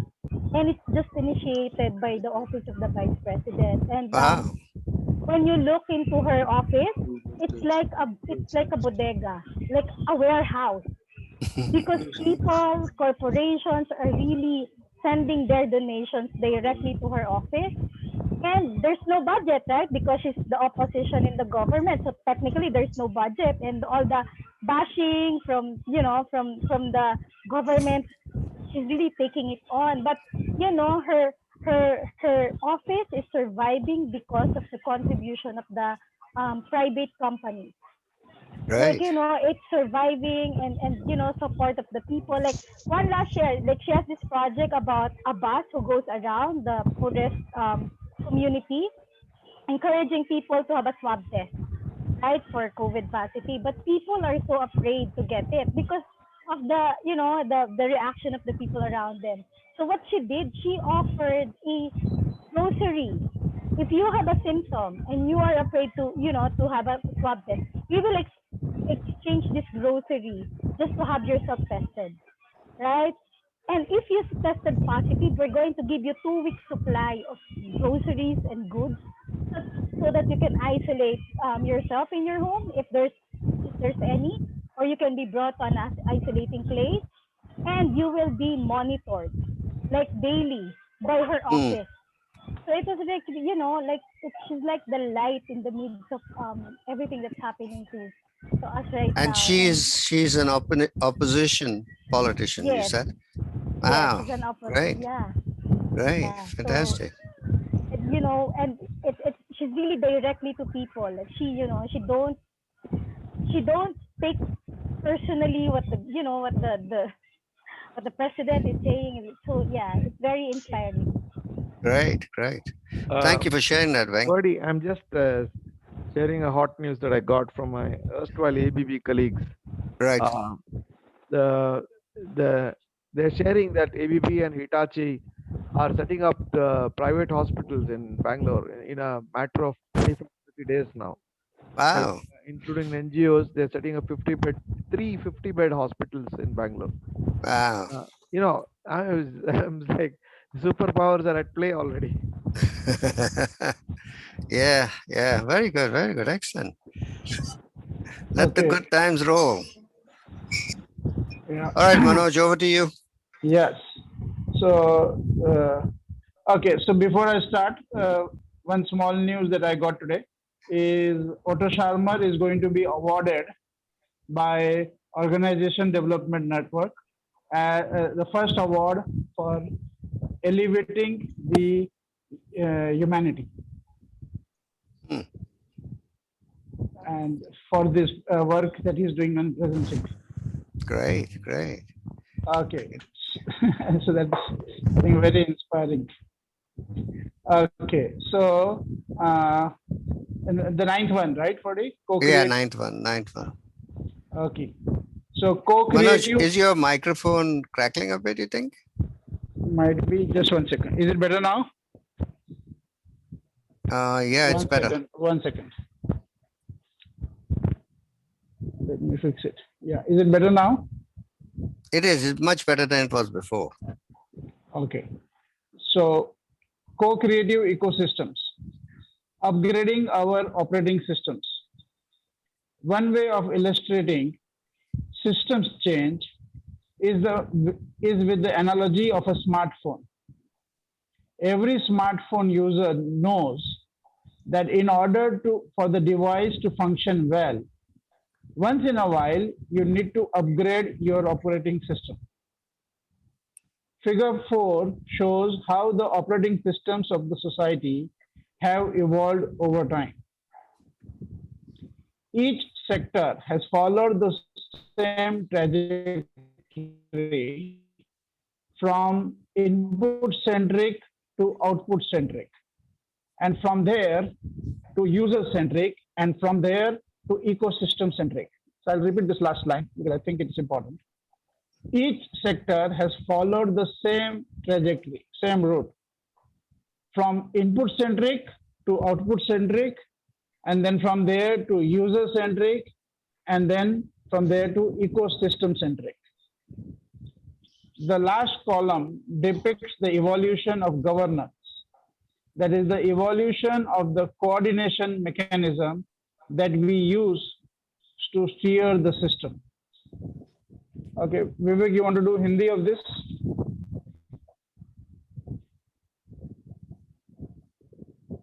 I think Vivek's not there. Upma, why don't you do the Hindi one? Co-creating ecosystems, upgrading our operating systems. I'll just go. जो सारा हमारा ecosystem मतलब पूरा economics और business system का जो ढांचा है उसको मिलके को-क्रिएट मतलब मिलके क्रिएट करना और अपग्रेड करना किस चीज को हमारे ऑपरेटिंग सिस्टम्स को जो भी हमारी प्रोसेसेस होती हैं उनको अपग्रेड करना वो कंबाइन करके उसको ऑपरेटिंग सिस्टम्स बोलते हैं One way of illustrating systems change is with the analogy of smartphone. तो एक example smartphone का है वो है every smartphone user knows that in order for the device to function well, once in a while you need to upgrade your operating.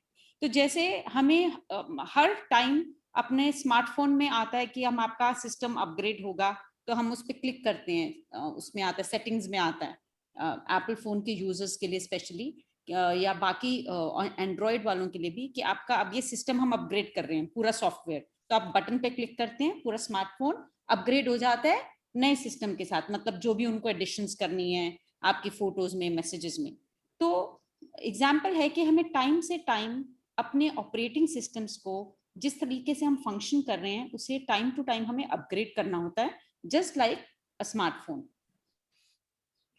तो इनकी जो figure 4 अभी हम नीचे देखेंगे वो बताएगी कि कैसे ऑपरेटिंग सिस्टम एक सोसाइटी को इवॉल्व करता है, चेंज करता है over time. And evolve word is a good word. Evolve मतलब कि उसे बेटर बनाता है। Each sector has followed the same trajectory from inputs and तो हर सिस्टम पहले इनपुट सेंट्रिक, मतलब उसका मेन पर्पस होता है इनपुट बेस्ड, से वो किस तरफ जाता है, आउटपुट बेस्ड। फिर यूजर सेंट्रिक, मतलब कि अब एक स्मार्टफोन है, अगर उसको वो यूजर के अकॉर्डिंग, हमारे जो हम सब कस्टमर्स हैं उसके, हम यूजर्स हैं, उनके अकॉर्डिंग नहीं बनाएगा तो बिकेगा नहीं। तो उन्होंने शुरू कैसे किया था, इनपुट सेंट्रिक से, फिर आउटपुट सेंट्रिक बने, फिर वो यूजर सेंट्रिक बने, and from there to ecosystem centric, कि क्या ये अब कंज्यूमर ही नहीं, क्या ये पूरी सोसाइटी के लिए इसका जो गोल है, एक स्मार्टफोन की जो डिलीवरी है, क्या क्या उसमें होने चाहिए फीचर्स, वो सिर्फ एक यूजर के फ्रेंडली ना होकर पूरे इकोसिस्टम, हम सबके ग्लोबल, हम सबके सेंट्रिक हो। तो ये इसमें लिखा है। फिर उसका जो लास्ट कॉलम है, जो नीचे अभी टेबल बना है, last column depicts the evolution of governance, that is the evolution of the coordination mechanism that we use to steer the system. अब उसके जो भी रूल्स गवर्न करते हैं, स्मार्टफोन अपने आप में एग्जिस्ट नहीं करता, गवर्नमेंट के रूल्स, पॉलिसीज उसको गवर्न करती हैं। तो सिर्फ स्मार्टफोन के अपग्रेडेशन या उसका फोकस पूरे हम सब पे और इकोनॉमिक्स और ग्लोबल पे ना होके ही गवर्नेंस भी उसके साथ हो। तो जो भी उसको, चाहे उसकी इनपुट मैकेनिज्म है वो भी उसकी तरफ हो, तो एक तरह से तीनों चीजें, एक वो अपग्रेड होता रहे टेक्नोलॉजी वाइज, उसके साथ गवर्नमेंट की पॉलिसीज उसके साथ हों। तो ये स्मार्टफोन का एग्जाम्पल लेके बताया कि किस तरह हम पूरे अपने सिस्टम को अपग्रेड करना टाइम टू टाइम हमारे लिए जरूरी है, और फ्रॉम एक पॉइंट इनपुट सेंट्रिक, एक जगह से उसको यूजर सेंट्रिक से इको सेंट्रिक बनाना है। अगर किसी को कोई क्वेश्चन नहीं समझ आया पार्ट, तो मैं रिपीट कर लूं, नहीं तो मैं भी सपोर्ट लूंगी। No, very good. We should move on. Okay, if they want, they can ask you separately. Okay. For day one, what is this user system to ecosystem? That I have not got. I think as you see the example, it will become clearer. Okay, so let's study the table. I think it will answer your question. Okay, so if you look at the first column, let's just look at the first column first. So learning. So the input in a learning situation was what the teacher said, right? So it was teacher centric. Then it moved to output and efficiency oriented. Output means what they call testing, right? So how much you have studied, how much you know. So testing, which is called the bulimia learning, which means you just study for exam and then you forget it. You vomit it out. Bulimia means vomiting. You vomit it out. Whatever you put in, you just vomit it out. Right? Which is what unfortunately many of us might have done. At least I did. Right? So fast in, fast out. You remember for the exams, and then after that you have no idea what it was. Right? But because you're testing, the focus is on the testing. So focus is on the output. Then the next level is user-centric is learner-centric. So you're making it student-friendly, learner-friendly, or learner-oriented. Fourth level is co-creative, which is activate deep learning cycle, where you're integrating head, heart, and hand. Right? In my school, this was like no idea what we are talking about, right? Head, heart, and hand means no idea, right? So hopefully this will get created in this generation now. So this is for me looking for your children. For your children, Manoj. Actually, I am quite worried that they are already completing 12th and they didn't get it. Missed it, yeah. Yeah, I'm regretting that. So Fardi, Manoj, for my grandson, there is a new system as a school has started in Shimoga, like open mind school. and there are no open four walls. They mix the children, first standard to fifth standard. Okay, so the children has to learn on his own. Okay, so they take the support of the senior student, as well as there will be two mentors there, like who take care of their studies, and the another one who take care of their behaviors. So it's already started. Yeah. This is Montessori learning. In Montessori, this is used to happen. Maria Montessori, she did the same thing. That their children, they used to learn from the elders. So all the groups used to be in the from junior, seniors. They used to stay together and they used to learn. That's a hands-on learning, experiential learning. Yeah, consider this is not that. Okay. Otherwise, we will go back to the past. Okay.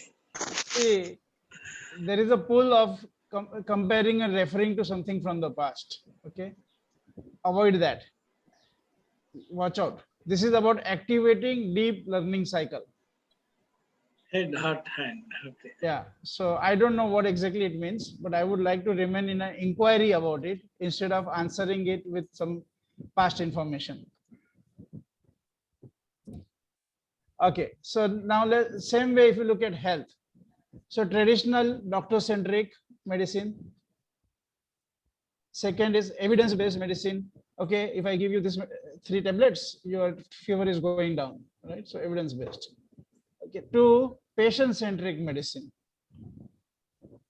Right? And there is then the 4th level, the co-creative and ecosystem-centric is strengthening the sources of health and well-being. So it's not about just getting you well, but making sure like the focus is not from illness to no illness, but the focus is on health and well-being, and not only for people, but people and planet. Okay.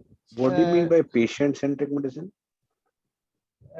It's mostly about looking at, for example, if the doctor would tell me, if I'm the patient, the doctor would tell me what I need to do, what changes I need to do in my lifestyle, what could be my challenges. So it's kind of a little bit looking from a custom personalized perspective, right? Got it.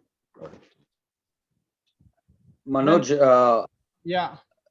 If I can interrupt, so when it comes to patient-centric, in olden days, each family, we used to have this concept of family physician, right? They would know the entire history of your family, what works with you, what works with your family. They would know from you from your childhood. Right. Those and even roadside, every road probably has. Even those days, they used to call it LMPs, licensed medical practitioner, who's not an MBBS doctor, but he would give you medicines looking at not only chemical medicines, even the otherwise, and it would have a long-term effect without side effects. But whereas today, health has become compartmentalized. A cardiologist deals only with the heart, so there is no holistic approach. I know a couple of doctors in Bangalore who would, just to give you an example, I used to take my kids to him.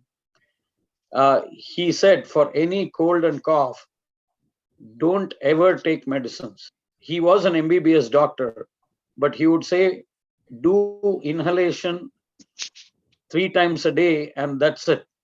Only when it goes beyond a certain thing. So there are very few doctors who go to that extent today. So yeah, I just wanted to share. Yeah, just yeah, okay,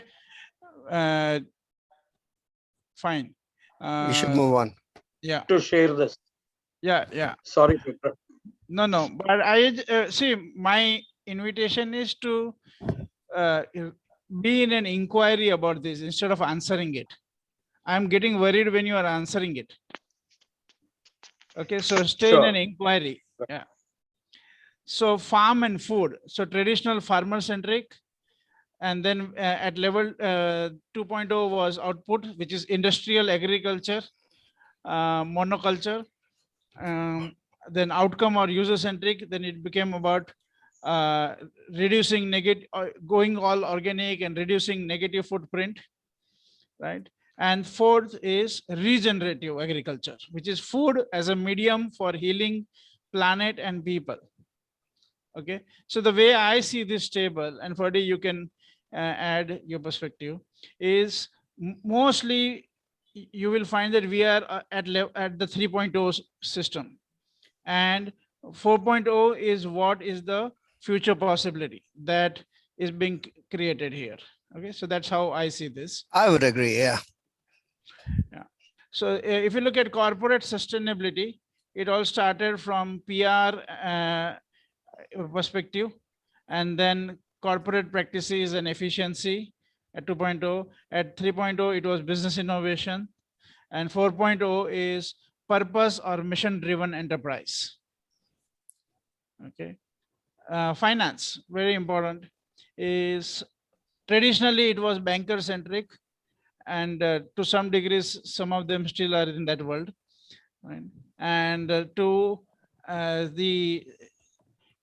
output and efficiency was extractive capital, right, which is blind to the externalities, which is blind to the impact on the society. Outcome and user centric 3.0 is impact investing, aware of the externalities, aware of the impact on the society. And 4.0 is when you say look at co-creative, is regenerative blended finances, systems transforming. Okay, so again, good idea to be in an inquiry of what it would look like. Now last, governance. So it was all hierarchy, very visible.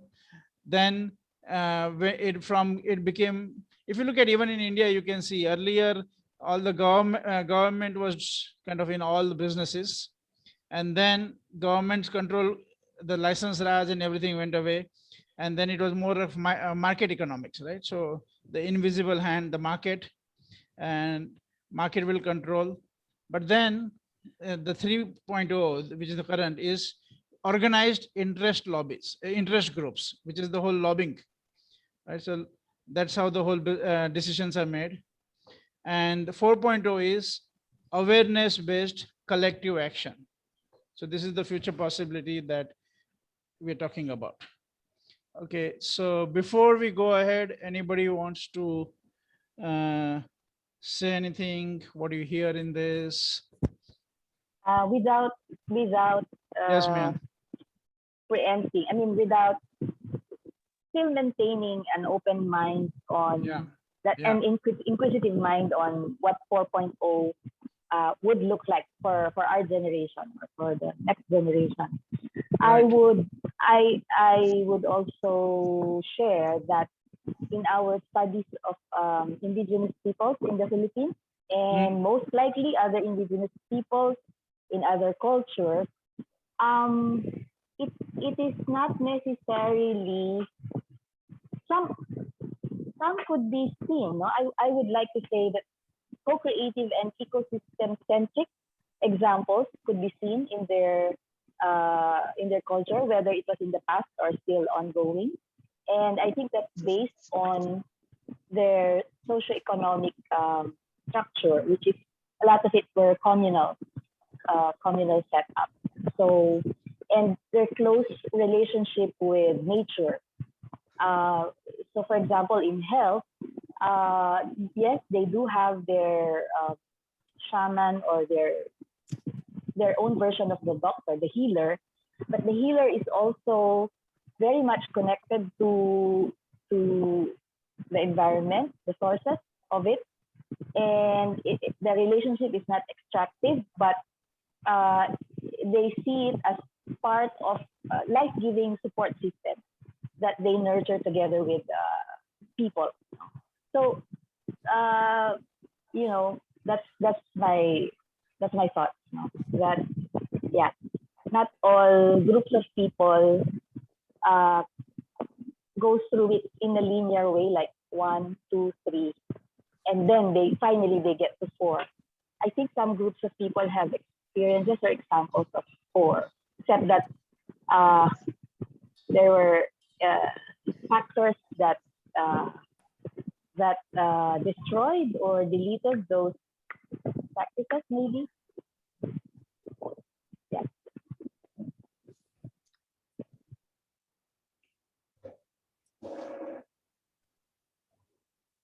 Thank you. Anybody else? I would like to know about externality blind means what? Externality aware. Externality means an impact which is not on the balance sheet or not on your records, right? So like, for example, Freddie gives this example that if you're driving a car, right, and the smoke is coming from your tailpipe, and it is affecting the health of the person behind your car, right? But that damage is not even considered in the whole automobile industry or even by the consumer. So it's a impact that has not been considered everywhere, but the impact is still there. It's just that it has not been acknowledged and considered, right? So in the same way, when the way the banking is happening, and so there are people who need money who can't get money, right? And then there are people who don't need money. You get 1,000 calls a day saying, why don't you take a loan, right? So a lot of development gets restricted because those who need money don't get the access to money. But no bank is going to count that damage to the society, right? How the society and quality of life for people is affected because the way capital is being managed in the country and in the world. So that's an externality of banking system. Same thing, you can look at the externality in everything, right? There are damages and impact which are not accounted for, but they're still real and sometimes actually much more dangerous. Manoj, I have a question. Yeah. So under finance, it talks about level 3 is impact investing, which is externality aware. Right. There's a lot of impact investing happening, over the last 8 to 10 years, and it's basically increased in the last couple of years now. Yes. So where companies and VC funds are investing in startup ecosystem, which are basically focused on purpose and mission-driven businesses, which are making an impact in the world. So Right. I would have thought impact investing would be level 4. So I'm not It's sure already what happening, level. right? Sorry. It's already happening. That's why It's already level happening. 3. That's why it's level 3. So what is regenerative blended finance? Because I'm interested to know what that looks like. I have no idea. I think when you go down and he comes to the area of finance, you'll be able to read it. Let's but explore. It's the kind of finance that leads to, see, in level 3, the impact investing, you are externality aware. You're aware of the externality and you take some actions there. So to mitigate, it's more like mitigating. You see, the 4.0 will be regenerative. Now goes beyond mitigating. We shall see what it says further down. Okay. Let's go down. Yeah. Have we gone through all of them? Governance and everything? Yeah. Let's go down. So I just had one question. Within, let's say, these areas, finance, let's say for finance itself, corporate banking in India could be at 1.0, while maybe VC investing could be at 3.0, and let's say private sector banking could be at 2.0. That's also possible. That's what I want to understand. Yeah, possible. Same thing, and maybe higher education could be at 3.0 in India, but primary education being at 1.0 still. But yeah, it's possible. And again, it could also vary in institutions and look at it. Yeah.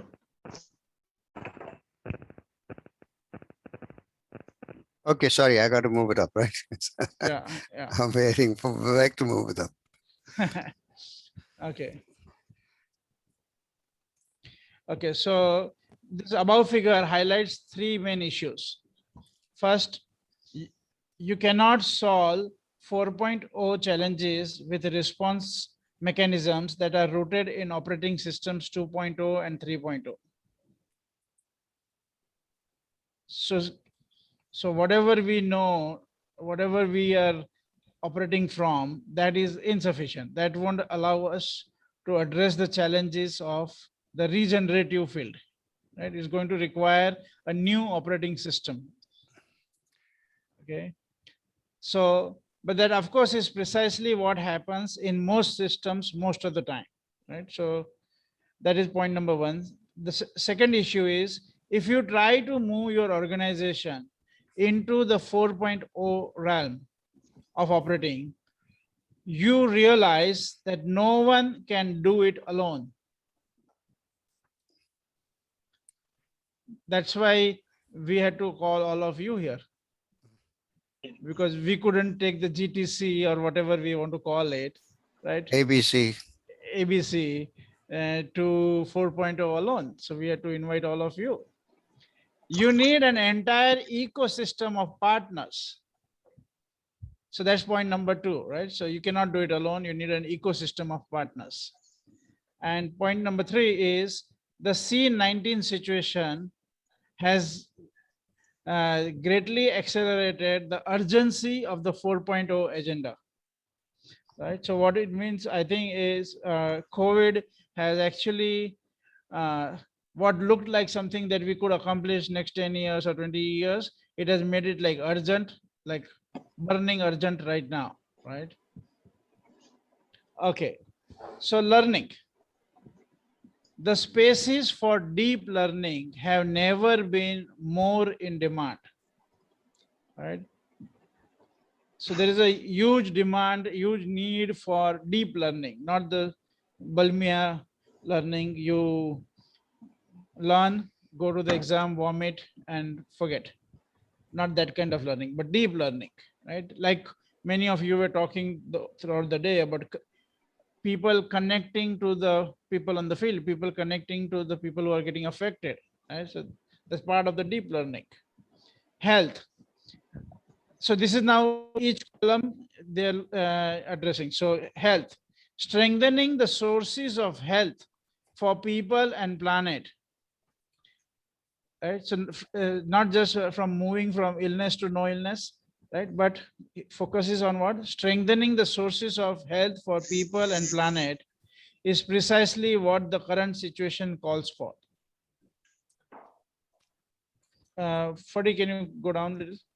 Oh, sorry. Yeah, food and agriculture. Food as the medium for healing the planet and its people. One of the things that has always lately been bothering me is when I heard that 50% of the food generated goes waste. And on the other side, people are sleeping hungry. Right? But there are many other aspects to this. Food as the medium for healing the planet and its people. That's the idea of regenerative agriculture, okay, which has been boosted by local community supported agriculture related farms. So that is agriculture which will regenerate the soil and the whole farming, right? If you look at with the use of chemicals and fertilizers and the current agriculture systems, actually in most cases the soil has lost its real power, right? So it needs to get, the soil itself needs to get regenerated, right? Okay, corporate sustainability. Mission driven enterprises are what everyone is looking for, but they are still a small and endangered species. So not many mission driven enterprises really flourishing, and that is needed. Everybody is looking for them. Finance, regenerative blended finance that provides resources for evolving and transforming the system. The entire financial sector seems to be at a profound inflection point, moving from impact blind to impact aware modes of operating. So I'll read that again, since many of you are from the finance background. Regenerative blended finance that provides resources for evolving and transforming the system. The entire financial sector seems to be at a profound inflection point, moving from impact blind to impact aware modes of operating. Awareness-based collective action is the seed for a new awareness-based form of coordination and governance. Sorry, I'll say it again. Awareness-based collective action is the seed for a new awareness-based form of coordination and governance that is already taking root in many places. The key to transforming our civilization, I believe, lies in our capacity to plant and cultivate these fields for co-creative action that arises from shared awareness. It is these seeds that will activate the dormant superpowers of an emerging movement. Once these generative social fields begin to grow, they will develop organically on their own. And if luck is on our side, they will function as a landing strip for additional concrete possibilities that are seeking to emerge. The birth and rapid enactment of the Gaia idea. Gaia is the global activation of intention and action. The birth and rapid enactment of the Gaia idea is a good demonstration of the power of these principles. These are the fields of the future that we need to cultivate. Okay, some thoughts. What are you getting? Any thoughts you have? Anything you want to say? So we're looking at co-creative ecosystem, upgrading our operating system. Okay, I think we'll just put this aside because there's a lot of material. Let's just take some sharing. Hello, Manoj. Pranay here.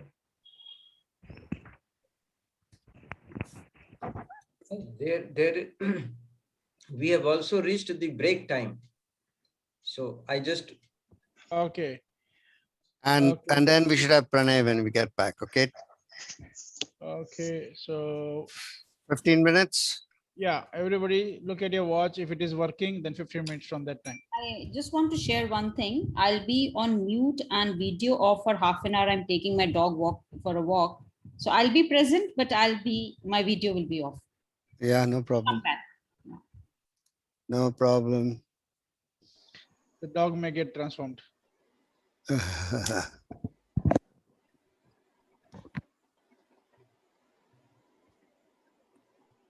Manoj, when did you come across this? Sorry, I thought you. Yeah, go ahead. Across this blog actually. No, this is. I know it's a 1-year-old blog, but did you read it 1 year ago, or you came across recently? No, I had read it earlier because I am subscribing to all the things from Presence. So I get it whenever they release it, and I read them. Sure. But at that time, it was in a kind of a different context, and it was like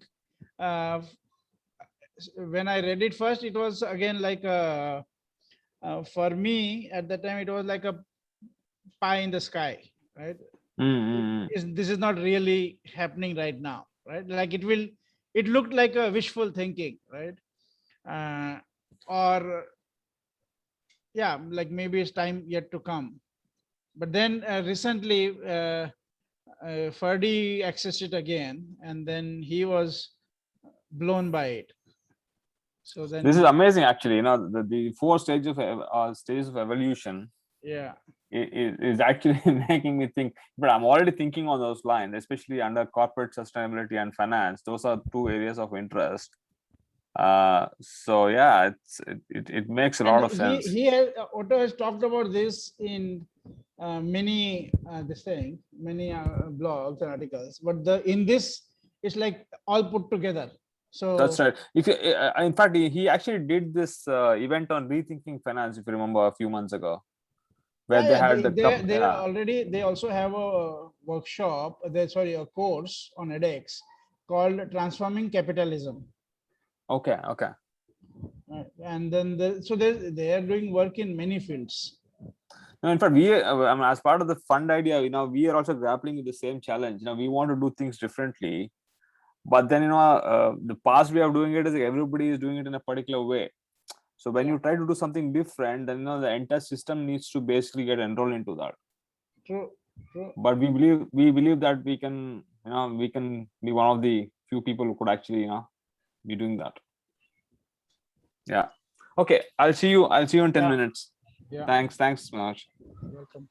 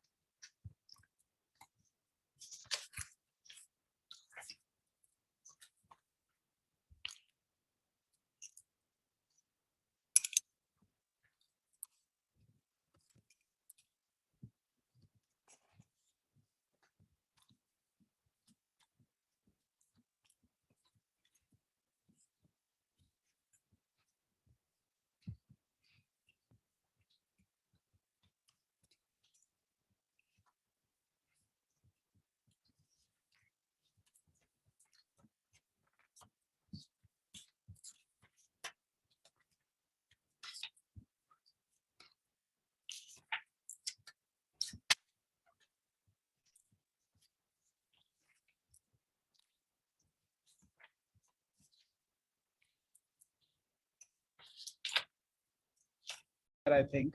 What can we do now? So seeding the superpower in the making. So we want to put the seeds in. So what can we do now?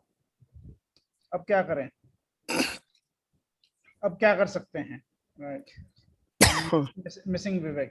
The most important leverage point for profound change lies. Oh, Vivek, you're back. Okay, good. So get ready for Hindi translation. Okay. The most important leverage point for profound change lies in seeding and cultivating these fields of deepened connectivity with each other, with nature, and with ourselves. So I'll repeat. The most important leverage point for profound change lies in seeding and cultivating these fields of deepened connection with each other, with nature, and with ourselves. Another way to say that is healing those three divides. The emerging superpower of this century is linked to our capacity to bend the beam of observation back onto ourselves. Remember turning the camera around in that course that you participated some 1,000 years back? Okay. This shift of attention allows us to see ourselves through each other's eyes, to keep our gaze focused on our behavior as a collective, and to become aware of our own blind spots in order to bend the curve, to reimagine and reshape civilization, to bridge the ecological, social, and spiritual divides. That, in a nutshell, is the intention of the Gaia journey, global activation of intention and action, to help cultivate the soil. Now this here soil is the social soil, okay? To seed, support, and further activate this movement of awakening right now. Okay, so to summarize this, I would say it's what do we do now is we turn the camera around and we look at ourselves as a collective and look at get aware of our own blind spots, right? So we can transform the politicians later on, but maybe we can start with ourselves as the collective, right? And not from something is wrong, but like to discover our own blind spots and putting in the seeds, right? And but if we can go down, right? Yeah, and then as we discover our own blind spots, we can reimagine. It's a very important word, I think, to reimagine and reshape the civilization. Because if we cannot reimagine, we won't be able to reshape either, right? So reimagine and reshape the civilization to bridge the ecological, social, and spiritual divides. So coming back to those three divides. So that is the game. Okay, I think for you can stop sharing. Yeah, but let Vivek say it in Hindi, no? Oh yeah, Vivek will not need the document, but yeah, you can keep it on. So सबसे ज़्यादा important है leverage point जो है, अगर हम बदलना चाहते हैं अपने जीवन को, दुनिया को, सबसे ज़्यादा important है कि हम ऐसा एक बगान या ऐसा एक मैदान बोएं जिसमें लोग एक दूसरे से कनेक्टेड हैं डीपली, और नॉट ओनली वो एक दूसरे से डीपली कनेक्टेड हैं, पर वो नेचर से भी डीपली कनेक्टेड हैं और एक खुद से भी डीपली कनेक्टेड हैं. तीन चीजें कि हम ऐसे फील्ड का कल्टीवेशन करना है, ऐसे मैदान का, ऐसे स्पेस का हमको कल्टीवेशन करना है जहां पे लोग एक दूसरे से कनेक्टेड हैं, एक साथ मिलके सब कुछ जो काम करेंगे साथ करेंगे. सबसे बड़ा सुपर पावर कौन सा है कि हम सब अपने आप को देख सकते हैं. We are bending the beam of observation back to ourselves means हम खुद अपने आप को देख सकते हैं कि हम क्या कर रहे हैं और क्या नहीं कर रहे हैं. और एक बार हमने अटेंशन लगाया कि अच्छा ये हम कर रहे हैं, हम अपने आप ही अपना बिहेवियर बदलना शुरू कर देंगे. फिर अगला लाइन है shift of our attention allows us to see ourselves through each other's eyes. जब हम बाहर से देखेंगे, अपनी तरफ देखेंगे, तो हम दूसरों के आंखों से देखेंगे, अमीरों के आंखों से, गरीबों के आंखों से, विमेन के आंखों से, मेन के आंखों से, दूसरों के आंखों से देखेंगे और एक कलेक्टिव बिहेवियर को हम देखना शुरू करेंगे। और जब हम कलेक्टिव बिहेवियर को देखेंगे तो हम ब्लाइंड स्पॉट्स देख पाएंगे। अगर हम इस तरफ से देखेंगे तो कोई ब्लाइंड स्पॉट्स नहीं दिखते, और उधर से देखेंगे तो ब्लाइंड स्पॉट्स भी दिखना शुरू करेंगे। तो ये बहुत इंपॉर्टेंट है हमारी जर्नी में, अगर हम वो तीनों डिवाइड्स को ट्रांसफॉर्म करना चाहें, इकोलॉजिकल डिवाइड, सोशल डिवाइड और स्पिरिचुअल डिवाइड। और ये सारा यही काम है, बस that's it. Okay, great. Thank you. Thank you. So now, Yeah. what's ahead, next, right? That's next. That's the whole question. What's next? And as I was listening, and Manoj and I were having a conversation about what's next, I You want to didn't stop have an sharing? answer. Oh yeah, I didn't have an answer a few minutes ago, but now I've got one answer. We definitely want this material to be out there more, to spread it, this whole thing more. And I have a suggestion, which I'd like Kiran and who was it? The other lady who asked for translation. She's not here anymore. She's gone. Kiran, that is Kiran. Sorry, Kiran. I thought you were someone else. So I like Kiran and the other Hindi speaking.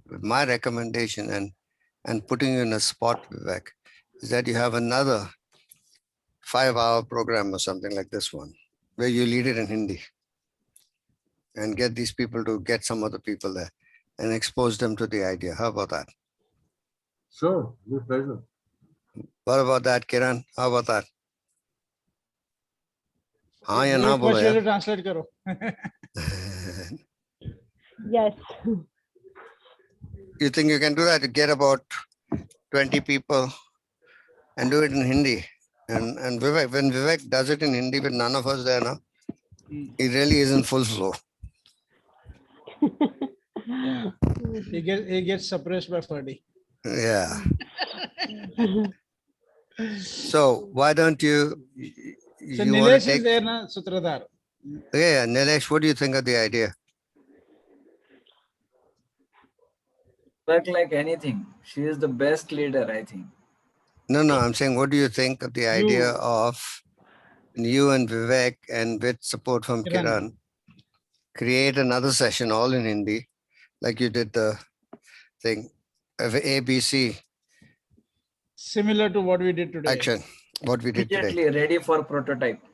Yeah, go through this thing in Hindi. You can translate it as well, if you can, and see what you can do and spread it. The thing is, you need to spread it. Yeah, and you can use Google Translate to translate the whole document into Hindi. Yeah, I will do that. I will do Okay. it with Vivek immediately. Yeah, so that's one conversation, right? Yeah. That's one of the things of what's next. The other one is we started this whole thing.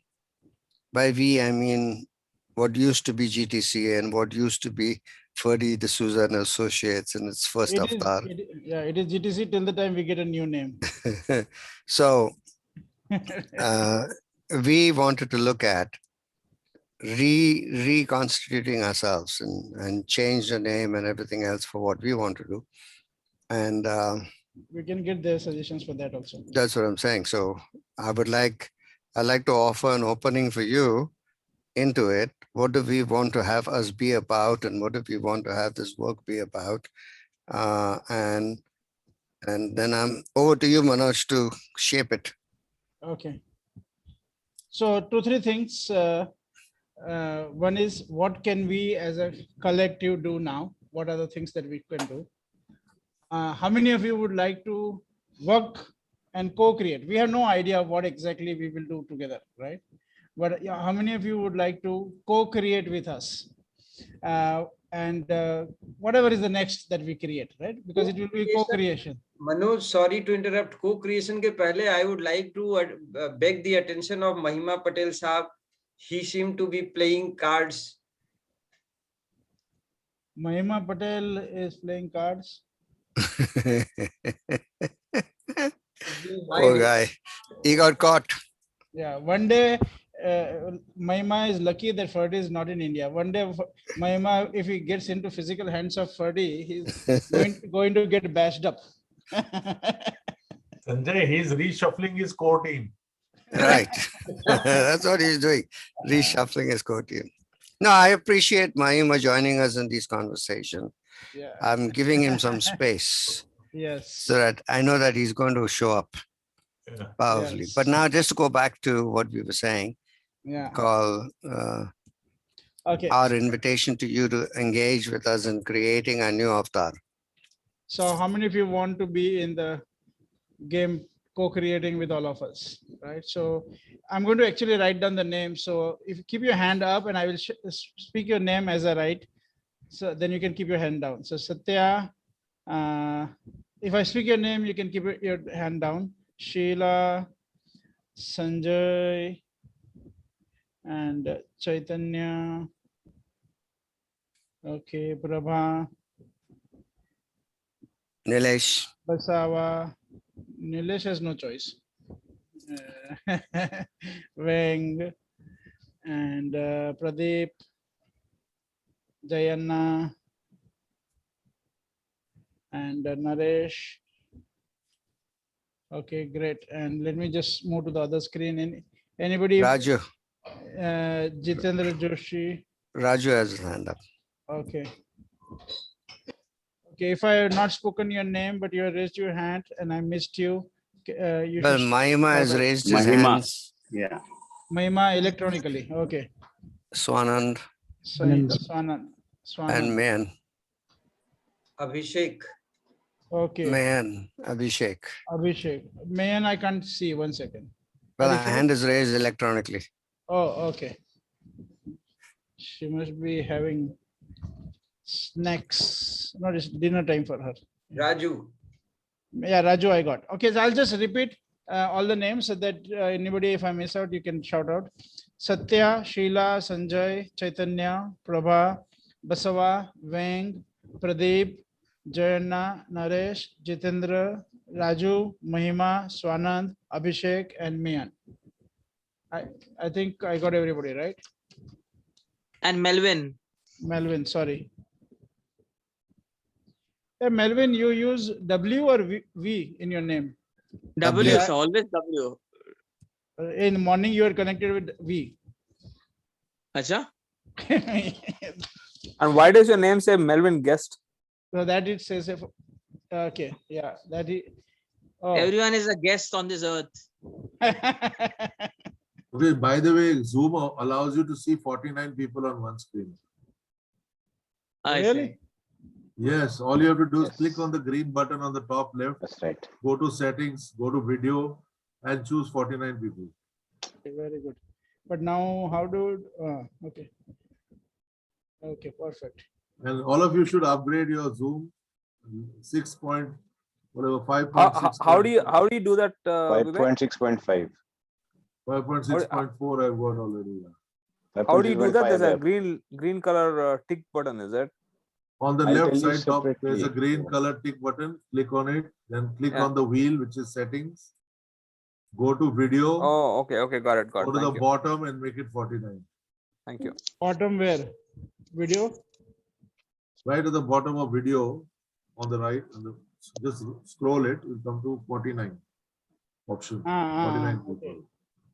Oh, So everybody fits on one screen. okay. Maybe I cannot change it right now because the session is on. But I can see it. Okay.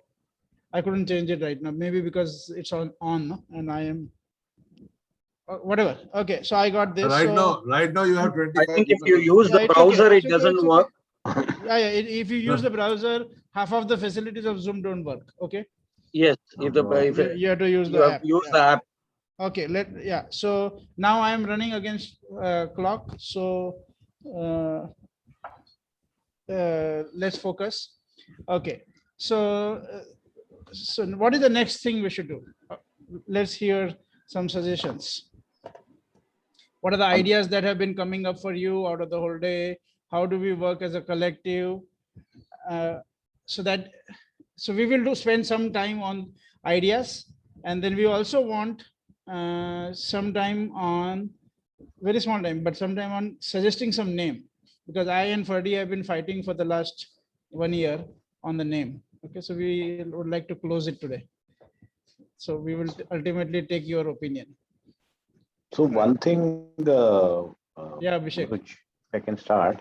Yeah. I understand is that you're trying to prototype what kind of organization you want to create, what kind of system you want to create. What I'm understanding, what I'm seeing, that I've been associated with you since 2 years now, 2.5, and what I'm seeing is that there's a lot of diverse people here.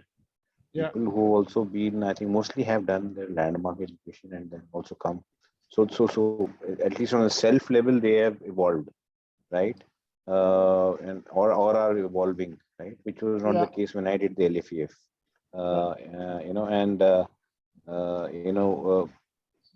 So basically, what I'm seeing is that you will be training the next generation of leaders, and that needs to come in your name of your company, I would say, right? And you will be leaders not only from finance, like you go from finance, but you will be leaders in the field of, let's say, training like Vivek, in the field of politics like Mr. Patel, the field of, I think, and across the world, like men from Philippines or people from London, right?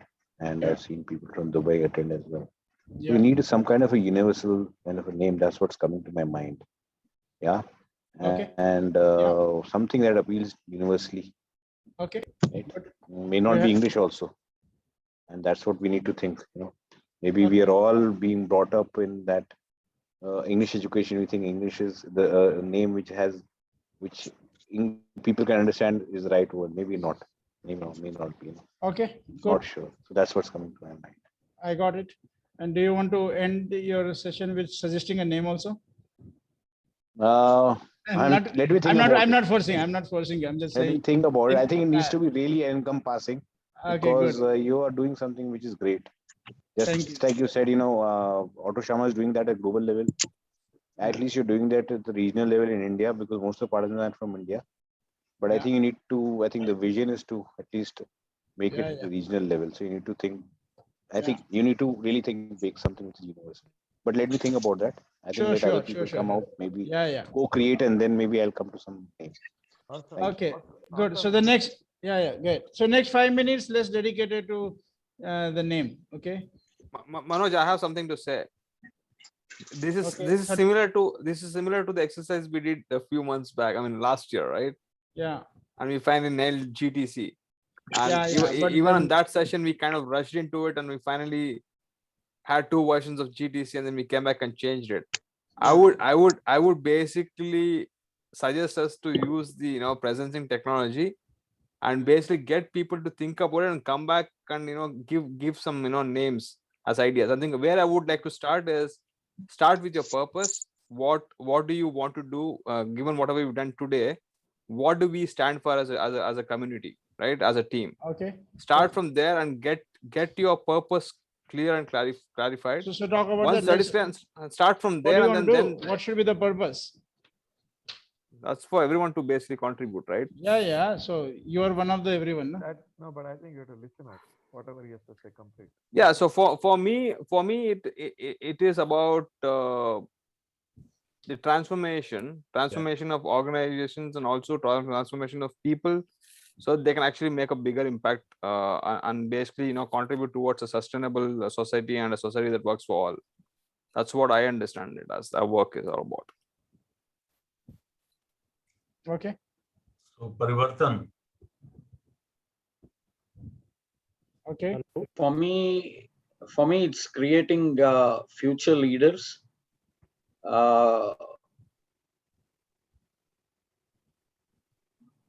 That's what is coming to me.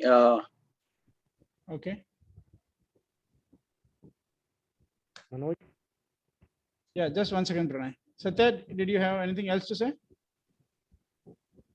Manoj, I just have a suggestion. Sorry guys, just one suggestion.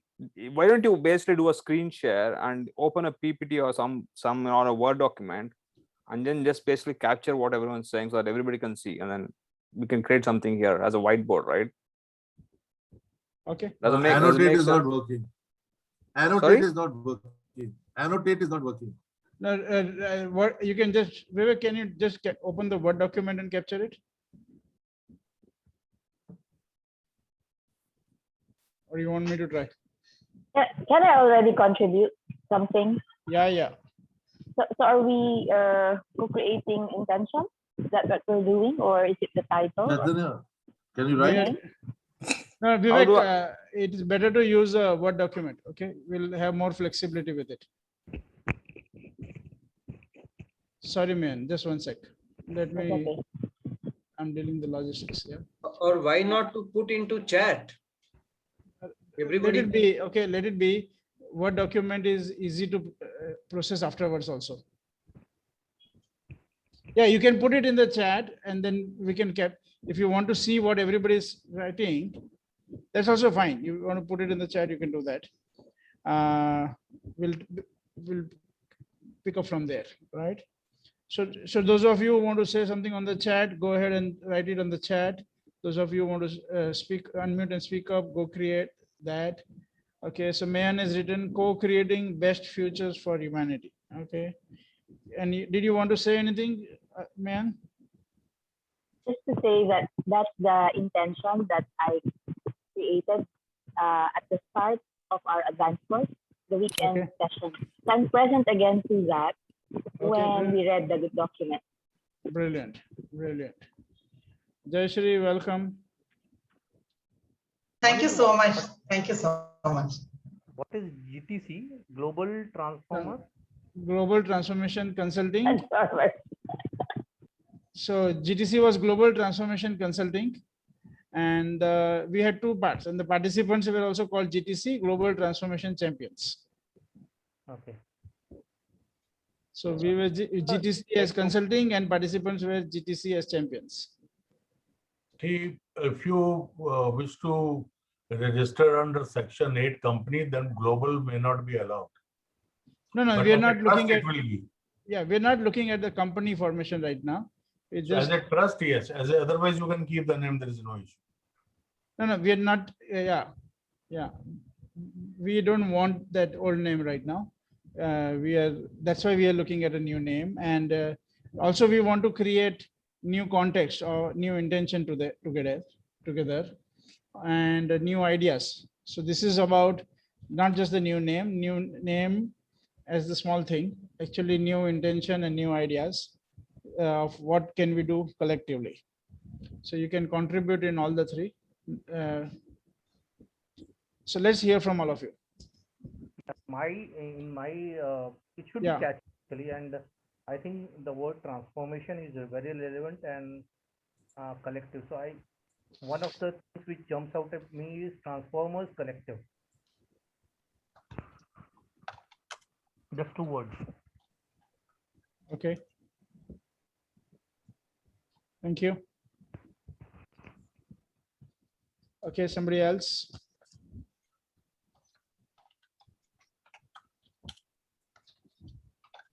So you can speak about the name, you can speak about the intention, you can speak about what we can do as collective action. For collective action, even before I got present again to the intention that I created, already thought distributing this to change makers that I know, and maybe change makers that are known by people that I know, and then see who warms up to it, and then creating an opportunity for these change makers to talk, not to be limited by the document, but it as a jumping point, a jump off point for a conversation, at least in the Philippines. Yes. Yeah. Okay. Got that. Change makers who are also influencers. Okay. Great. Thank you. Somebody else? Your suggestion is covered? Community for social transformation. Okay. And the leaders of change.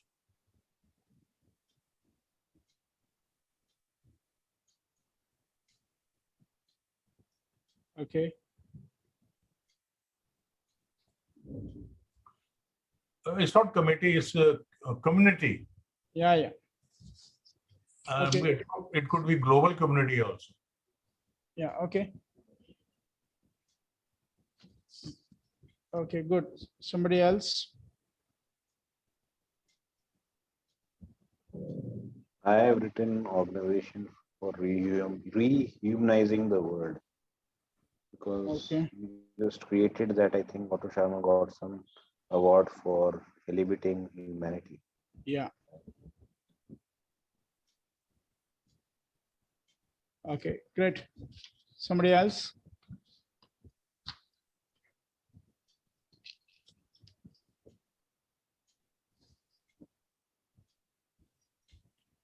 Manoj, I don't think it's the best way of saying it, but I'm kind of thinking of me to we. Okay. So ME number 2. Yeah, yeah. No, Yeah. number 2, maybe you may just Yeah, to put yeah, it. I No, got it. V, Yeah. V, W. Yeah, yeah. Okay, good. Got that. Manoj, I said creating introductions of theory U. Action, right? Yeah. Okay.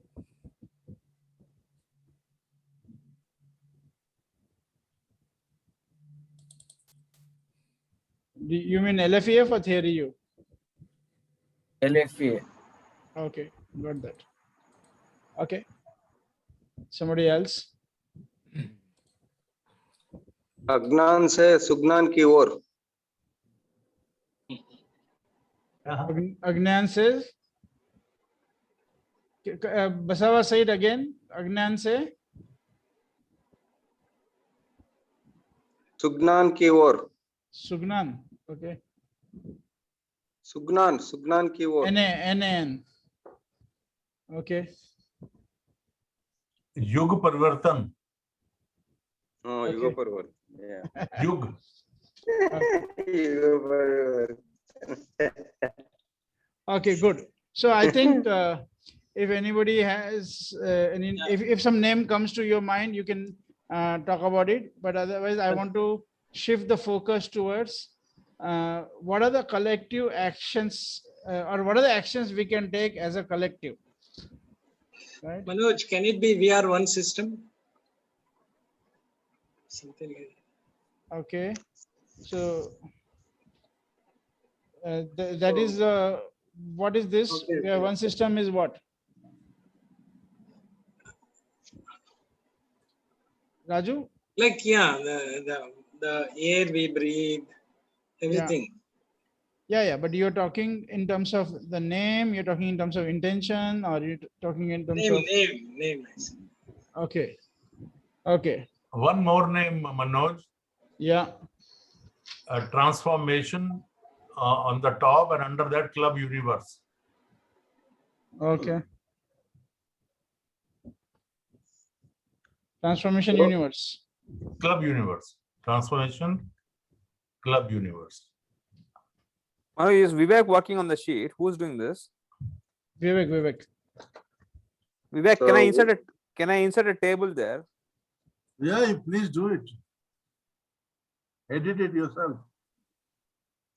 holistic transformation of the planet.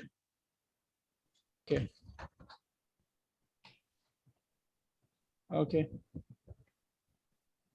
So that is the intention, or that is the name you're saying?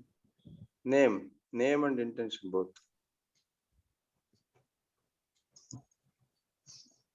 Pradeep, I didn't understand what you were saying.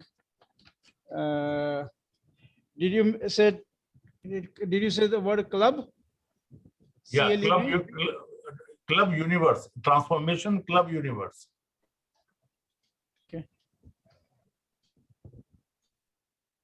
Okay.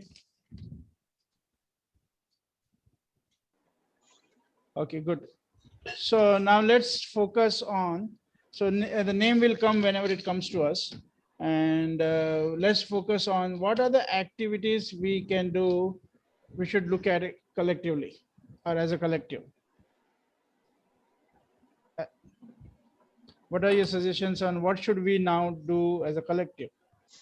I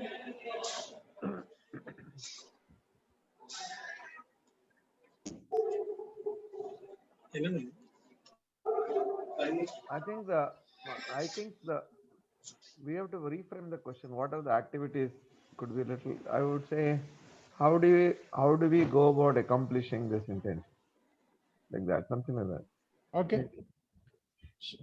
What is the intention? Or different ways. How do you want to different? What are the different ways we're gonna create this or fulfill this? Or yeah, and so what is the intention and what could be the next steps? Yeah. So what's the intention and what could be the next steps for us all as a collective? Leading introductions. Okay. Leading introductions. Okay. So creating introduction leaders. Okay. Disseminating this material far and wide. This whatever we did today, disseminating that far and wide. Disseminating and having discussion. Yeah. Maybe we need a third column for activity because purpose is different from activity. The third column. And then I also put in the chat what I said earlier, that one activity could be as a follow-up of disseminating it to gather those who have read it, the ones that we gave to, especially for me, influential change makers, and have a panel discussion with them, focusing on their response to the article of author, but not being limited to it. It's like co-creation, just like what we're doing now. And maybe that panel discussion could be disseminated in some ways also. Like could be Facebook Live or could be shared, recorded and shared. Okay, good. Writing series of articles in regional languages on this. Very good. Yes, yes. Yeah. And English is also a regional language, so include English also. and of course use all your other languages also. Sorry, Manoj. What are the activities? I just missed it because I was just writing articles in regional language. I think it's a brilliant idea.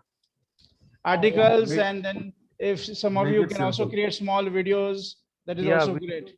Videos will work better. And also leading introduction to regional language. Yeah, creating small videos will work much better. Yeah, but let people do whatever works for them, right? So make it simple. Please make it simple. It's very tough. This language is very tough for the world when you are going to lead in Hindi or in Kannada or in Filipino. Make it simple.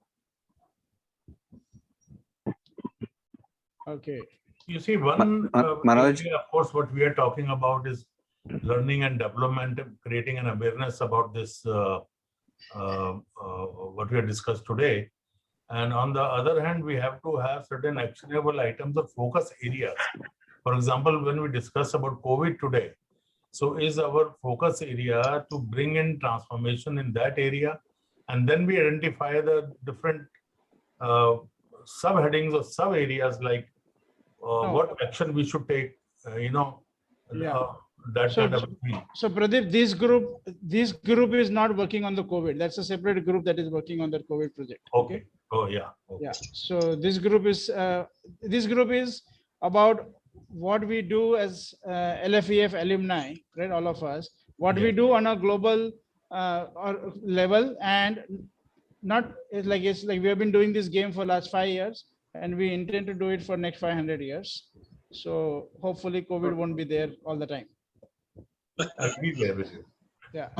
To expand. Sorry, please carry on. It just occurred to me that I can suggest one name. I'm sorry to interrupt. Yeah, go ahead. Is nurturing humanity. Very good.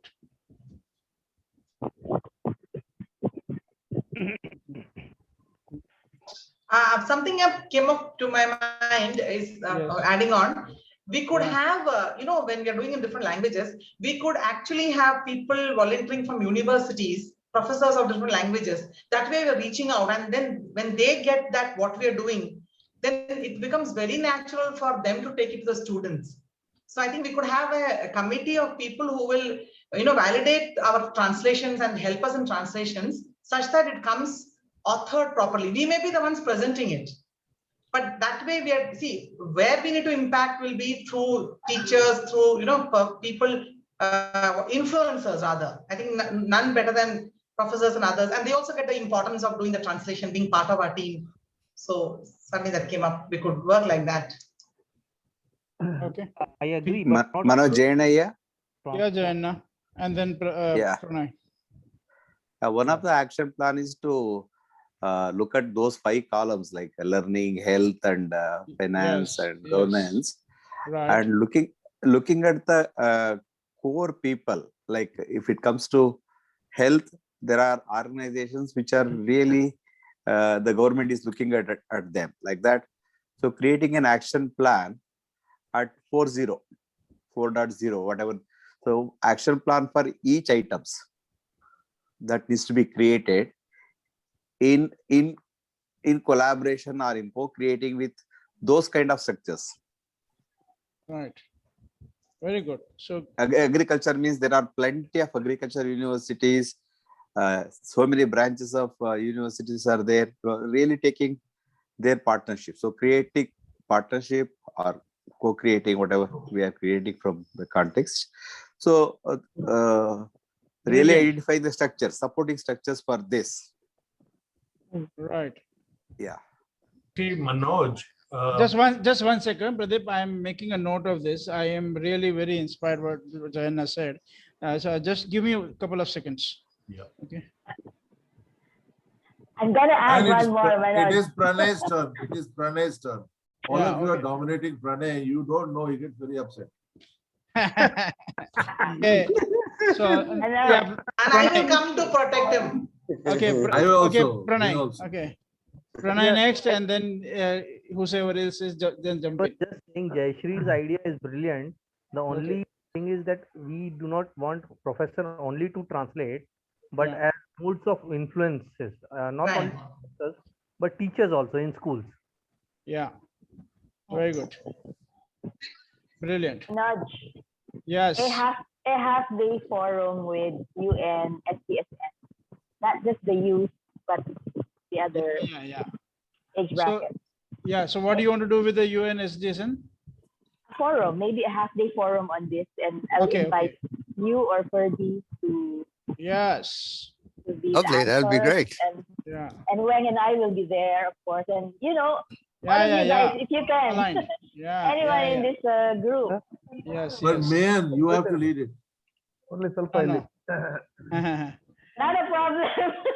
She's ready. That is the problem. Let's see. I gotta bring Wang because they identify with her as me. Okay. So good. Yes. Next was there. I also think before we end, we should have a timeline for all this, because if we don't have a timeline, it's like a project management, we need a leader. We need to manage this as a project, with timelines and deadlines and Jayashri, you missed what went before, yes, which is that when we all are looking at the same thing, eco way, then things start to show up. Each person goes their own way, but there's no need of a coordination, and there's no need of a central figure managing thing. It just kind of goes along the flow. But the thing is, everyone has to be looking at the same place. It's in the article. If you go through the article, you'll see it's there. Sure, buddy. Thank you. So the whole spirit is of awareness-based collective action, and the path that we are following is Vivek's favorite path, which is co-initiation, co-sensing, co-presencing, co-creating, and co-evolving. Okay, so that's the game that we are playing now. And therefore, sorry, To respond to your concern, Jayashree, I think it's important for everybody to know that we are not going to initiate anything. So if nobody initiates anything, nothing will get initiated. So you'll have to give up being a follower now. Yeah. No followers in this group. Absolutely. So this is like a really collective action. Collective commandos. Yeah, collective action. The action needs to be a collective action, right? We are really. Yeah. So this is In not fact, for this. Monday's session, Chaitanya, Monday session will be to take it forward from here. Okay. Raj, I have one more. Yes. Before Go I ahead, forget. man. You're getting very creative, man. Good for you. I'm gonna throw this in. It's quite a big, maybe it's an ambition. I'm just gonna say it. Let's see. Maybe Oxfam Asia, the Asia regional office of Oxfam. I'll talk to the regional director. And You know, see if before you said, I actually wrote down Oxfam, and then you just said Oxfam Asia. Collective action. Collective action. connection. We see it the same. Yes. Actually, Wang was saying something before both of you opened your mouths, but it's okay. Wang, your turn. Yes. Actually, I just shared in the chat. I just share in the chat box like an FB page where we can share projects, engage in question, and share victory stories as a community. Like like if I support UPMA's project, then I can add to that, and to be able to be up to date to each other's project and engage in that page. Because in WhatsApp it gets yeah. Okay, good. Got that. Great. Somebody else? Pradeep has his hand up. Yeah, since Pradeep. yesterday. See, the first part, of course, is about the title. And then there's a structure that we have to have, maybe like on the lines of regional or international chapters. That is two. The other is if we can, since we are not working on one particular issue or subject, so we can, but we have various areas to function. So maybe we have something like, like UN has UN SDG 17 goals. Maybe we define a similar kind of areas where we can take action, and then accordingly, from among ourselves and the people who join even as volunteers or even at whatever level, we form wisdom circles per area. For example, we are talking education, we're talking IT, or we are talking spiritual research, or whichever area. So that is a platform focused on that particular field or area, and like Jayashree was sharing the thing about the professors and lecturers, so their teachers and their students, so their guides and their fellow researchers.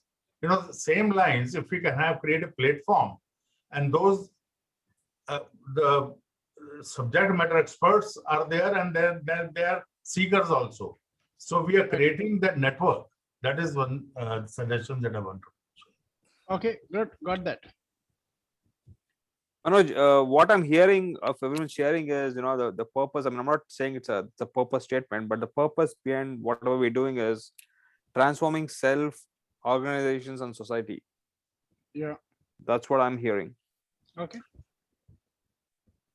I think one of the clarity, maybe or may not be, what I'm saying we may require is, are we going to create awareness in every aspect of the society that matters, like health, finance, and corporate and all? That's one thing.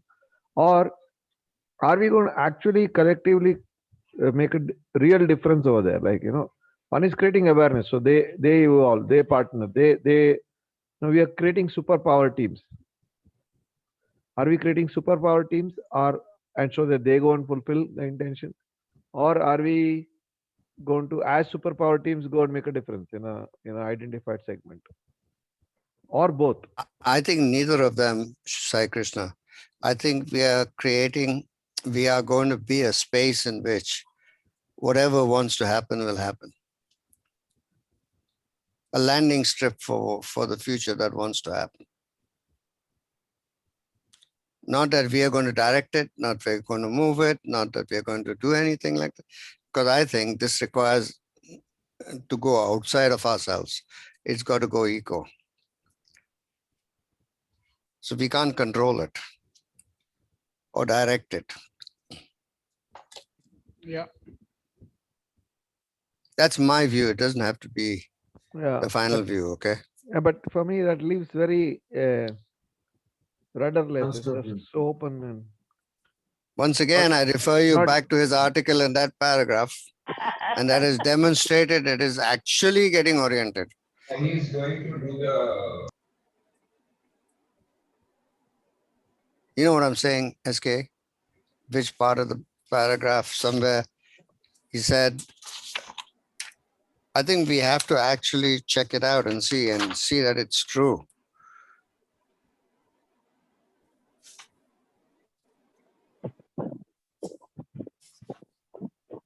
I would like to keep remaining in the space of I don't know how. Yeah, I think so too. I think, and also we really don't know. We don't know what's going to be coming at us. We don't know what wants to come out. We don't know what wants to come to use us to express itself. So I'd like us to be a clearing for that. And we can, because we don't have an investment, we don't have shares, we don't have stocks, we don't have staff. So we can do that. So okay. Go ahead, SK. So one of the things that then comes. Just man, 1 second. One of the ways, if I answer the original question, what are the different ways? One of the ways that come up for me is creating superpower teams. Okay. Take out the word creating. We're not creating anything. Okay. If you take out the word creating, which is an action, I want to refer you to the paragraph.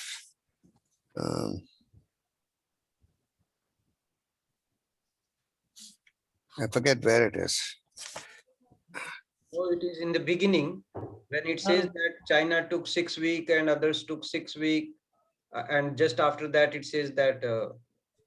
Freddy, are you talking about turning the camera around? No, I'm talking about. Where about things people started working on their own without. Yeah. When systems fail, people rise. No, before that. Okay. Okay. In the first two paragraphs, I think so. What do you want to start from the top? Yeah, you all should carry on and we'll come back to it. Okay, okay. So, yeah, man, you were saying something and then we'll have other people speak up. Just hearing what Cyclista is trying to say, I think although it will not be as logically, organizationally tight as we are used to, we could be there for each other, support, and hear each other as we go through this journey of discovering and doing, like head, heart, and hand. Right. Okay. But for me personally, what will keep driving me is the intention. Is the intention that propels me to do this with you. Okay. Very good. Okay, so just to complete what yeah, SK. That gives a good name, acronym AHA, head, heart, hand activation. AHA. Beautiful. AHA team.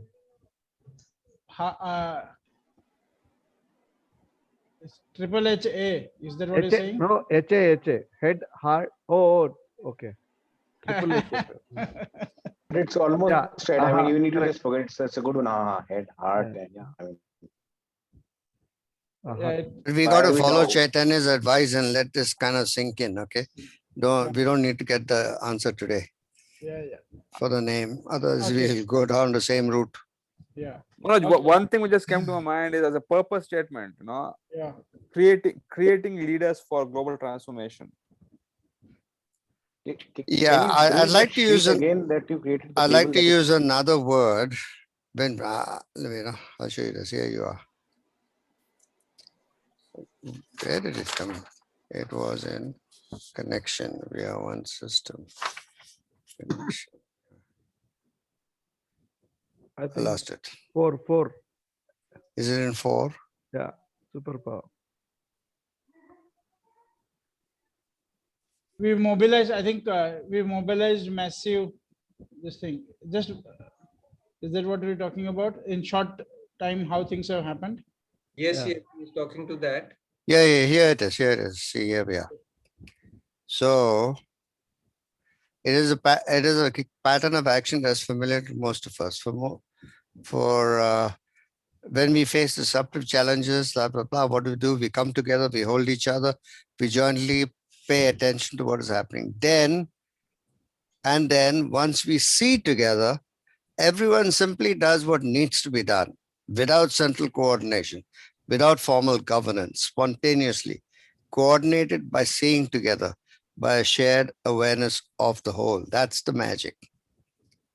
That's what I am interested in, SK.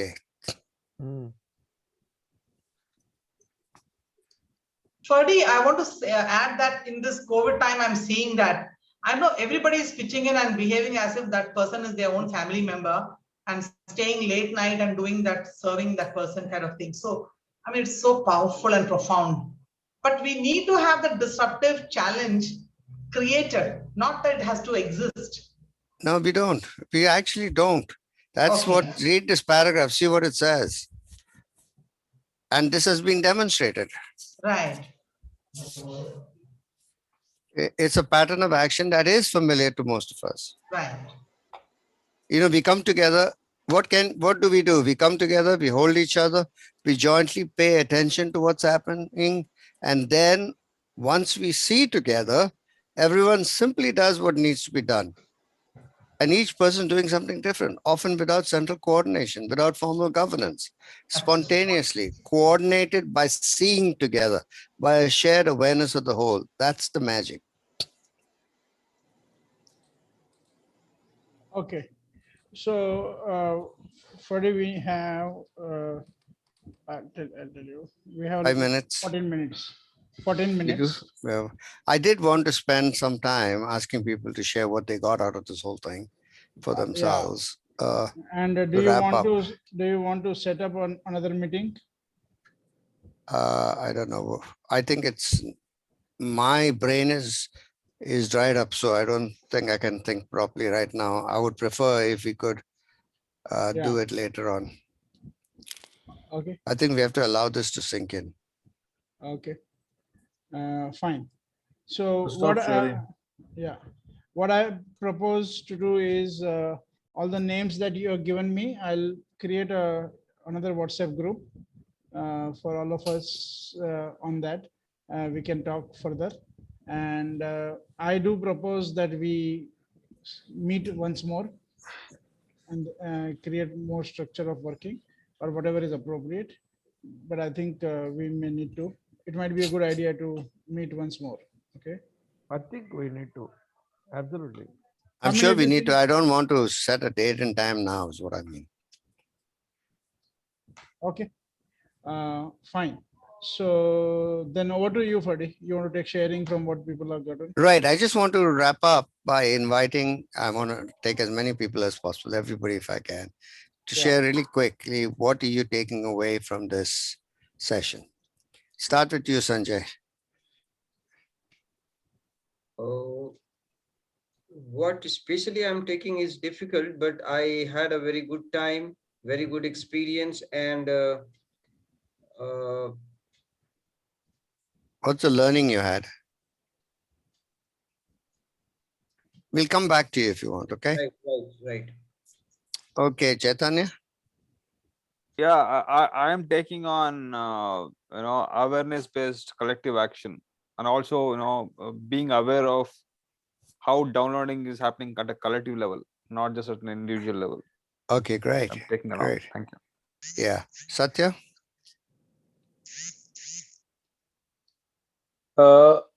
Basically, looking at the larger picture, there seems to be so much to do, and what I'm thinking is, what am I doing? Am I really playing big things?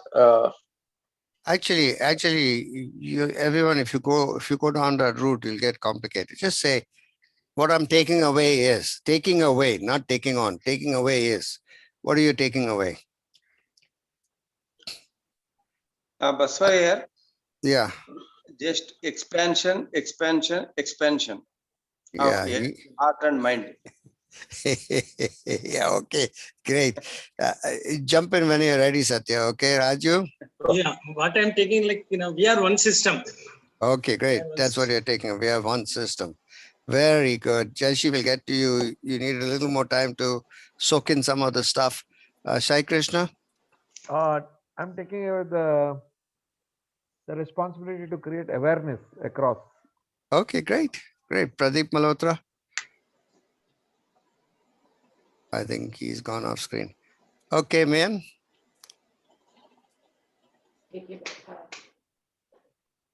Oh, you were on mute. You're on mute, man.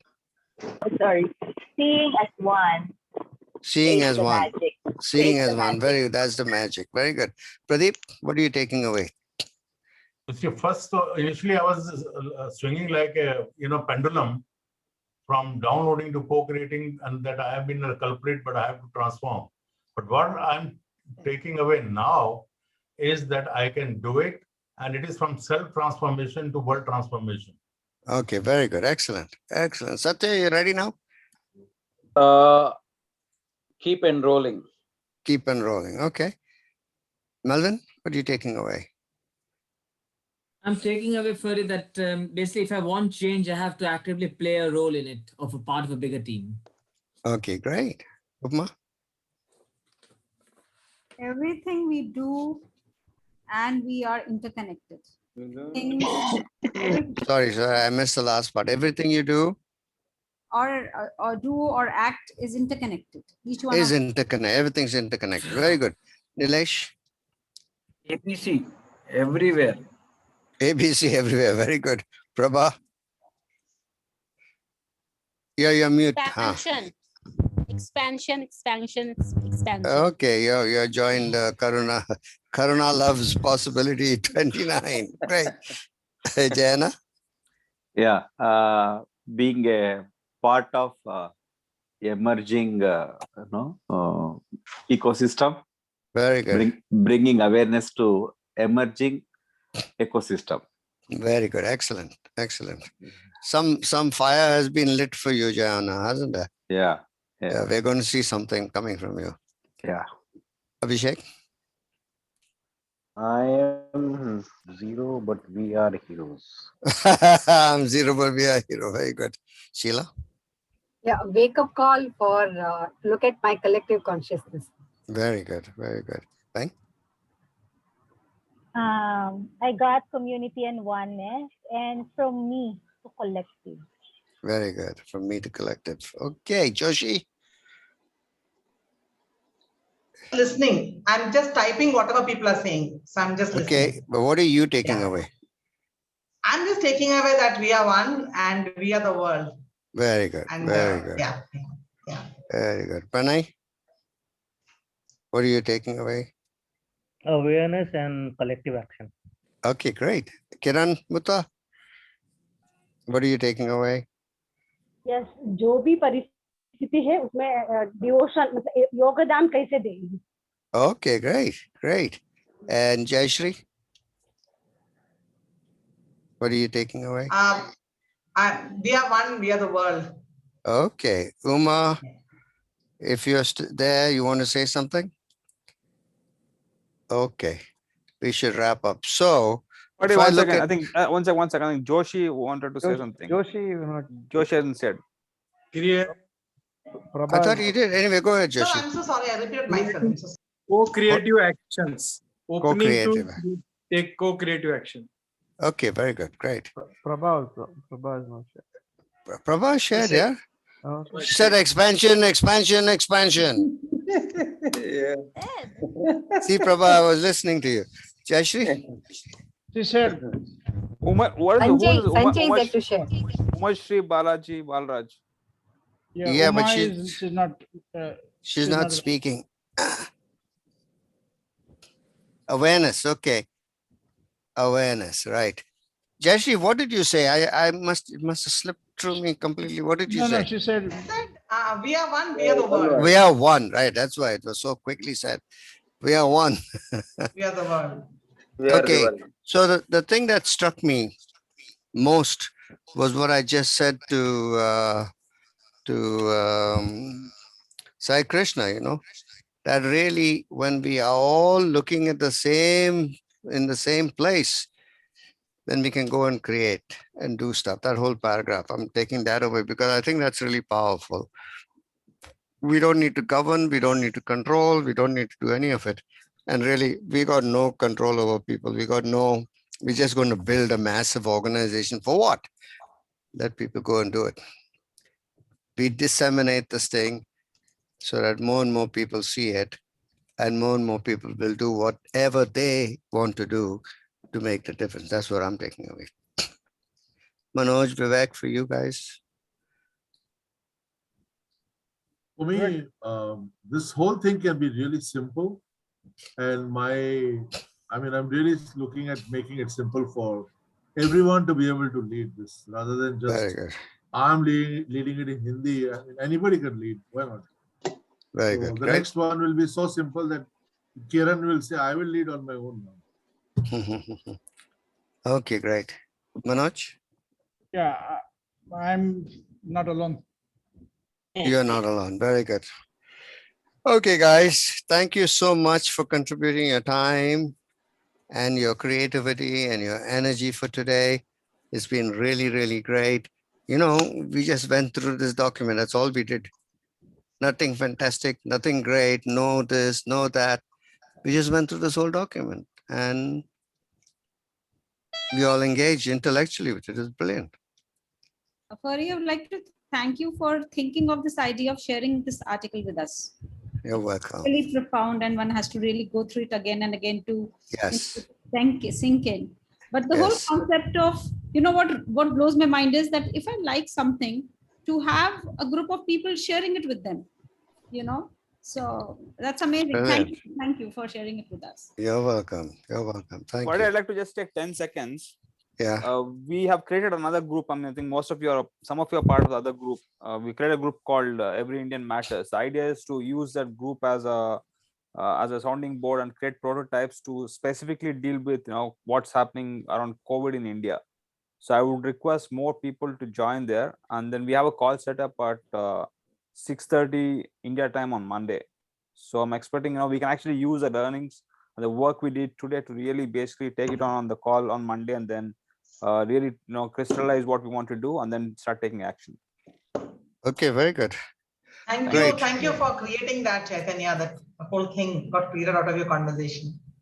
Thank you so much. One thing I would like to input there, and I don't think you need to do it because I'm saying it, but I think we should take out the Indian part from there.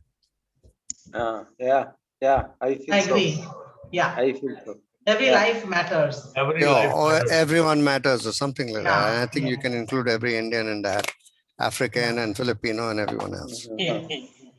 Okay. Fair point for you. Point taken. Okay. That's just a thought. I thought we don't want to have a wall. Yeah. That's true. Correct. So Chaitanya, really great that you created that whole thing. Yeah, that's and brilliant. Everybody jump in. So thanks for that leadership. Yeah. And also very empowering to see so many people kind of getting into that conversation. So that was fantastic. Right. At the end, I was left out, Fadi. You still have 30 seconds. That's okay, go ahead. But I thought you said something. No, he didn't. Yes, I was left out.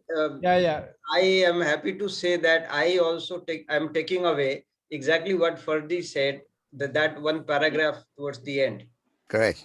Because I was just sensing very, very light tuning to that, and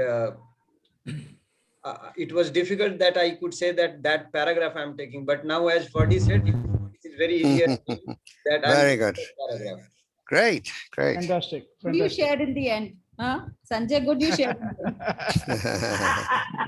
Okay. Okay. Couple All of right things. then. Good night. Yeah. Sorry. 1 second. Sorry. Good night. Wait. Sorry, we still have 1 minute. Okay. So people who are in the advanced course, please take this into your advanced course intentions and projects also. And you may also share them with your teams. Okay. So I just wanted, since many of us are from the advanced course background, I wanted to use that. And secondly is our next LFEF is going to be on 5th and 6th of June. Right, so that's a Saturday, Sunday, followed by a 6-session seminar series. And next Saturday, 8th of May, 4 p.m. to 6 p.m. India time, we have an introduction to LFEF. You can invite them. You can invite anybody for that introduction. Okay. And what is our the seminars? Cohort 18 seminar is starting. Yeah, cohort 18 seminar is that those people know. And SK, you just want to let people know the alumni meeting next in case you have the date. Yeah, it's on the second Friday. So second Friday. Okay, good.